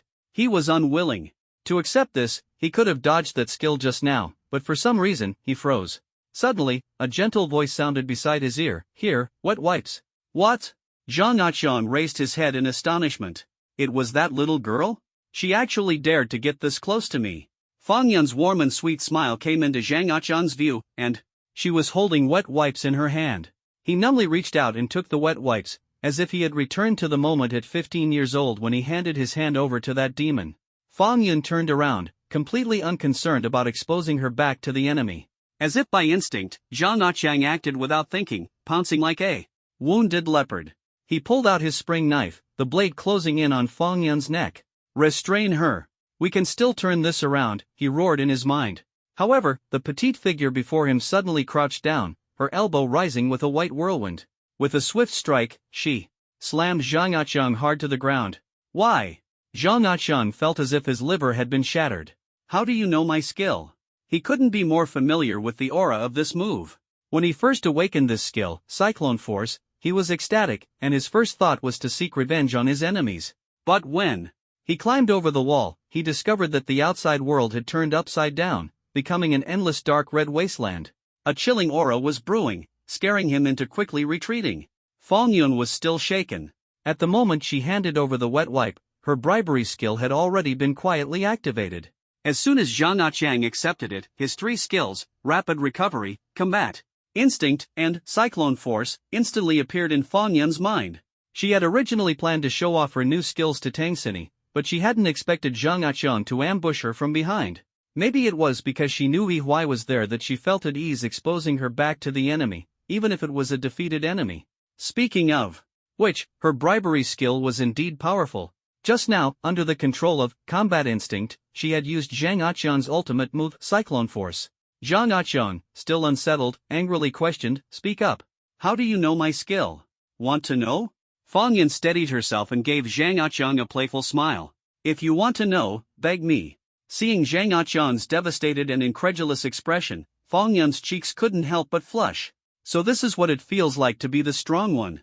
Zhang Aqiang's face shifted through various emotions before he finally made up his mind and spoke with difficulty, I beg. Before he could finish, his words turned into a scream of agony. A whip of light suddenly lashed out, causing Zhang Aqiang's entire body to tremble as he clutched his hand in pain, the switchblade falling to the ground. At the same time, the blade shot out, landing precisely at Fong Yun's feet. Just then, Zhao Guohao arrived as well, delivering a punch that killed Zhang Aqiang on the spot. In this chaotic world, no one cares about the tragic story behind a small thug. However, He Huai absolutely cannot allow anyone to harm Fong Yun, this yet-to-bloom cash cow that is bound to rake in huge profits in the future. Fong Yun's smug expression froze instantly. The knife in front of her could actually be launched. She stared wide-eyed in astonishment. "Be more careful, little beauty," the spider artifact spirit said with a look of heartfelt disappointment. "Although you've been lucky, you can't always rely on luck." At this moment, the one controlling the light whip was none other than He Huai. Ever since obtaining the heart threads, He Huai had been pondering how to maximize their power. He realized that simply using the heart threads to strangle an opponent's neck was not ideal, as it was easy for the opponent to evade, just like during the battle with the shopkeeper in the secret realm. In the end, he still had to rely on Fong Yun's skill to provoke the opponent in order to find an opportunity for a fatal strike. He Huai understood that heart threads could only target fragile units, and once the enemy's attributes were enhanced, the effectiveness of heart threads would be greatly diminished. Early on, He Huai had conceived a flexible idea, which also marked the starting point of the killer move prototype, to flexibly combine multiple skills or items to create a stronger attack effect. Since the killer move theory was proposed, the strength of Awakeners had undergone a qualitative leap. Training was no longer just about grinding and leveling up, it required a clash of wisdom. He Huai's idea was to combine heart threads with Radiant Beam to create a powerful light whip, thereby addressing his biggest weakness: insufficient damage output. The more concentrated the Radiant Beam, the higher the damage, but it required extremely high control skills. Although Heart Threads was a D-grade item with exceptional physical properties capable of dealing some physical damage, it lacked magical attack power. However, the crystalline and translucent Heart Threads could conduct light, easily gathering light energy. This significantly enhanced the power of Radiant Beam. While continuously channeling Radiant Beam, He Huai also cleverly incorporated the skill effect of Mental Shock. As he lashed at the enemy, he could cause a momentary mental disruption. Although it couldn't be considered true mental control, it could at least make the enemy lose focus briefly, creating an opportunity for the next step of control. But all these ideas were based on He Huai being able to withstand the sharpness of the heart threads. Without the coin, He Huai couldn't upgrade his attributes, and every time he forcibly used the heart threads, he would get injured, so it could only be used as a trump card. Originally, this plan had been scrapped, but after obtaining the coin skin, the plan became entirely feasible. And it was highly successful. With a swift strike just now, He Huai, like a flash of lightning, knocked Zhang Aqiang's switchblade out of his hand from an ultra-long distance, while also causing a brief control effect. Retracting the light whip, He Huai felt secretly pleased and decided to name this 3-in-1 killer move Whip of Retribution. In this life, He Huai resolved to take the path of a mid-range warrior, relying on agile positioning, precise control, and powerful mid-range attacks to achieve the great feat of flawless kills. A full minute after Zhang Aqiang's tragic death, the crowd finally snapped out of it and erupted into chaos. Suddenly, a chubby girl let out a scream. "They killed Brother Chang. We can't let them get away. We need an explanation." Everyone instantly realized that, although they usually disliked Zhang Aqiang, he was still one of their own, and they had to demand some form of compensation. "You bunch of mongrels. Brother Chang saved all of us. And you got him killed." The curses were endless, and the anger spread like wildfire. Fong Yun was trembling with rage. Zhang Aqiang had tried to hit someone without a word, and when she kindly offered him a wet tissue, she was ambushed instead. "You're spouting nonsense. That's not what happened." Spider was screaming even louder. "Are you all blind? Can't you see? It was that damn black ghost who struck first?" Tang Xinyi's face turned ashen with fury, thinking how unreasonable this group of people was. He Huai seemed to have anticipated this, taking a few steps forward. The crowd instantly retreated like a tide. Everyone could see clearly that this guy was the strangest of all. The other three were obviously two fighters and one flame user, but this young man in a white shirt had an ugly spider on his shoulder and a long whip in his hand, making it hard to figure him out. "What are you trying to do? I advise you to calm down. Let's talk this out." The plump girl who had initially taken the lead was so terrified that she wanted to flee immediately. But He Huai suddenly waved his hand, and the ground was instantly filled with supplies. Instant noodles of various flavors, compressed biscuits, marinated eggs, spicy snacks, drinks, everything imaginable, as if he had looted a supermarket. The 40 or so people around him collectively swallowed their saliva. So it was an apology gift. Everyone immediately felt relieved. When the plump girl saw that the other party had actually backed down, she instantly straightened her posture, pushed through the crowd, and angrily scolded Why, just this pile of trash. You think you can bribe us? You think you can buy Brother Chan's life? Impossible. The plump girl roared, spitting as she spoke, so agitated that she almost bumped into Huai's face. Exactly. Brother Chang is our brother-in-arms. You need to pay more. Huai couldn't help but laugh. This group of people was so amusing. He looked at the plump girl and spoke calmly. What's your name? I'm Zhang Meiyu, the plump girl declared proudly. Don't think you can bribe me, I won't fall for your tricks. Whip of retribution. Pa! A light whip swiftly lashed out. Huai deliberately reduced the output, instantly leaving Zhang Meiyu's mouth a bloody mess. However, due to the reduced output of the radiant beam, it unexpectedly carried a healing effect.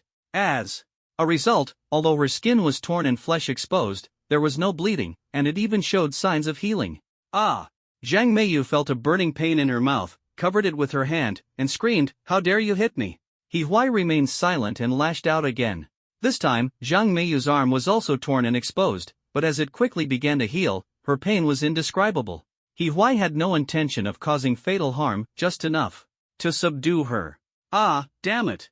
Zhang Meiyu howled in pain, thinking to herself, how could there be someone so unreasonable and quick to resort to violence? She was a girl. No one had ever treated her like this before. Huai remained silent and lashed out again. Zhang Meiyu screamed repeatedly, begging for mercy, Stop, stop. Huai still said nothing and struck several more times, leaving Zhang Meiyu unable to make a sound. The people around trembled in fear, as if each lash landed on their own hearts. A demon! This pretty boy was a demon. The loud crack of the whip of discipline, mixed with the spider artifact spirit's laughter, creating a scene that resembled a sinister training session. Fang Yun and Tang Xinyi exchanged glances and shared a knowing smile, feeling their earlier frustration completely swept away. If the scolding had continued, they might have fallen into depression. Seeing that the situation was about right, Li Hao, following Huai's prior arrangement, stepped into the role of the boss. He cleared his throat, and Huai instinctively stepped back. I am Li Hao, the president of the Taekwondo Club. This is the reward for joining our Taekwondo Club. His voice was deep and powerful, as if it could shake people's hearts.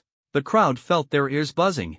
Indeed, he was a strong figure of the power type, inspiring fear in others. Zhao Guohao paused briefly, glanced around at everyone, and continued, except for Zhang Meiyu, everyone else can register to join. The crowd exchanged uneasy glances, their hearts wavering but not daring to step forward. Facing such a brutal opponent, fighting while healing was truly chilling. Yet their stomachs growled, and they couldn't remain indifferent. Many hadn't eaten lunch, nor had they gotten up in the morning, leaving them hungry for almost the entire day. Someone was already on the verge of fainting from low blood sugar. To not be taken down by ghouls but to die from hypoglycemia, wasn't that just too tragic? Family, we can't be intimidated by them. We must not give in, we have to fight to the end. Zhang Meiyu shouted with all her might, her voice piercing through the air. Do they really think this little bit of stuff can make us slaves? Hearing this, everyone nodded in agreement. That's right. The other side wants to recruit people, wants workers, they definitely won't harm us.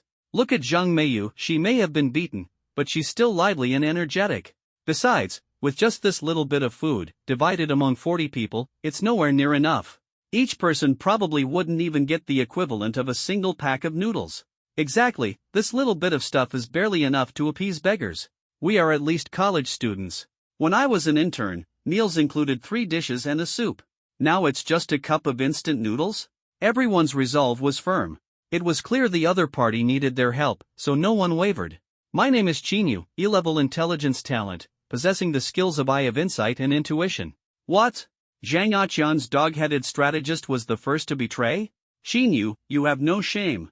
This noon you were still calling Brother Chang this and Brother Chang that, and now, before his body is even cold, you betray him. Scoundrel. Fence-sitter.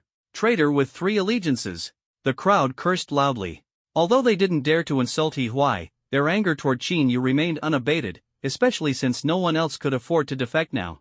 What if the other side recruited enough people? Qinyu turned back with a contemptuous smile. Zhang Long, Zhao Hu, haven't we bullied them enough? What are you waiting for? Zhang Long, Zhao Hu, and a few others who had initially followed Zhang Aqiang instantly came to their senses. That's right. We can't stick with that group. Strong Bro is dead, we need to latch onto the next big shot. The strategist is truly brilliant. They quickly distanced themselves from others. That's right, they were the ones who charged forward for Brother Chang and took hits from Brother Hao. They were in a completely different league compared to those who only talked big. They hurriedly surrounded Li Hao, shouting in unison, "Brother Hao! Brother Hao!" Li Hao remained expressionless and said coldly, "Line up. One at a time. Irrelevant people, get lost. We're leaving." Zhang Meiyu snorted coldly, "There will come a time when you'll beg us." The others, having lost the initiative, could only follow Zhang Meiyu to the end. They thought to themselves that switching sides would only result in displeasing both parties. So, they all followed Zhang Meiyu and sat down nearby. "Let's figure out how to get through this secret realm," Zhang Meiyu said loudly, as if deliberately making sure He Huai and his group could hear. "We can do just fine on our own." He Huai was completely unfazed. He didn't need too many people, nor did he believe the others could truly make it through the secret realm. After all, a sense of superiority only emerges through comparison. Only by making others experience worse conditions could they willingly serve him. Those truly struggling on the edge of life and death had no time to dwell on depression. "How GE. My name is Zhang Lon, F-level Earth-based talent, and my skill is controlling soil." Li Hao's eyes lit up, and he thought to himself, isn't this exactly the kind of person He Huai instructed him to find? He turned his head to look at He Huai, only to find He Huai fully focused on cultivating the crystal core. Li Hao sighed inwardly, as expected of the master. Following the master in this life is truly a blessing. "Brother Hao. My name is Zhao Hu, F-level metal affinity talent, and my skill is controlling metal." Li Hao said in surprise, "Your talents as brothers are quite interesting." Zhang Long and Zhao Hu exchanged a glance and said in unison, "I don't know him well, we just met half a day ago." Li Hao looked at the two equally dark and thin individuals, falling into deep thought and suspecting they might be long-lost brothers. "I'm in the civil engineering major," Zhang Long said. "He's in the metalworking major. Can the two of us join Brother Hao's team?" Zhao Hu asked with a fawning expression. "Of course." Li Hao waved his hand grandly and walked toward them to collect supplies. "Long live Brother Hao." Zhang Long and Zhao Hu once again spoke in unison, deepening Li Hao's suspicions. "Qin Yu? Here's your instant noodles and water. E-level, plus a marinated egg." Fang Yun handed the supplies to Qin Yu. "Replenish your energy first, there's still work to do later." "May I ask, miss, what kind of work?" Qin Yu habitually adjusted his glasses, his tone carrying a hint of curiosity. "This person seems quite polite, not like a bad guy," Fang Yun thought to herself, gesturing toward Zhao Guohao. "The boss is planning to set up a base and then continue organizing people to tackle the secret realm. What are you building a base for?" Qin Yu immediately followed up with a question. "I don't know." Fang Yun put on an innocent and clueless expression.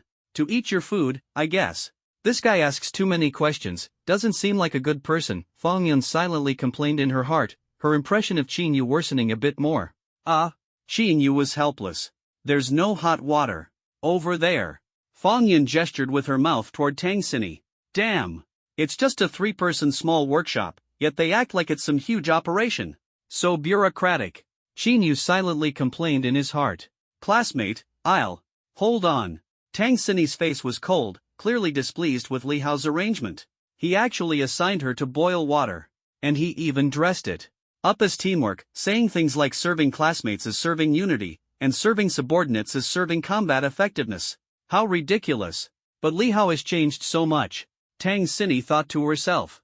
Previously, his gaze toward her was greasy and unpleasant, but now it seemed like he was a completely different person. His eyes carried a hint of cool detachment, somewhat resembling He Huai. Adversity truly shapes people. But this is good, it spares her from harassment. The main source of annoyance now is that ugly spider, but being bothered by a spider is far easier to deal with than being harassed by a burly man. Tang Xini was always like this, expressionless on the outside but with an extremely active mind, full of random thoughts. There she went again, letting her thoughts wander. Tang Xini was suddenly startled and realized that 3 people were already standing in front of her, eagerly waiting. She remained composed and, still indifferent, said, "Come on." She took out a small pot, which was also obtained from the supply box, truly absurd. She unscrewed a few bottles of water and poured them in, then ignited the flame. Soon, a pot of water was ready. The steam from the instant noodles blurred Qin Yu's vision. He took a big bite and finally felt alive again, secretly thinking to himself that he was the kind of pitiful guy who skips breakfast, orders takeout for lunch, and ends up in the apocalypse before the takeout arrives, starving for an entire day. Slurp. Although Zhang Long and Zhao Hu had eaten breakfast, their physiques were the type that could eat endlessly without gaining weight. With massive daily energy consumption, the fragrant aroma of the pickled mustard beef noodles made them involuntarily swallow their saliva. Zhang Meiyu and her group all revealed expressions of hunger, their eyes staring at the bowl of noodles like ravenous wolves. Everyone, don't rush. Zhang Meiyu tried her best to suppress her inner hunger and firmly announced, "The secret realm reset takes 1 hour. I just checked, and there's only 20 minutes left." Easy for you to say, you're not afraid of starving. A barely audible voice suddenly emerged from the crowd, instantly igniting Zhang Meiyu's fury. She gritted her teeth in anger, thinking to herself, someone actually dared to mock her, how ridiculous. Zhang Meiyu was an E-level suppressor, possessing powerful talents and skills. One of her skills was Full Aura Unleashed, which, when activated, created a suppression field, amplifying her attributes and continuously intimidating enemies. The other was Overwhelming Presence, which added a mental attack to her strikes, causing consecutive stuns. Unfortunately, her attributes were too low, and her combat abilities were weak. If these heaven-defying skills had fallen into Yi Huai's hands, he would have wiped out the entire school single-handedly by now. At this moment, Yi Huai still had no idea that the clown character he had just beaten possessed such an extraordinary aura-based talent. The rarity of this talent even surpassed that of intelligence-based and rule-based abilities, and its power was immense. He had once seen someone awaken the purple dragon aura, instantly exuding dominance and achieving invincibility. Who said that? Step forward. Zhang Meiyu roared, instantly activating her full aura skill. Everyone around felt an invisible pressure, as if being inspected by a senior during dorm checks. Even the girls trembled, as though encountering a natural predator. Humph, cowardly trash who dares to act but not admit it. Zhang Meiyu scanned the surroundings, seeing no one daring to respond, and felt slightly relieved. She knew that, while her aura was strong, if it really came down to a fight, even with 2 skills activated, she might not be able to defeat a robust man who hadn't activated any skills. "Stick with me, and you'll never go hungry," she declared boldly, patting her chest with resounding slaps, as if announcing her strength and determination. "Ah, so delicious!"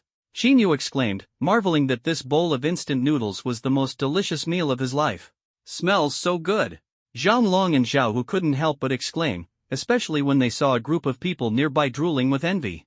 The instant noodles seemed even more tempting in their eyes. Clap, clap. Li Hao stepped forward and clapped his hands. "Let me say a few words. Welcome to the Taekwondo Club." Tang Xinyi also stood up. Although she wasn't entirely convinced by Li Hao, she was still willing to give him some face. She sneaked a glance at Yi Huai, thinking that while Li Hao claimed to be the leader, the one who cooperated the least was actually him, always hiding in the corner and practicing diligently. Tang Xinyi was puzzled. Why use the name of the Taekwondo Club? She had always thought the Center for Research on Extraordinary Humans seemed more appealing, but unfortunately, no one supported it. Sigh, she hadn't even voiced her idea, what a pity. Her thoughts drifted, completely unaware that she had already changed. She used to always be immersed in heavy contemplation, but now, some interesting ideas began to surface in her mind. First of all, welcome everyone to the Taekwondo Club. We are fully recruiting capable and ambitious awakeners. Li Hao repeated his earlier lines, his tone carrying a firm strength. Next, I will assign tasks, as we have discussed. Please cooperate unconditionally. Brother Hao. Just say the word. Zhang Long and Zhao Hu responded in unison, their eyes gleaming with fiery enthusiasm. We're ready to go through fire and water for you. Don't exaggerate. The 2 of you will follow Feng Yun and be responsible for setting up a residential base. Guaranteed to complete the task. The 2 exchanged a glance, their hearts filled with excitement. This was far more professional than finding a job in their field after graduating from college. Next, Xinyu, ahem, Xiazao, you 2 will come with me and Tang Xinyi to the secret realm. Li Hao's words sent a jolt through Qinyu's heart. Could it be that he had just been called out? Ha? Me? Xiazao pointed at himself, looking utterly shocked. Since he wasn't familiar with Zhang Meiyu and the others, he had simply decided to join Zhang Aqiang's group. That's right, I think your skills are quite impressive. But I can only counterattack. It's okay, your skill has great potential. With more practice, you'll definitely become powerful, Li Hao comforted. In that case, we're still missing a healer. He glanced at the list. Chenya, you join us too. Okay. The short girl named Chenya nodded. Due to her F-level caregiver talent, she could promote wound healing through touch and had always been kept by Zhang Aqiang's side. He Huai's gaze swept slightly, and after absorbing 5 crystal cores, he looked at everyone's progress and nodded in satisfaction. The execution power of the puppets was absolutely superior to any contract, truly incredible. Fan Yun was seen busily directing everyone, first leveling the ground and then transporting soil. Zhang Long was in charge of constructing the general shape and organizing people to search for metal in the nearby ruins. Zhao Hu was responsible for attaching the metal to the perimeter of the base to strengthen its defenses. As time passed, the entire base gradually took shape, and at least before the blood moon arrived tonight, it could be completed smoothly. Meanwhile, Li Hao and Zhang Meiyu were leading a large group of people in a heated argument at the supermarket entrance, creating a tense scene. Li Hao showed no mercy, landing a punch that sent Zhang Meiyu flying into the crowd, instantly knocking over a large number of people. Not bad, He Huai nodded in satisfaction. Master, the spider couldn't help but exclaim, cultivating is really so boring.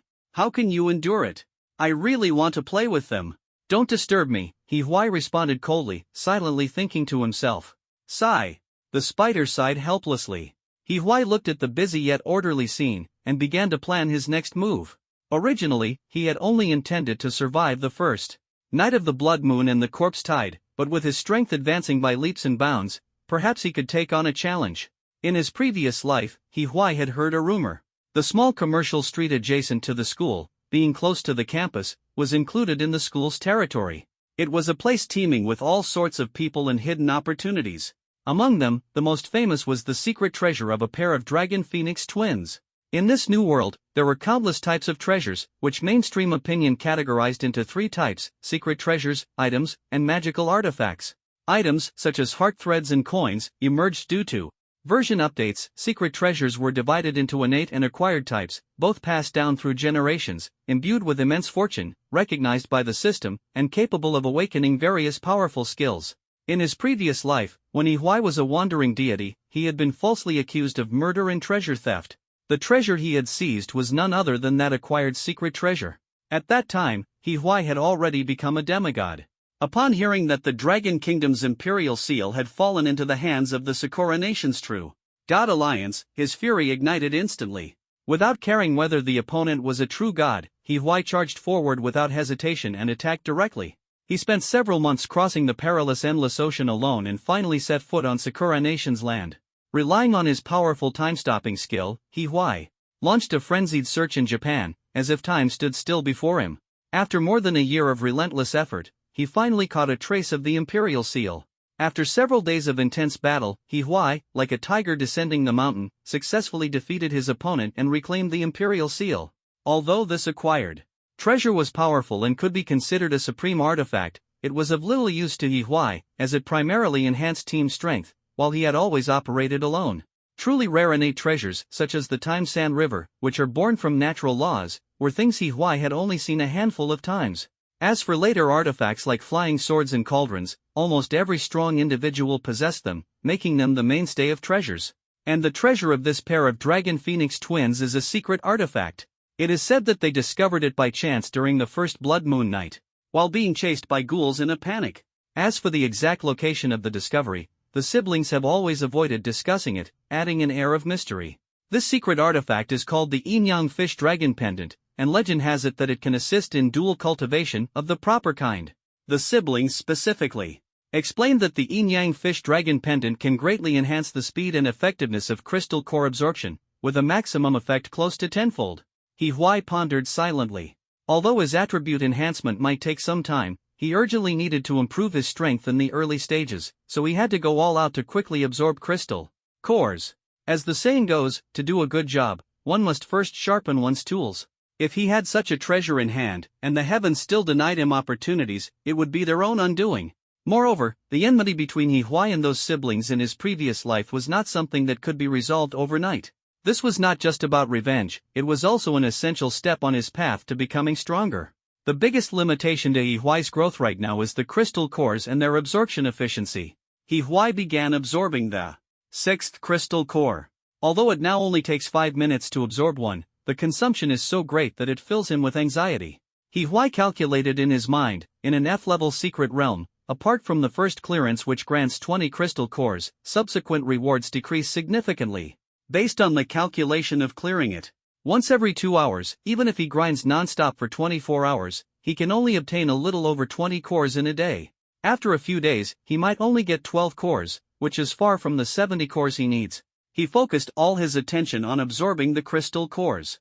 At best, he could absorb one in 5 minutes, but after a day of sleepless cultivation, the number he required reached over 200.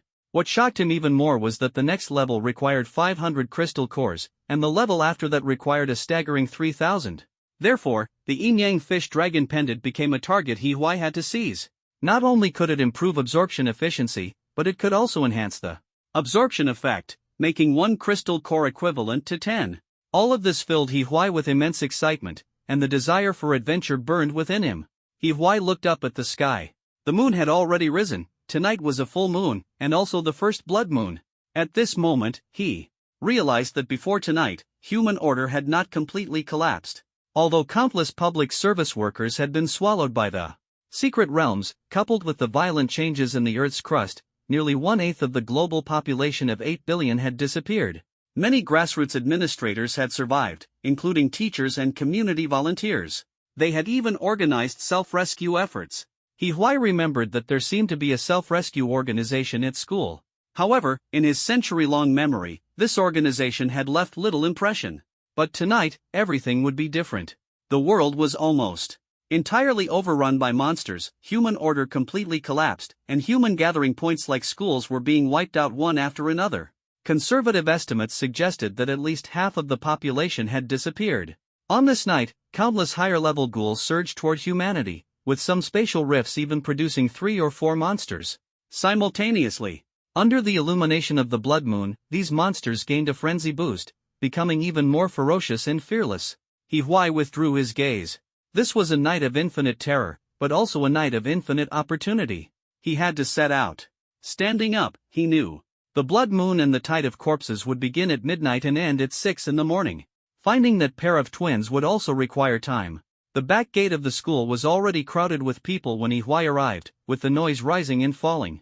In his previous life, he had never been here and knew nothing about what had happened. The back gate of Lake University was adjacent to a commercial area, complete with various shops, restaurants, budget hotels, and even an old residential neighborhood, all thriving thanks to Lake University. He Huai's destination was the Xiaoshan Dumpling House. Hey, classmate! A short-haired girl wearing a student council work badge and large black-framed glasses walked toward He Huai. No entry or exit is allowed here. Why? He Huai immediately protested. What the heck? The girl was shocked. What is this ugly thing? The version's been updated, it's not that surprising. He Huai shrugged, his tone relaxed.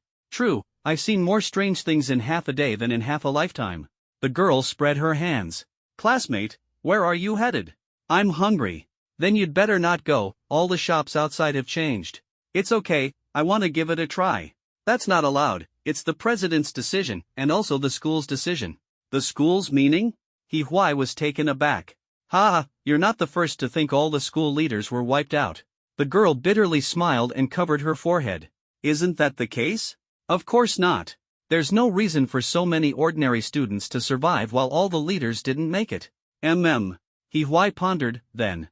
The girl interrupted, you want to ask why no rescue was organized, right? Actually, the school did suffer heavy losses. At that time, the leaders were in a meeting, you know. The meeting venue turned into a secret realm?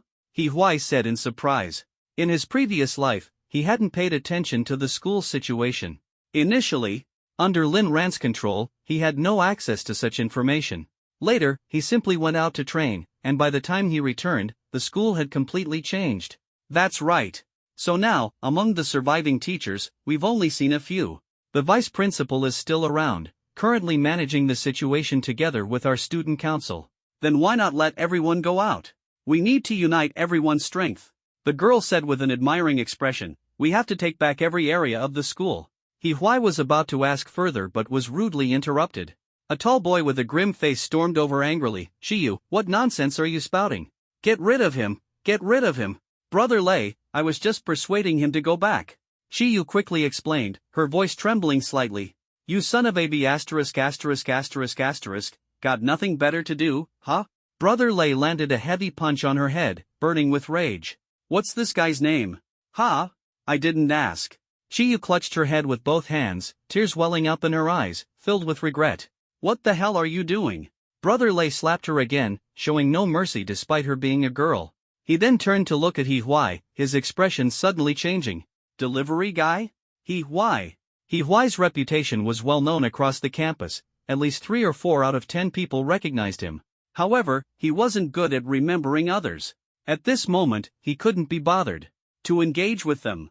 Since he couldn't get any useful information, he decided to bypass the two and leave. It was already late, and he needed to find that pair of twins as soon as possible.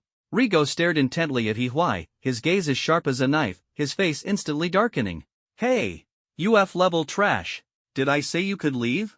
Lei Zhao's heart burned with rage, thinking, just an F-level piece of trash dares to act arrogant in front of me? He looked at the faint glow emanating from He Huai and grew even angrier. He Huai ignored Lei Zhao's roar, understanding in his heart that such situations would only become more frequent in the future. But his F-level talent couldn't be changed, and his level had long remained at 0. He could only get used to it. Looking for death. Lei Zhao's face darkened to the point where it seemed water could drip from it, the pent-up anger in his heart like a volcano about to erupt. Being assigned to guard the gate had already annoyed him to no end, and earlier, a sea-level big shot had insisted on taking a group of people out, causing a huge commotion. He could no longer endure it. That foolish woman, Yu, was still chatting with a useless nobody, which infuriated him to no end. He cursed inwardly, thinking, as a top student in the electrical engineering field and a D-level awakened magnetic storm scholar, he should have been basking in glory. How had he fallen to this point, surrounded by idiots? And now, He Huai, this worthless fool, dared to ignore him. This was intolerable. He had to teach him a lesson and vent his frustration. The noise of the crowd instantly vanished. Dozens of pairs of eyes, sharp as hawks, locked onto the two figures facing off in the center. The excitement of watching the confrontation filled the air, embodying the traditional enthusiasm of the people of Longwa. Standing at the forefront, the sea-level big shot's eyes flickered with a hint of interest. This was the perfect opportunity to witness Lei Zhao's true strength. At this moment, Lei Zhao's fury was like a volcano on the verge of eruption. What enraged him the most was the F-level and E-level nobodies who dared to look at him as if watching a circus act. He thought to himself, who said C-levels were necessarily stronger than D-levels? He was a genius with a lightning-based talent. In terms of output capability, he was absolutely number one. Who would dare challenge him? He was determined to use He Huai, this overconfident waste, as an example to warn others. Electromagnetic pulse. With a piercing sound of an electric arc, Lei Zhao's 5 fingers made a grasping motion, and the ball-shaped lightning condensed into a blazing white sphere in his palm, fiercely flying toward He Huai like a thunderous strike. The surrounding people gasped audibly. This thunderball clearly looked incredibly powerful. However, at the critical moment, He Huai, as if he had eyes on his back, made an incomprehensible move. The tip of his right foot suddenly exerted force, stomping hard on the ground, and his entire body tilted 45 degrees to the left as if pulled by an invisible thread.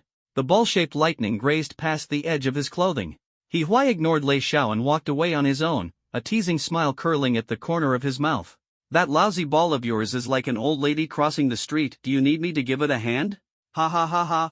A burst of laughter erupted from the crowd gathered at the doorway. Is this the extent of our brother Lei's strength? Laughable, who can your thunderball even hit? You can't even take down an F-level loser. Hurry up and open the door to let us out. Someone like you can be a department head? What a joke. Lei Zhao's temples throbbed, his face flushed red, and he let out a cold laugh. It's not that simple. I was planning to save this for someone special. He clasped his palms together, exerting all his strength, and astonishingly controlled the ball-shaped lightning to fly toward He Huai once again. With a loud shout from Lei Zhao, the ball-shaped lightning suddenly accelerated. This was his second skill, Serpentine Arc, which allowed him to manipulate the ball-shaped lightning to change direction. If he hadn't been forced into a corner, Lei Zhao wouldn't have wanted to reveal his strength. After all, skills are most effective when kept hidden to catch the enemy off guard, but at this moment, he couldn't afford to worry about that. What? The crowd exclaimed in shock. This lightning ball can actually be controlled. Too perverse. He Huai frowned slightly, coldly scanning the crowd, secretly wondering why these people had so much to say. However, he did have some impression of this move. In his previous life, he had heard that the school once organized a martial arts tournament to establish the decision-making hierarchy. It was precisely by relying on an elusive lightning ball, a skill of the lightning element talent, that someone consecutively defeated over a dozen opponents.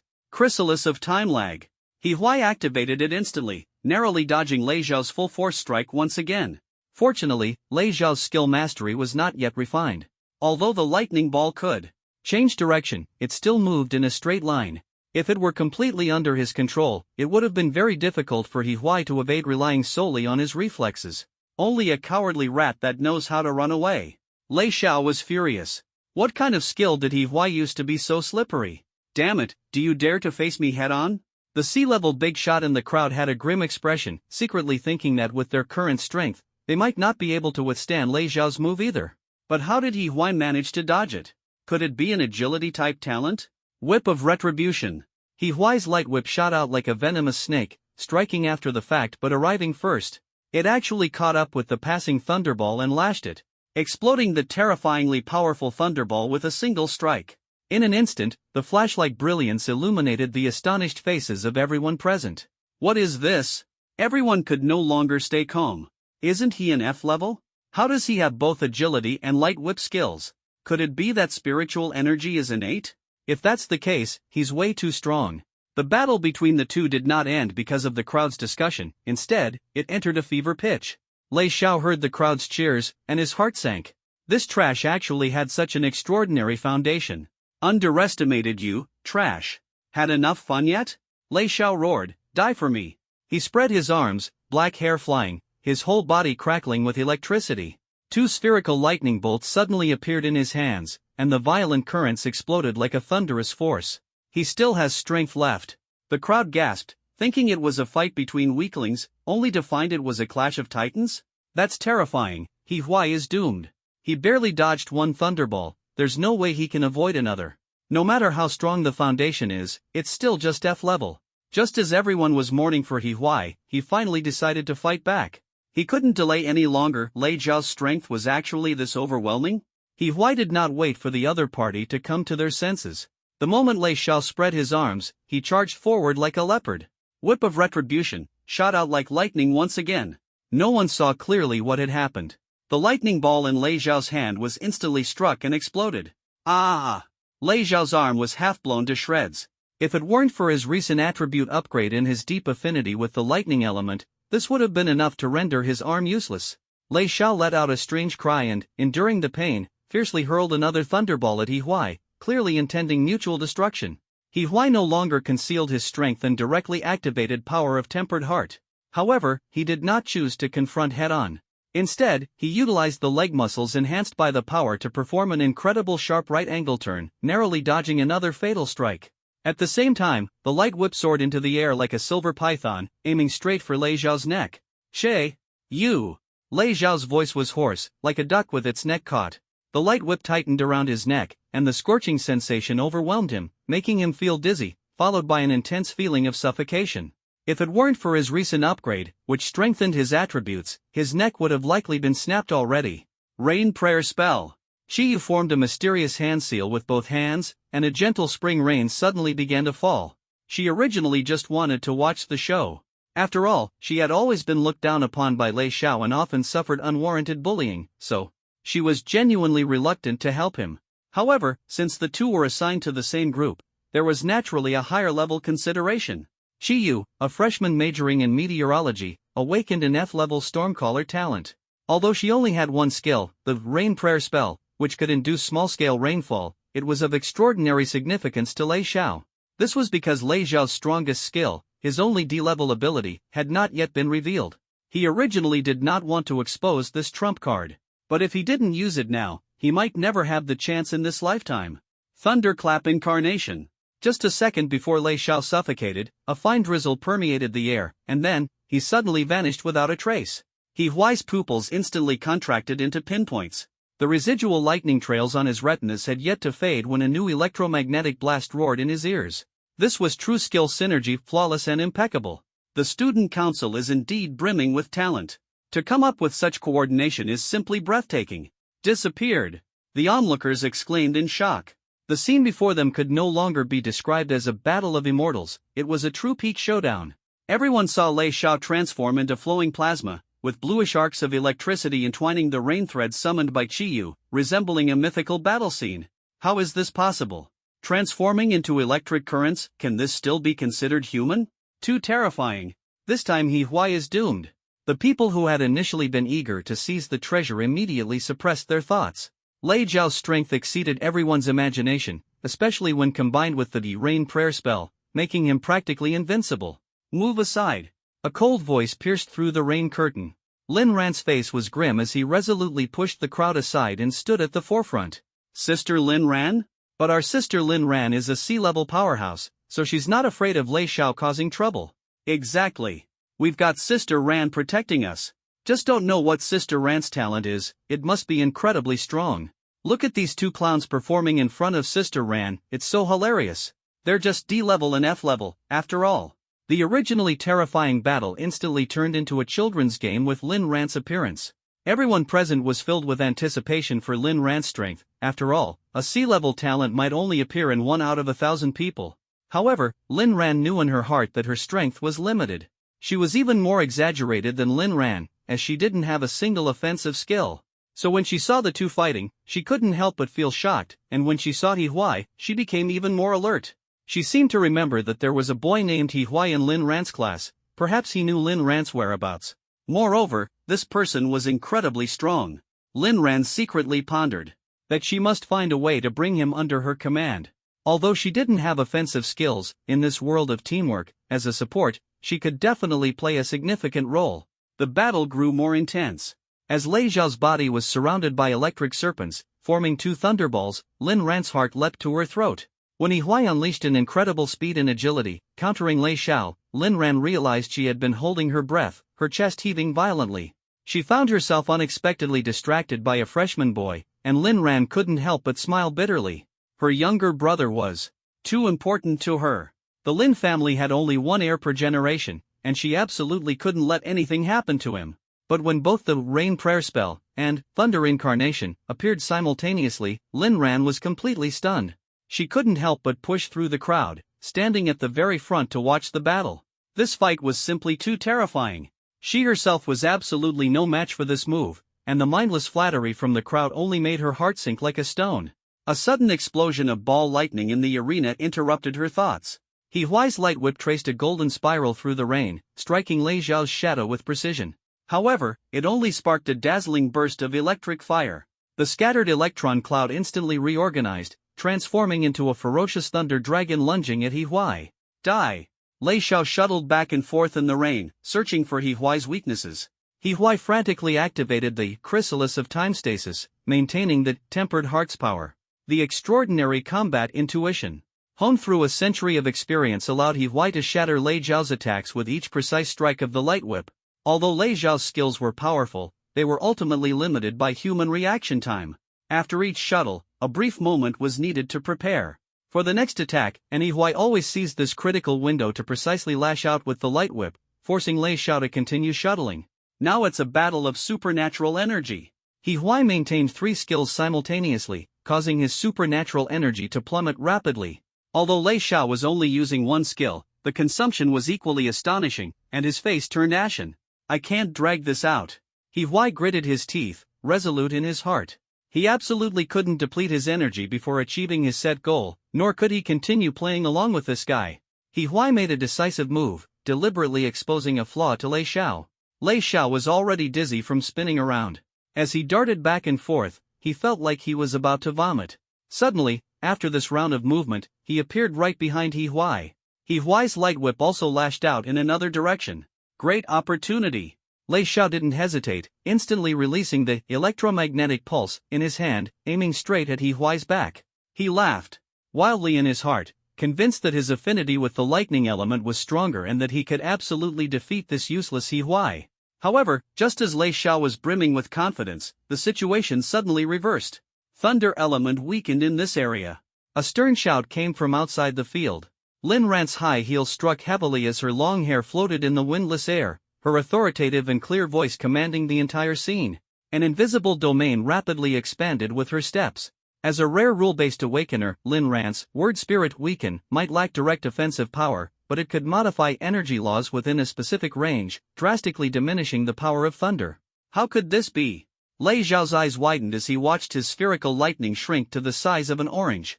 This invisible weakening left him panicked and flustered. So what?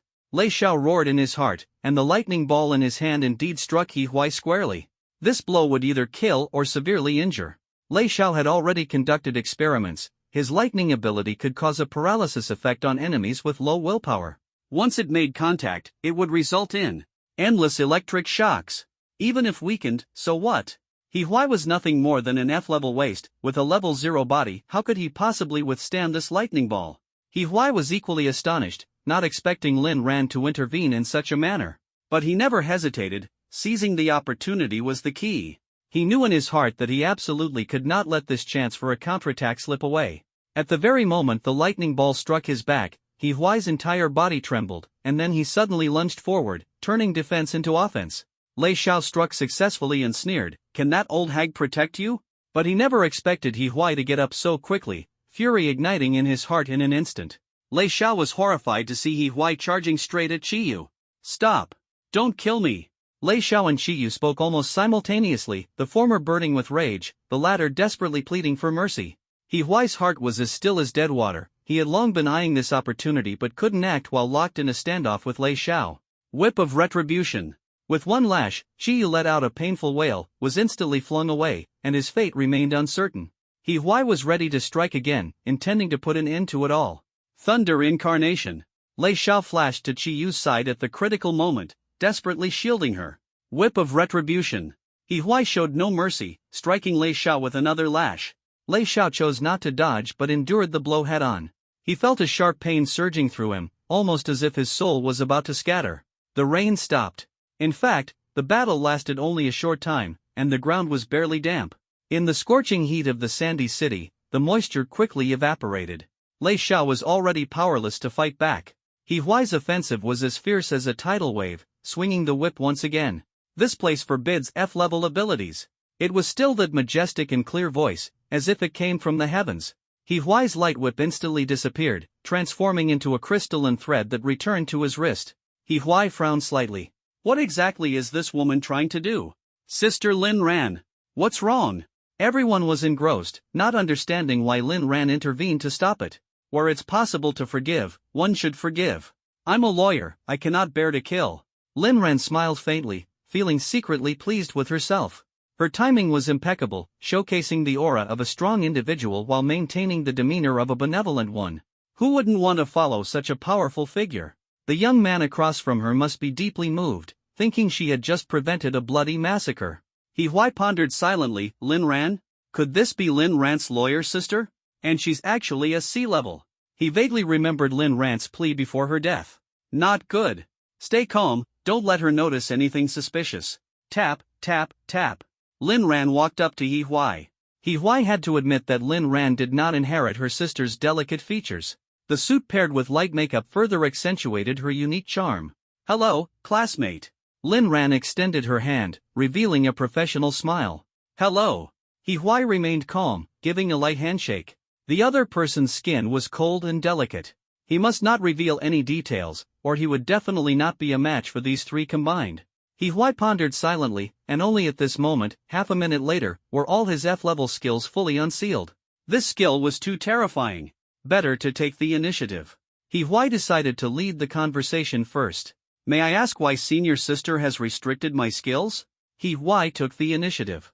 Winning is enough, why kill? Lin Ran smiled faintly. We are a civilized world. Heh, after tonight, will she still be able to say such words?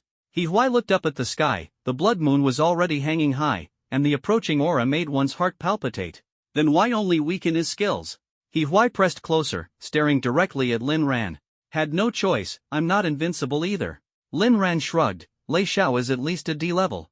Lin Ran was not wrong. She had 4 skills: C-level, Word Spirit, Prohibit, C-level, Word Spirit, Strengthen, C-level, Word Spirit, Weaken, and D-level, Scheming, allowing her to calculate the success rates of these 3 skills. Her 3 Word Spirit skills were the same as Fang Yun's, all with success rates, not just spoken at random. Earlier, she calculated that the probability of prohibiting lightning-based skills was less than 50%. In a critical moment, she had to act cautiously and could only choose to weaken. In this way, she both weakened the strength of the two and avoided speaking directly. Lin Ran felt immensely satisfied with her own maneuvering. Lin Ran proudly raised her chin, secretly thinking, I'm sea level, come and pledge allegiance to me. But she found that He Huai was expressionless and unresponsive, and her heart instantly burned with anger. Classmate He, I did save your life after all. Lin Ran's tone turned cold. What kind of attitude is this? After saying this, Lin Ran's tone shifted, speaking gently, but considering your youth, senior sister forgives you. As long as you're willing to work for me, my words still carry weight here. I suppose senior sister wanted to see both sides suffer and got found out, huh? Lei Xiao, holding the unconscious Qiyu, collapsed to the ground and said bitterly, his eyes full of resentment. He didn't appreciate Lin Ran's life-saving grace at all. If it weren't for her interference, he believed that although he had misjudged, he could have delivered a fatal blow. Lin Ran sneered disdainfully, if you're not dead, then hurry up and report to your president. Ask him who recommended him to the student council back then. I want to leave, who dares to stop me? Lei Xiao was left speechless, turned his head away, and said nothing more, his face full of despair. So do I, He Huai suddenly spoke, then turned and walked away. Lin Ran was stunned on the spot. What kind of plot development is this? What on earth is going on in the minds of young people these days? She had displayed such powerful abilities. Shouldn't they be clinging to her like a little puppy, squatting on the ground and calling her big sister, take me with you? What the heck? He Huai knew that the longer he delayed, the worse it would be. This woman was not someone easy to fool, so he simply left. Stop him. Lin Ran felt utterly humiliated. For so many years, she had always been the one to show others attitude. When had it ever been her turn to be treated this way by a young punk? Damn it! The crowd surged forward, and the atmosphere instantly grew tense. How dare you treat the senior like this? Stop him. Although He Huai fought fiercely, they knew they were no match for him, but with the senior sister's skill in play, what was there to fear? Lin Ran's face was as dark as water as he used his skill again. F-level skills are forbidden here. He Huai had no intention of fighting 1 against 100. With a stomp of his foot, he sprinted swiftly, just as the crowd was about to catch up to him. Suddenly, with a flick of his wrist, the heartstring returned, shooting out like lightning and wrapping around the pillar above the school gate. Subsequently, with a leap into the air, the glistening threads became almost invisible under the moonlight. Everyone only saw He Huai suddenly soar into the sky and fly away. Flew away? Everyone stood frozen in place, and even the ranged skill users forgot to act, too stunned to speak. Against the backdrop of the full moon, He Huai ascended into the air like an immortal. This is a huge shock to every citizen of the Dragon Kingdom. Isn't this a world of supernatural abilities? Why are people starting to play with fantasy now? Flying is prohibited in this area. Ignoring the warning of a success rate below 30%, Lin Ran forcibly activated the skill. Blood seeped from her pale lips, and the skill was successfully launched. But He Huai kept flying higher and higher. How is this possible? Lin Ran couldn't believe what she was seeing. The skill had clearly been successfully activated. Ha ha ha ha. Lei Xiao burst into laughter, looking at Lin Ran mockingly, as if she were a clown. He Huai stood atop the grand gate, suddenly turned back with a smile, and said, Senior, I do have urgent matters to attend to, so I can't stay. If possible, the open space behind the gymnasium, 5 o'clock in the morning, don't be late. I have the information you want. Wow! Tang Xini and the other 4 emerged from the secret realm, carrying large bags of food and supplies, and were stunned by the scene before them. A stronghold shimmering with metallic luster stood prominently at the exit of the secret realm, blocking most of the view. Under the moonlight, it looked like a piece of art. How is it? Fang Yun stood proudly at the entrance, her eyes full of anticipation. Amazing, Tang Xini said sincerely. Although He Huai had provided the construction plans, Fang Yun's design gave this sturdy doomsday fortress an artistic touch.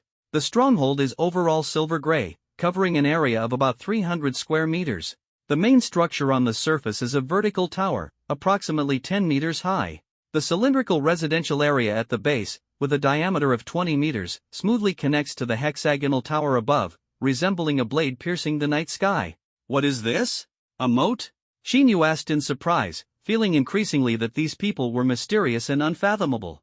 They must know something extraordinary. Otherwise, why would they inexplicably build a moat? This was made by hiring the people across the way with a box of instant noodles, Fang Yun proudly introduced. How about it? Quite a bargain, right? After recognizing the reality, Zhang Meiyu took the initiative to negotiate cooperation, willing to exchange labor services for food. Fang Yun and her group happened to lack water-type ability users but wanted to build a moat, so the two sides hit it off. Among Zhang Meiyu's group, there were 4 water-type ability users. They exhausted their mental energy to create this shallow river. Xinyu glanced at the group not far away, who were currently holding a celebration banquet.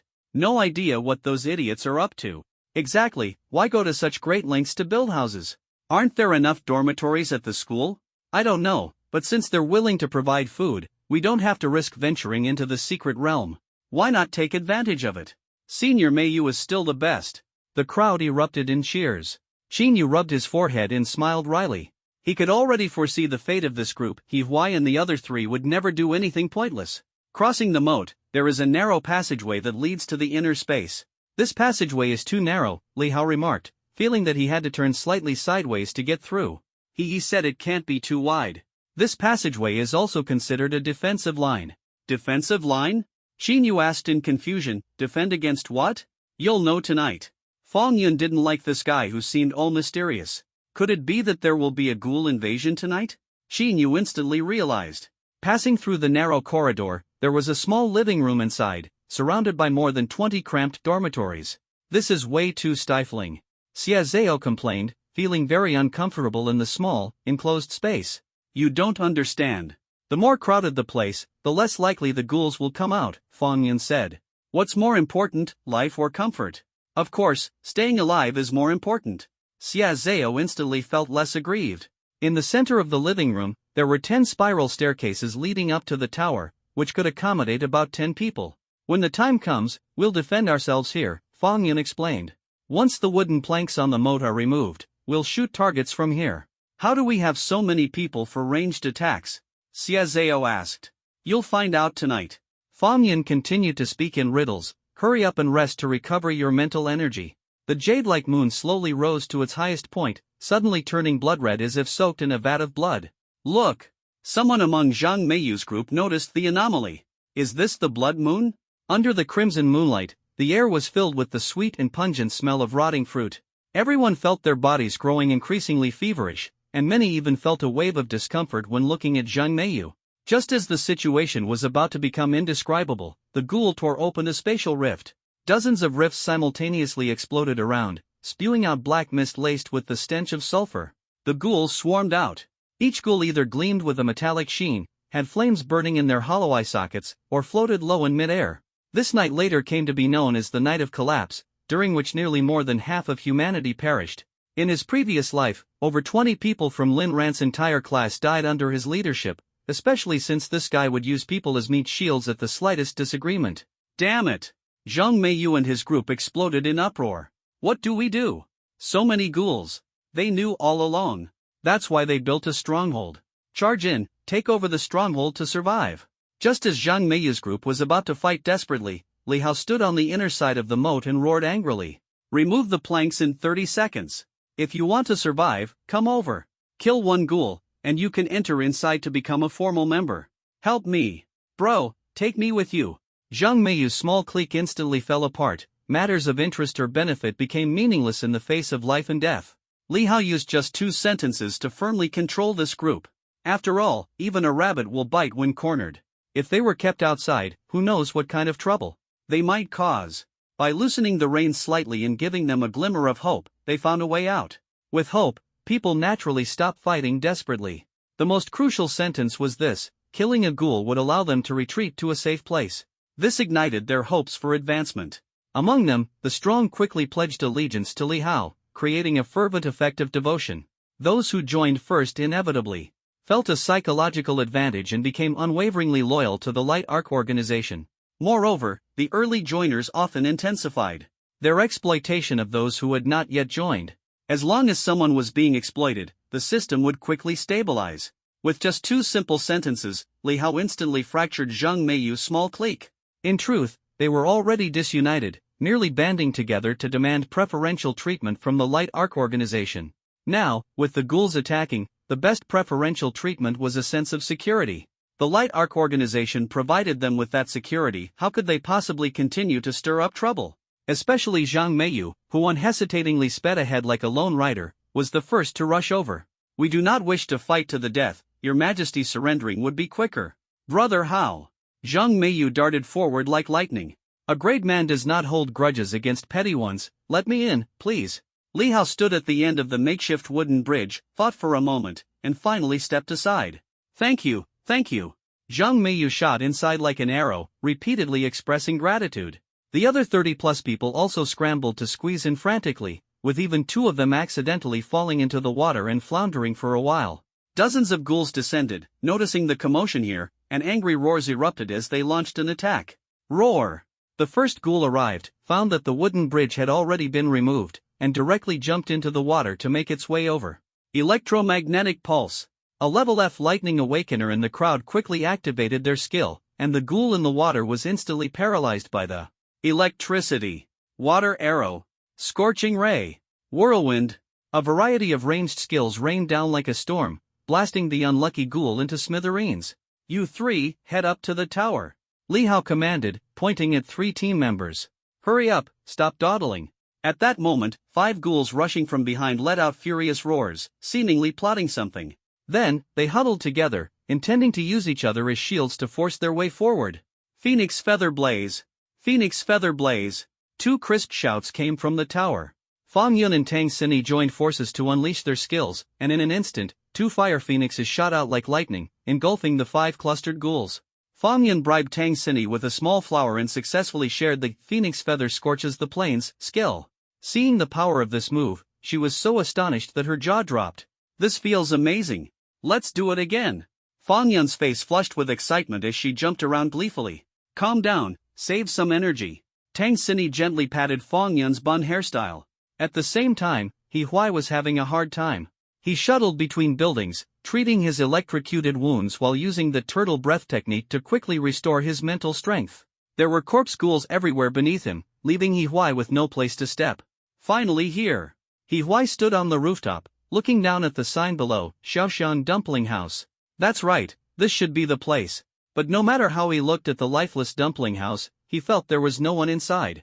At this moment, a ghoul was wandering below. He Huai, too anxious to wait any longer, decisively jumped down. Scourge Whip. He Huai lashed the ghoul with a whip, causing it to stagger and retreat. Roar. The ghoul let out an angry howl, and 3 wooden spikes shot rapidly toward He Huai. Pupa of Stagnation. He Huai easily dodged, taking the opportunity to launch a series of attacks. Each whip strike made the ghoul roar in fury. After 5 strikes, the ghoul collapsed to the ground, lifeless. He Huai retracted the light whip, inwardly lamenting how brainless the ghouls were. If they could use mental attacks, they could have immobilized their opponent with the first strike and finished them off directly. He looked up at the signboard Xiaoshan Dumpling House and pushed open the worn wooden door. Ding, an F-level secret realm Xiaoshan Dumpling House has been discovered. It is recommended for awakeners above F-level to challenge. Clearance conditions, please explore on your own. He Huai's heart trembled. Something was off, this place had actually turned into a secret realm? In that case, it would be absolutely impossible for the twins to live inside. Where on earth did they go? Forget it, with such a vast sea of people, it might be hard to find. Better to explore this secret realm and see if there are any clues. He Huai pushed the wooden door open again and resolutely stepped inside. With He Huai's current strength, clearing a small F-level secret realm was no challenge at all. The wooden door let out a creaking groan. Just as He Huai poked his head in, a blob of pitch-black liquid splashed toward him. He quickly dodged and, upon closer inspection, saw the liquid corroding the ground, emitting a sizzling sound. You must dip dumplings in vinegar. A piercingly cold voice echoed in the air, and He Huai did not find it amusing. He recalled an old story. It was said that a northerner came here to eat, but the owner only provided chili oil and no vinegar, leading to a heated argument. In the end, it was said that the northerner bought a whole box of vinegar and smashed bottle after bottle in the shop. The vinegar smell lingered for days. Damn, such heavy resentment just for not dipping in vinegar? The vinegar bottle closest to He Huai on the dining table suddenly shattered, scattering countless shards of glass and black liquid everywhere. He Huai had no way to dodge and could only curl up desperately. 7 or 8 shards of glass pierced into He Huai's body. Fortunately, there was some obstruction, so none went deep, but the black liquid was even more disgusting. Each drop corroded his skin, leaving a small hole. Radiant beam. He Huai quickly cleared the debris off his body and then treated himself.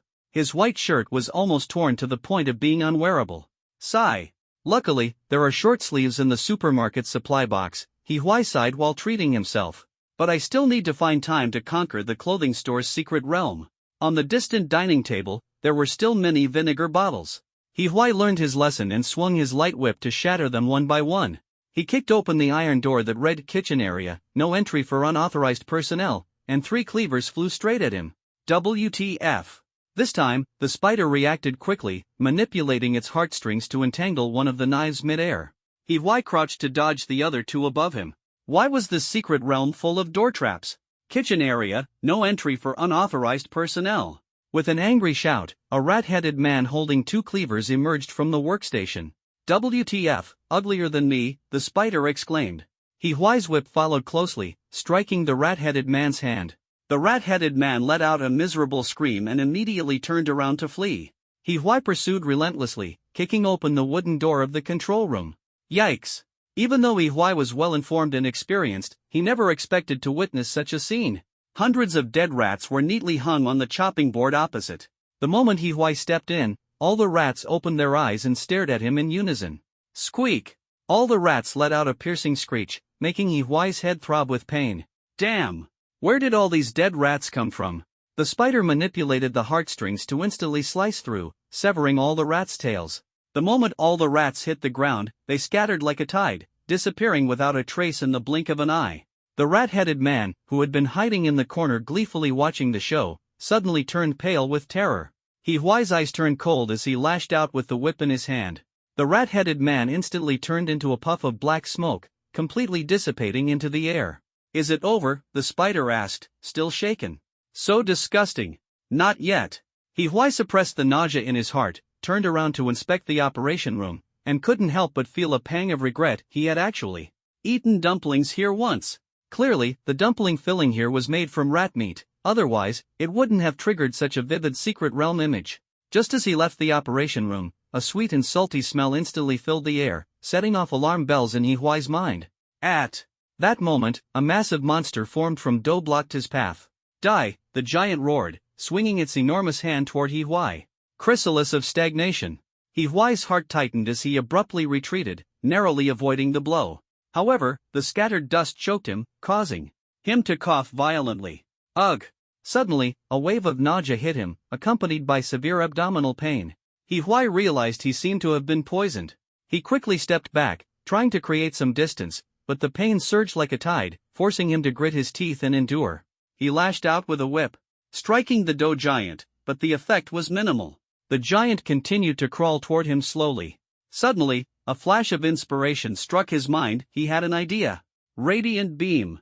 He quickly condensed the light sphere to its smallest size, imbued with a scorching aura, his heart filled with excitement. Go! He threw the blazing light sphere, which exploded violently upon contact with the dust surrounding the giant. He was blasted 4 or 5 meters away by the shockwave of the explosion, slamming hard into the wall, blood spurting out wildly. At that moment, the system notification sounded. Ding! Congratulations to player Hehe for clearing the F-level secret realm Yonghui supermarket. Rewards obtained: F-level item, Crystal Core *20, Basic Daily Supplies Box *5. Items have been stored in the inventory. Note, once taken out, they cannot be returned. It's finally over, the spider exclaimed excitedly. Master, are you okay? I'm fine. He let out a sigh of relief. As soon as he cleared the level, his stomach returned to normal.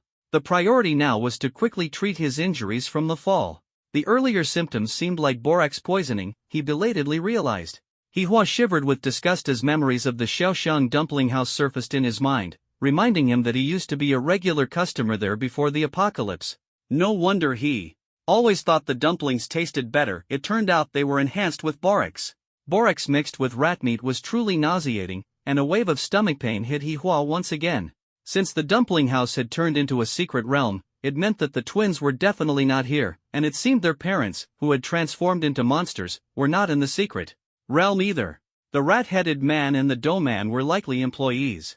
Huai remembered that the lady boss of the shop was in charge of the cash register, while the boss handled procurement. With the parents absent and the twins also missing, it was highly likely they were at home, but Huai didn't know their address. Thus, he decided to search for clues.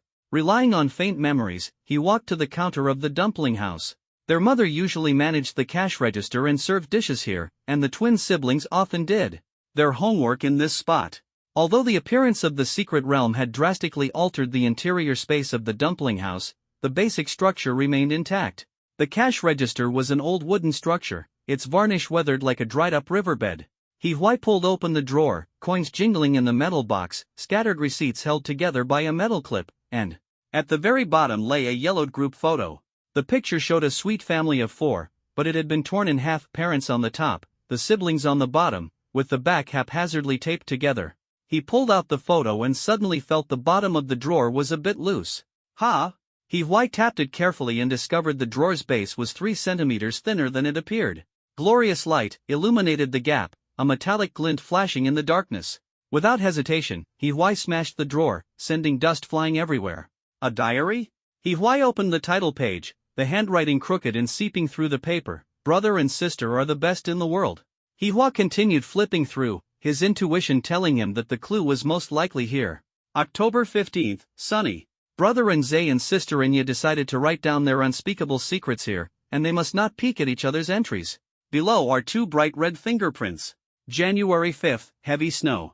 When my sister was taking a bath, water droplets clung to her eyelashes, so beautiful. I pretended to look for an eraser and barged into the bathroom. She screamed and sank into the foam, but clearly, last winter we were still naked, warming ourselves under the covers. Mom said it's normal for twins to be close, but why lock the bathroom door? March 14th, heavy rain. My brother wrapped me, who had a fever, in a blanket and fed me medicine. I felt so cold, but his chest was so warm. Mom and Dad went to restock goods. He said he would do a special fever reduction and held me tightly in his arms. The sound of the heavy rain outside drowned out the chattering of my teeth. May 30th, cloudy. My sister was humming an off-key song behind the bathroom door, with steam seeping out through the cracks. I suddenly noticed the undulating curves of the shadow swaying on the frosted glass. When she stepped barefoot onto my slippers wrapped in a towel, I guiltily gave her a push. She bumped into the washing machine, laughing. What is brother afraid of? July 18th, thunderstorm. We were locked in the powerless basement. Dad said this was punishment for failing the monthly exam. I groped my way to whisper in my brother's ear, so darkness can amplify a heartbeat 100-fold. The moment the lightning illuminated, I noticed my brother's face was so red. October 17th, strong wind. My sister actually received a hairclip from a boy. I was so angry that I smashed the hairclip to pieces. My younger sister saw I was upset and secretly slipped a heart-shaped chocolate from the convenience store into my backpack. I felt much better. But my sister was bullied. They truly deserve to die. December 25th, heavy snow. Today is Christmas, and my brother promised there would be a gift. It's so exciting. It turns out to be a ticket to Germany. Why Germany? I don't understand, but I'm very happy. But it seems like going abroad requires a visa. Brother is so silly. February 28th, cloudy. Our middle school homeroom teacher insisted on placing us in different classes. The psychologist said that twins are prone to developing pathological symbiosis. Mom and Dad said we are overly dependent on each other and can't live together in the future. I don't understand. My sister and I are clearly the closest people to each other, our blood is the same. May 16th, sunny. My brother left me a note, asking me to secretly meet him in the attic tonight. I really miss my brother. I haven't talked to my brother in months. I think I should dress up and bring a knife. In case those awful parents see me. He felt a mix of emotions as he read this. In his previous life, after roaming the world for 100 years, he had never encountered such a thing. Fortunately, the latter part of the diary had been torn out. Otherwise, he felt that continuing to read might destabilize his state of mind. Nevertheless, he still gained some insights. He carefully considered that houses with basements and attics should not be very common. At least in this area, most of the buildings were apartment complexes, and basements and attics were exceedingly rare. As for the exact location, it might come down to luck. However, this small commercial street and the surrounding residential areas were not very large. With Hui's current Spider-Man-like abilities, searching through them would be quite effortless. The only concern was accidentally missing the precious moment to seize an opportunity. If I miss it, killing them won't change my plan. The yin-yang fish dragon pendant, Hui is determined to obtain it. The secret realm's time is still early. If it's just to temporarily avoid the corpse tide for survival, this place is indeed a good choice. Hui carefully searched the entire secret realm again but found no additional information. By the way, Hui suddenly remembered that he hadn't checked the reward item yet. With a thought, a small paper packet instantly appeared in his hand. Ding! Congratulations to player He Huai for obtaining an F-grade item. Gently stroking the cold, smooth coin, a flood of memories surged like a tide. In the workshop, steam swirled, and the dough on the cutting board glimmered faintly. A burly man with a face full of scars angrily stood with his hands on his hips, shouting, "Oldly, do your work properly. If you can't, then get out. Boss, we really can't add it, borax is toxic." Oldly, wearing a tall hat, kneaded the dough with a helpless expression. "I promised to make the dough more elastic. How come the shop next door can add it? All the customers are going there to eat." The man continued to press relentlessly. "If we get another complaint, just wait and see.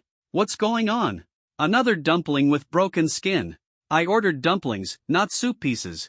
The customer angrily slammed the table. Sorry. Oldly bowed humbly in apology. "The heat was a bit too high, I'll refund your money." "If it weren't for the fact that you've worked here for over a decade," the boss sneered coldly, "Humph, I'm just being kind."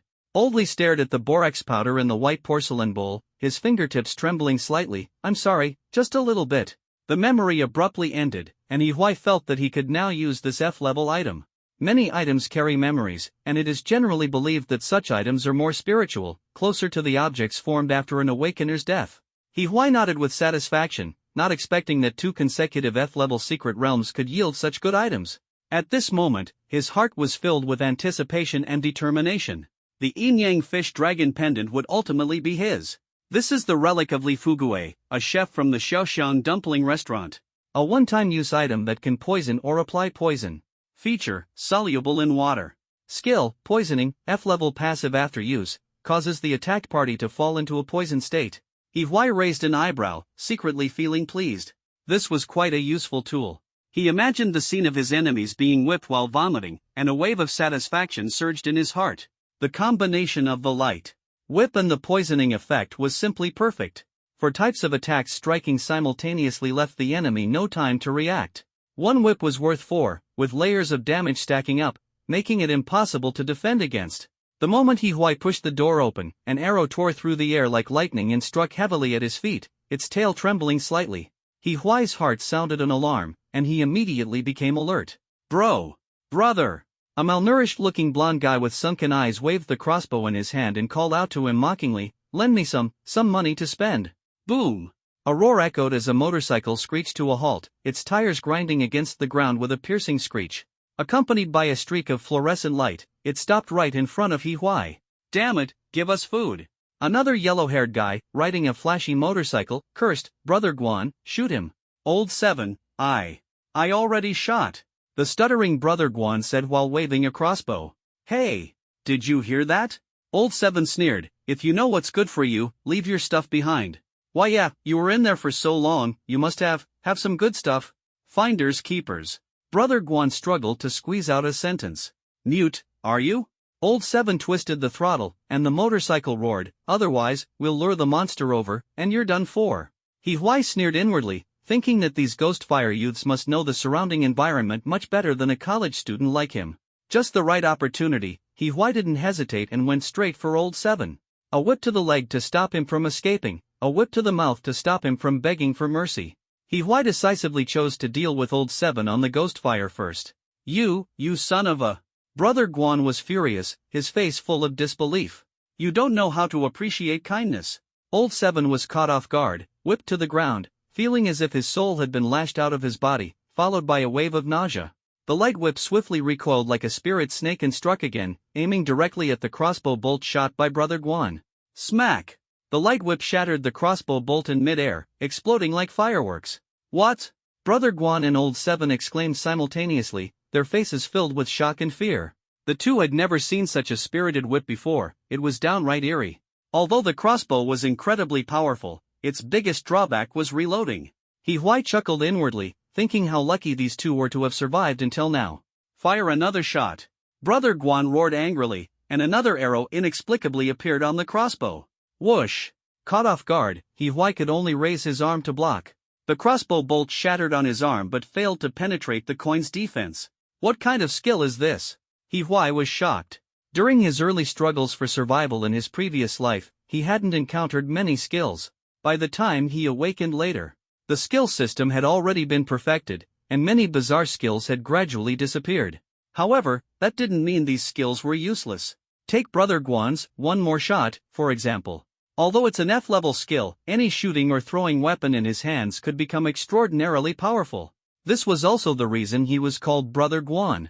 He Huai suddenly understood Brother Guan's malnourished appearance might not actually be due to a lack of food. Too many absurd things have happened tonight. Let's end this quickly. He Huai lashed out with his whip once more, and Brother Guan still had some strength left, shouting, "One more shot."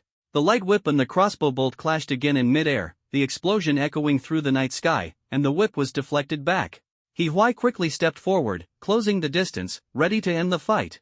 Brother Guan, pale-faced, roared, "3 more shots." The crossbow flashed, and 3 bolts shot out simultaneously in a triangular formation, hurtling toward He Huai. Chrysalis of delay. He Huai quickly reduced his speed, his mental energy was already in a critical state, and he hadn't planned to activate additional skills. The light whip spiraled out, its tip exploding with a sonic boom, shattering 3 arrows in succession. Your turn now." Brother Guan collapsed weakly to the ground, his expression dazed.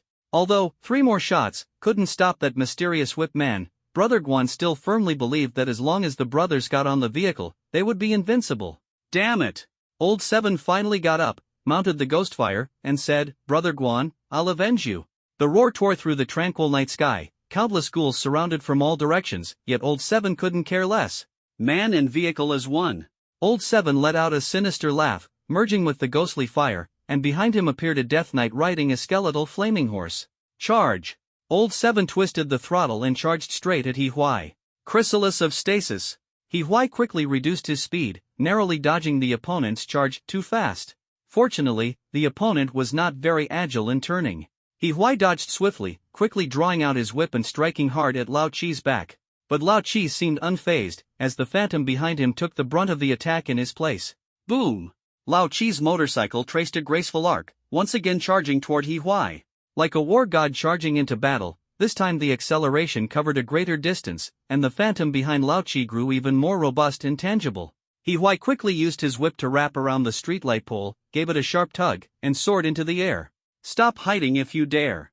Old Seven shouted angrily, his furious voice echoing in the air. Ever since He Huai mastered Spider-Man's skills, dealing with enemies like these was nothing more than child's play, but he didn't have time to waste playing with them. He grabbed Brother Guan, who was collapsed on the ground, with one hand and wrapped the light whip around the rooftop with the other, instantly shooting upward. "Damn it!" Old Seven accelerated again to charge forward, but only managed to touch He Huai's soul. "Brother Guan!" Old Seven roared, "Let him go, let's talk this out." "Better take care of yourself first." He Huai stood on the rooftop, like a demon emerging from the blood moon, holding the powerless Brother Guan. "Take a look around." The intense battle had attracted dozens of ghouls, leaving Old Seven with no choice but to flee. "Wake up!" He Huai threw Brother Guan to the ground and lashed him hard with a whip. "Ah!" Brother Guan rolled and wailed. What kind of whip was this? The pain made him grimace and even feel nauseous. "Good, you're awake," He Huai said leisurely, cracking the whip in the air. The thunderous sound of the air burst scared Brother Guan into instantly stopping his cries. "I have some questions for you. Big brother, my name is Xia Tian. I live in the neighboring community. I'm 22 years old, never had a girlfriend, and I'm still a virgin." Brother Guan, also known as Xia Tian, suddenly became fluent, and his words poured out like a flood. "Your stutter is cured?" He Huai asked in surprise. "Ha?" Xia Tian looked grateful, tears and snot streaming down his face. "Bro, you're truly Hua Tua reincarnated. Damn it, stop sidetracking." He Huai lashed out with an imaginary whip again. "I'm asking you, where around here can I find a house with an attic and a basement?" The moonlight, blood-like, shrouded this isolated stronghold, resembling an eerie veil that sent chills down one's spine. Li Hao clenched his fists tightly, his knuckles turning white from excessive force, silently pondering his next move. Zhang Meiyu unconsciously moved closer to Li Hao, the air filled with the stench of decay and the metallic tang of rust, an odor unique to ghouls, suffused with the essence of death, nauseating to the core. Roar! Another piercing howl tore through the night sky. The girl beside Chu Tian, Lin Xiaoyu, suddenly grabbed his arm, her terror evident in her expression. He could feel the trembling of this 16-year-old girl, like leaves quivering in the wind, fragile and helpless. It seems that the strong resistance of the stronghold has angered the ghouls, as more and more of them gather, yet they do not launch an attack. Looking around, hundreds of eyes burning with ghostly green flames flicker in the darkness, resembling a floating sea of will-o'-the-wisps, sending chills down one's spine. The twisted limbs of those ghouls cast sinister shadows under the moonlight, their charred skin covered with cracked patterns, as if it might peel off at any moment. They are filled with rage, drawn to the bustling stronghold as if lured by an irresistible temptation, yet some invisible force seems to suppress them, making them hesitant to act rashly, as if waiting for something. Li Hao stood at the forefront, his figure like a solid wall, giving a sense of security. What are they waiting for? Lin Xiaoyu's voice was as faint as a mosquito's buzz, tinged with unease. Just as Chu Tian was about to respond, the air suddenly emitted a piercing screech. It was as if an invisible hand tore open a rift in the space, and dark red light seeped through the crack, illuminating everyone's pale faces. Damn! What the hell is that? Many people gasped involuntarily at the sight. *T. How are we supposed to survive this? Shut up! Don't draw them over here. It's useless. Where else could their target be? I think we should scatter and run. That way we'll die even faster. Pull yourself together. Li Hao roared, his voice carrying an undeniable firmness. This was too terrifying. A pair of massive ghostly claws tore through the rift in spacetime, slowly reaching out. The surface of the skin was covered with cracked magma-like patterns, with a dark red glow continuously seeping out. The massive head squeezed out, even causing a slight tremor in the space. Its skull was covered with a black substance resembling basalt, with two pale flames burning in its eye sockets, evoking a sense of dread. Its jawbone split open to the ear roots, revealing 7 rows of interlocking sharp teeth, as if ready to devour everything at any moment. Lin Xiaoyu suddenly clutched Chu Tian's arm tightly. Brother Tian, are we going to die? Chu Tian's hair was disheveled. He was merely an F-level lightning talent awakener, and he didn't know if he could survive. Lin Xiaoyu watched the giant corpse ghoul that was fully emerging from the spatial rift. Its body was as tall as a 3-story building, and with every step it took, the ground trembled violently. Chu Tian swallowed hard and forced a smile. No, we won't. His words were cut off by the roar of the giant corpse ghoul, a sound like the combined screams of 1,000 dying people, shaking the walls of the stronghold slightly. Dozens of ordinary ghouls charged forward like soldiers obeying orders. Their deformed limbs swung at angles defying human ergonomics, moving with astonishing speed. Under Li Hao's command, the team hastily prepared. Despite facing a certain death scenario, the human fighting spirit remained unwavering. All melee Awakens stood resolutely on the front lines under Li Hao's leadership, while the ranged Awakened had already taken their positions on the tower, ready for battle. There are also some support-type Awakened hiding in the corridor, ready to provide assistance at any time. Prepare for battle. Li Hao's thunderous roar jolted everyone awake. The 3 charging ghouls ahead suddenly lit up with a metallic sheen all over their bodies. They turned out to be metal-enhanced types. Fang Yun's heart tightened. The defense of this type of ghoul is extremely abnormal. Water Stream Arrow. Scorching Ray. Whirlwind. The long-range Awakeners on the tower launched their attacks one after another. Fireballs, ice spikes, and wind blades poured down like raindrops, but the surface of the 3 metallic ghouls showed only minor damage, and their charging speed remained unaffected. Damn it, let's go all out. Chu Tian suddenly dashed out of the defensive line. Lin Xiaoyu, give me a hand. Got it. Lin Xiaoyu, with her ponytail swaying, pushed her hands forward. Tidal impact. A 1-meter-high wave appeared out of thin air, surging toward the ghoul horde. Chu Tian's hands erupted with dazzling silver blue. Electric light, and the serpentine arc followed the water flow, splitting into countless lightning branches within the water. Zap! The grating sound of electric currents filled the air as the 3 metallic ghouls convulsed violently, the metallic sheen on their bodies flickering on and off. The water continued to spread, and the dozen or so ghouls behind them were also electrocuted into staggering disarray, creating a scene of utter chaos. Chu Tian's face turned deathly pale in an instant, and he stumbled back 2 steps. Overusing his abilities had nearly drained his mental strength. Perfect opportunity. The rooftops ranged attacks rained down once more, the most dazzling being 2 4-clawed fire dragons, reducing the ghouls to ashes wherever they passed. Fang Yun's mental strength was not as strong as Tang Xinyi's. Releasing 2 4-clawed fire dragons in succession left her almost unable to stand, not to mention she was still maintaining the skill word spirit bribe. Just as everyone was about to breathe a sigh of relief, a roar close at hand made Lin Xiaoyu's hair stand on end. Watch out! She only had time to shout a warning before an invisible ghoul suddenly appeared behind Chu Tian, its sharp claws striking fiercely at his back. Bang! Chu Tian was sent flying, crashing into the wall and sliding down, the blood he spat out appearing dark under the crimson moonlight. The crowd instantly fell into chaos. Li Hao, however, charged forward like an enraged lion without hesitation. Lin Xiaoyu had never seen anyone run so fast. Before the ghoul could turn invisible again, he broke its spellcasting. With a single punch. Bang! The second punch shattered the bone armor the ghoul had hastily formed. Boom! The third punch directly blew the ghoul's head apart, black-green brain matter splattering everywhere in a shocking scene. Before the cheers could erupt, a sharp whistling sound suddenly came from the sky. Fang Yan looked up and saw a giant ghoul grabbing 5 or 6 ordinary ghouls and hurling them toward the stronghold like throwing stones. Scatter! Li Hao's roar and the thunderous crash of the ghouls landing erupted simultaneously. One ghoul smashed directly into the tower, and amidst the screams, 2 ranged awakeners were knocked off and fell. A ghoul crashed in front of Zhang Meiyu, scaring her into trembling uncontrollably.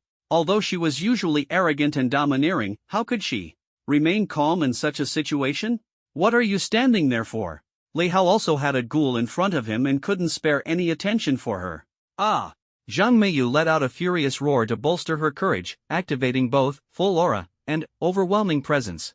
Although she didn't know how to fight, she instantly pounced on the ghoul and began desperately grappling with it.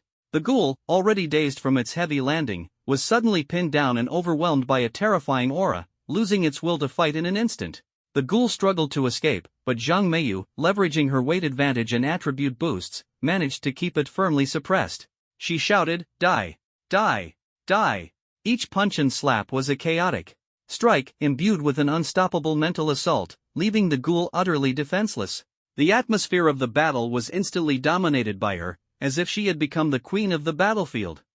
For a moment, there were heavy casualties among the crowd, and the scene descended into chaos, with an atmosphere of despair spreading everywhere. The giant ghoul began to move. With every step it took, the ground trembled as if it were a walking catastrophe. Fang Yan's heart tightened as she saw it lift its massive claw, covered in magma-like patterns, with a dark red energy beginning to coalesce in its palm. "Get out of the way," someone screamed, their voice filled with helplessness and panic. At this desperate moment, a spatial rift suddenly appeared in front of the giant ghoul. Everyone was almost in despair, thinking to themselves, how could there be an even stronger enemy? At this moment, a man dressed in casual clothes with impeccably styled hair stepped out. Under the sunlight, he appeared particularly dazzling. "Here comes the great Shen Feiyang," Shen Feiyang declared confidently, making no effort to hide his arrogance. "I've come to save you all." However, he noticed the terrified gazes of the crowd directed behind him. Slowly turning his head, he exclaimed in shock, "Holy crap! It's huge!" Before he could finish his sentence, Shen Feiyang decisively retreated at lightning speed, leaving the crowd and the ghoul staring at each other, as if everything had been abruptly interrupted. "Quick! Raise the shield!" Li Hao roared. This was a once-in-a-lifetime opportunity that had to be seized. Shuemu Guanghua. Qin Ping, the only defensive type awakened in the stronghold, raised his hands to the sky, barely managing to cast a pale blue light screen that covered half the stronghold. The ghouls that had been thrown in were already cleared out, and several awakened with healing abilities were doing their utmost to save lives. However, Chu Tian had already stopped breathing. Lin Xiaoyu held Chu Tian in her arms, crying uncontrollably. The giant ghoul roared again, gathering strength to attack. Everyone was on edge, watching helplessly as a massive stream of magma fiercely struck the fragile shield. Boom! The blast wave overturned everyone in the front row, the shield shattered like glass. Chen Mo fell to his knees, bleeding from his 7 orifices. As the magma surged toward the group, a sense of despair spread. At the critical moment, a spatial rift appeared once again, shocking everyone. A young man dressed in a tang suit appeared ahead of Shen Feiyang. It was none other than Wang Zhegua. This guy is a celebrity at Huda University. Even before enrolling, he had millions of followers, all thanks to his unique Bagua dance. Calling him the principal wouldn't be an exaggeration. At Huda, not knowing Wang Zhegua would be unusual. Wang Zhegua was startled by the giant ghoul in front of him as soon as he showed his face, cursing angrily, "Damn it!" Completely lacking the demeanor of a master. However, his actions were anything but sloppy. A red aura erupted instantly. Was it a B-level talent? Everyone gasped in unison. Wang Zhegua's hands moved with lightning speed, turning into a blur as he chanted, "Qian is heaven, Kuan is earth, the 8 trigrams take form." 8 beams of light in different colors burst from his fingertips, quickly forming a spinning light wheel that blocked the incoming magma. Like performing a stunt, he sent the magma back to the giant ghoul completely intact. Flames illuminated the night sky as the ghoul let out a pained howl, retreating several steps. But soon, the charred wounds on its body began regenerating at a speed visible to the naked eye. Flesh buds wriggled, covering the injured areas. Damn it, such strong regenerative abilities. Wang Zhugwa gritted his teeth, beads of sweat forming on his forehead. Shen Feiyang, you bastard, how the hell did you drag me into this mess? The giant ghoul seemed enraged. It opened its gaping maw, and a cloud of dark green mist rushed toward Wang Zhugwa. So many abilities? And it even possessed considerable intelligence. Spread out! Wang Zhugwa shouted. Faced with this kind of poison gas, his skills were powerless. Fortunately, the gas spread slowly, and everyone quickly dodged out of the way. But when the ghoul's first attack failed, it immediately swung its massive claws. Wang Zhugwa's heart tightened, and in his haste, he could only use Gen Mountain Immovable to block. A yellowish-brown light formed a barrier, but the immense impact still sent him flying several meters, crashing heavily to the ground. He thought to himself grimly, cough, cough. He felt like one or two ribs might be broken, and the taste of blood rose in his mouth. Damn, even you can't handle it? Shen Feiyang shouted from the side, should we retreat for now? To hell with retreating. Wang Zhugwa was burning with rage. They had fought tirelessly through the entire night, saving countless lives. Now, faced with the giant ghoul, there was no room for retreat. We can't fight it head on. He wiped the blood from the corner of his mouth, calculating silently in his heart. He could only use that move, but he couldn't help worrying whether this group could coordinate properly. The ghoul lunged again. This time, Wang Zhugwa didn't confront it directly but quickly formed a seal, Sun Wind Step. A green light enveloped his legs, and his speed surged dramatically. Like a gust of wind, he circled behind the ghoul, where a large puddle of water from the previous battle remained. Can water freeze? He pressed both hands to the ground, and black light surged into the water like a tide. In an instant, countless water columns shot up, rapidly freezing under Wang Zhugwa's control, locking the ghoul's legs firmly in place. The ghoul let out a deafening roar, struggling violently as cracks began to form in the ice. Wang Zhugwa's heart tightened. He knew there wasn't much time and that he had to end this quickly. All skills, attack together. Wang Zhugwa shouted loudly, his aura surging like a rainbow. He raised both hands high, and the phantom of the Bagua compass floated above his head, with 8 colored lights intertwining into a dazzling curtain of light. In an instant, water columns, fire dragons, and wooden spikes surged like a tide, ready to launch a fierce attack. Damn it! Where are the metal and earth skills? Wang Zhugwa roared, his voice filled with urgency. They're here, they're here. Zhang Long and Zhao Hu rushed out from the corridor. The two had been watching the battle but hadn't acted due to skill limitations. At this moment, they quickly remote-controlled a large pile of scrap metal and soil to charge toward Wang Zhugwa's side. 5 forms united, borrowing the power of heaven and earth. Wang Zhugwa's voice thundered through the night sky as 5 forces converged in his palm, forming a dazzling sphere of light that exuded an overwhelming pressure. At the same time, the ghoul broke free from the ice, roaring as it charged toward Wang Zhugwa like an enraged beast. In the nick of time, Wang Zhugwa hurled the sphere forward, thunderous strike. The sphere transformed into a massive bolt of lightning midair, striking the ghoul's chest with pinpoint accuracy. Boom! A deafening thunderclap echoed through the park. Amid the blinding electric light, the ghoul's body was blasted open, leaving a massive hole. It staggered backward, and for the first time, fear flickered in its ghostly green eyes. Brother, it's definitely here. Guangu pointed eagerly at a 2-story stand-alone house not far away, his face full of flattery and his eyes gleaming with excitement. Unexpectedly, in the densely packed and expensive Shushi, there was still such a place. He Huai followed Brother Guan through a series of twists and turns to find it, feeling a bit emotional. This place is really eerie. Brother Guan smacked his lips, recalling the events of a few days ago. Just a couple of nights ago, when we were out racing, we heard ghostly wails and howls coming from here in the dead of night. A couple of days ago? Wasn't that the exact date of the last entry in the diary? He Huai frowned deeply, sensing that things were becoming more complicated. He ignored Brother Guan and walked straight toward the door. Brother Guan, on the other hand, looked around nervously, as if he could hear the roars of corpses and the mournful cries of humans echoing in his ears. Bro! Wait for me, let's go together. Guangu quickly caught up with He Huai, silently praying in his heart that this adventure wouldn't be too dangerous.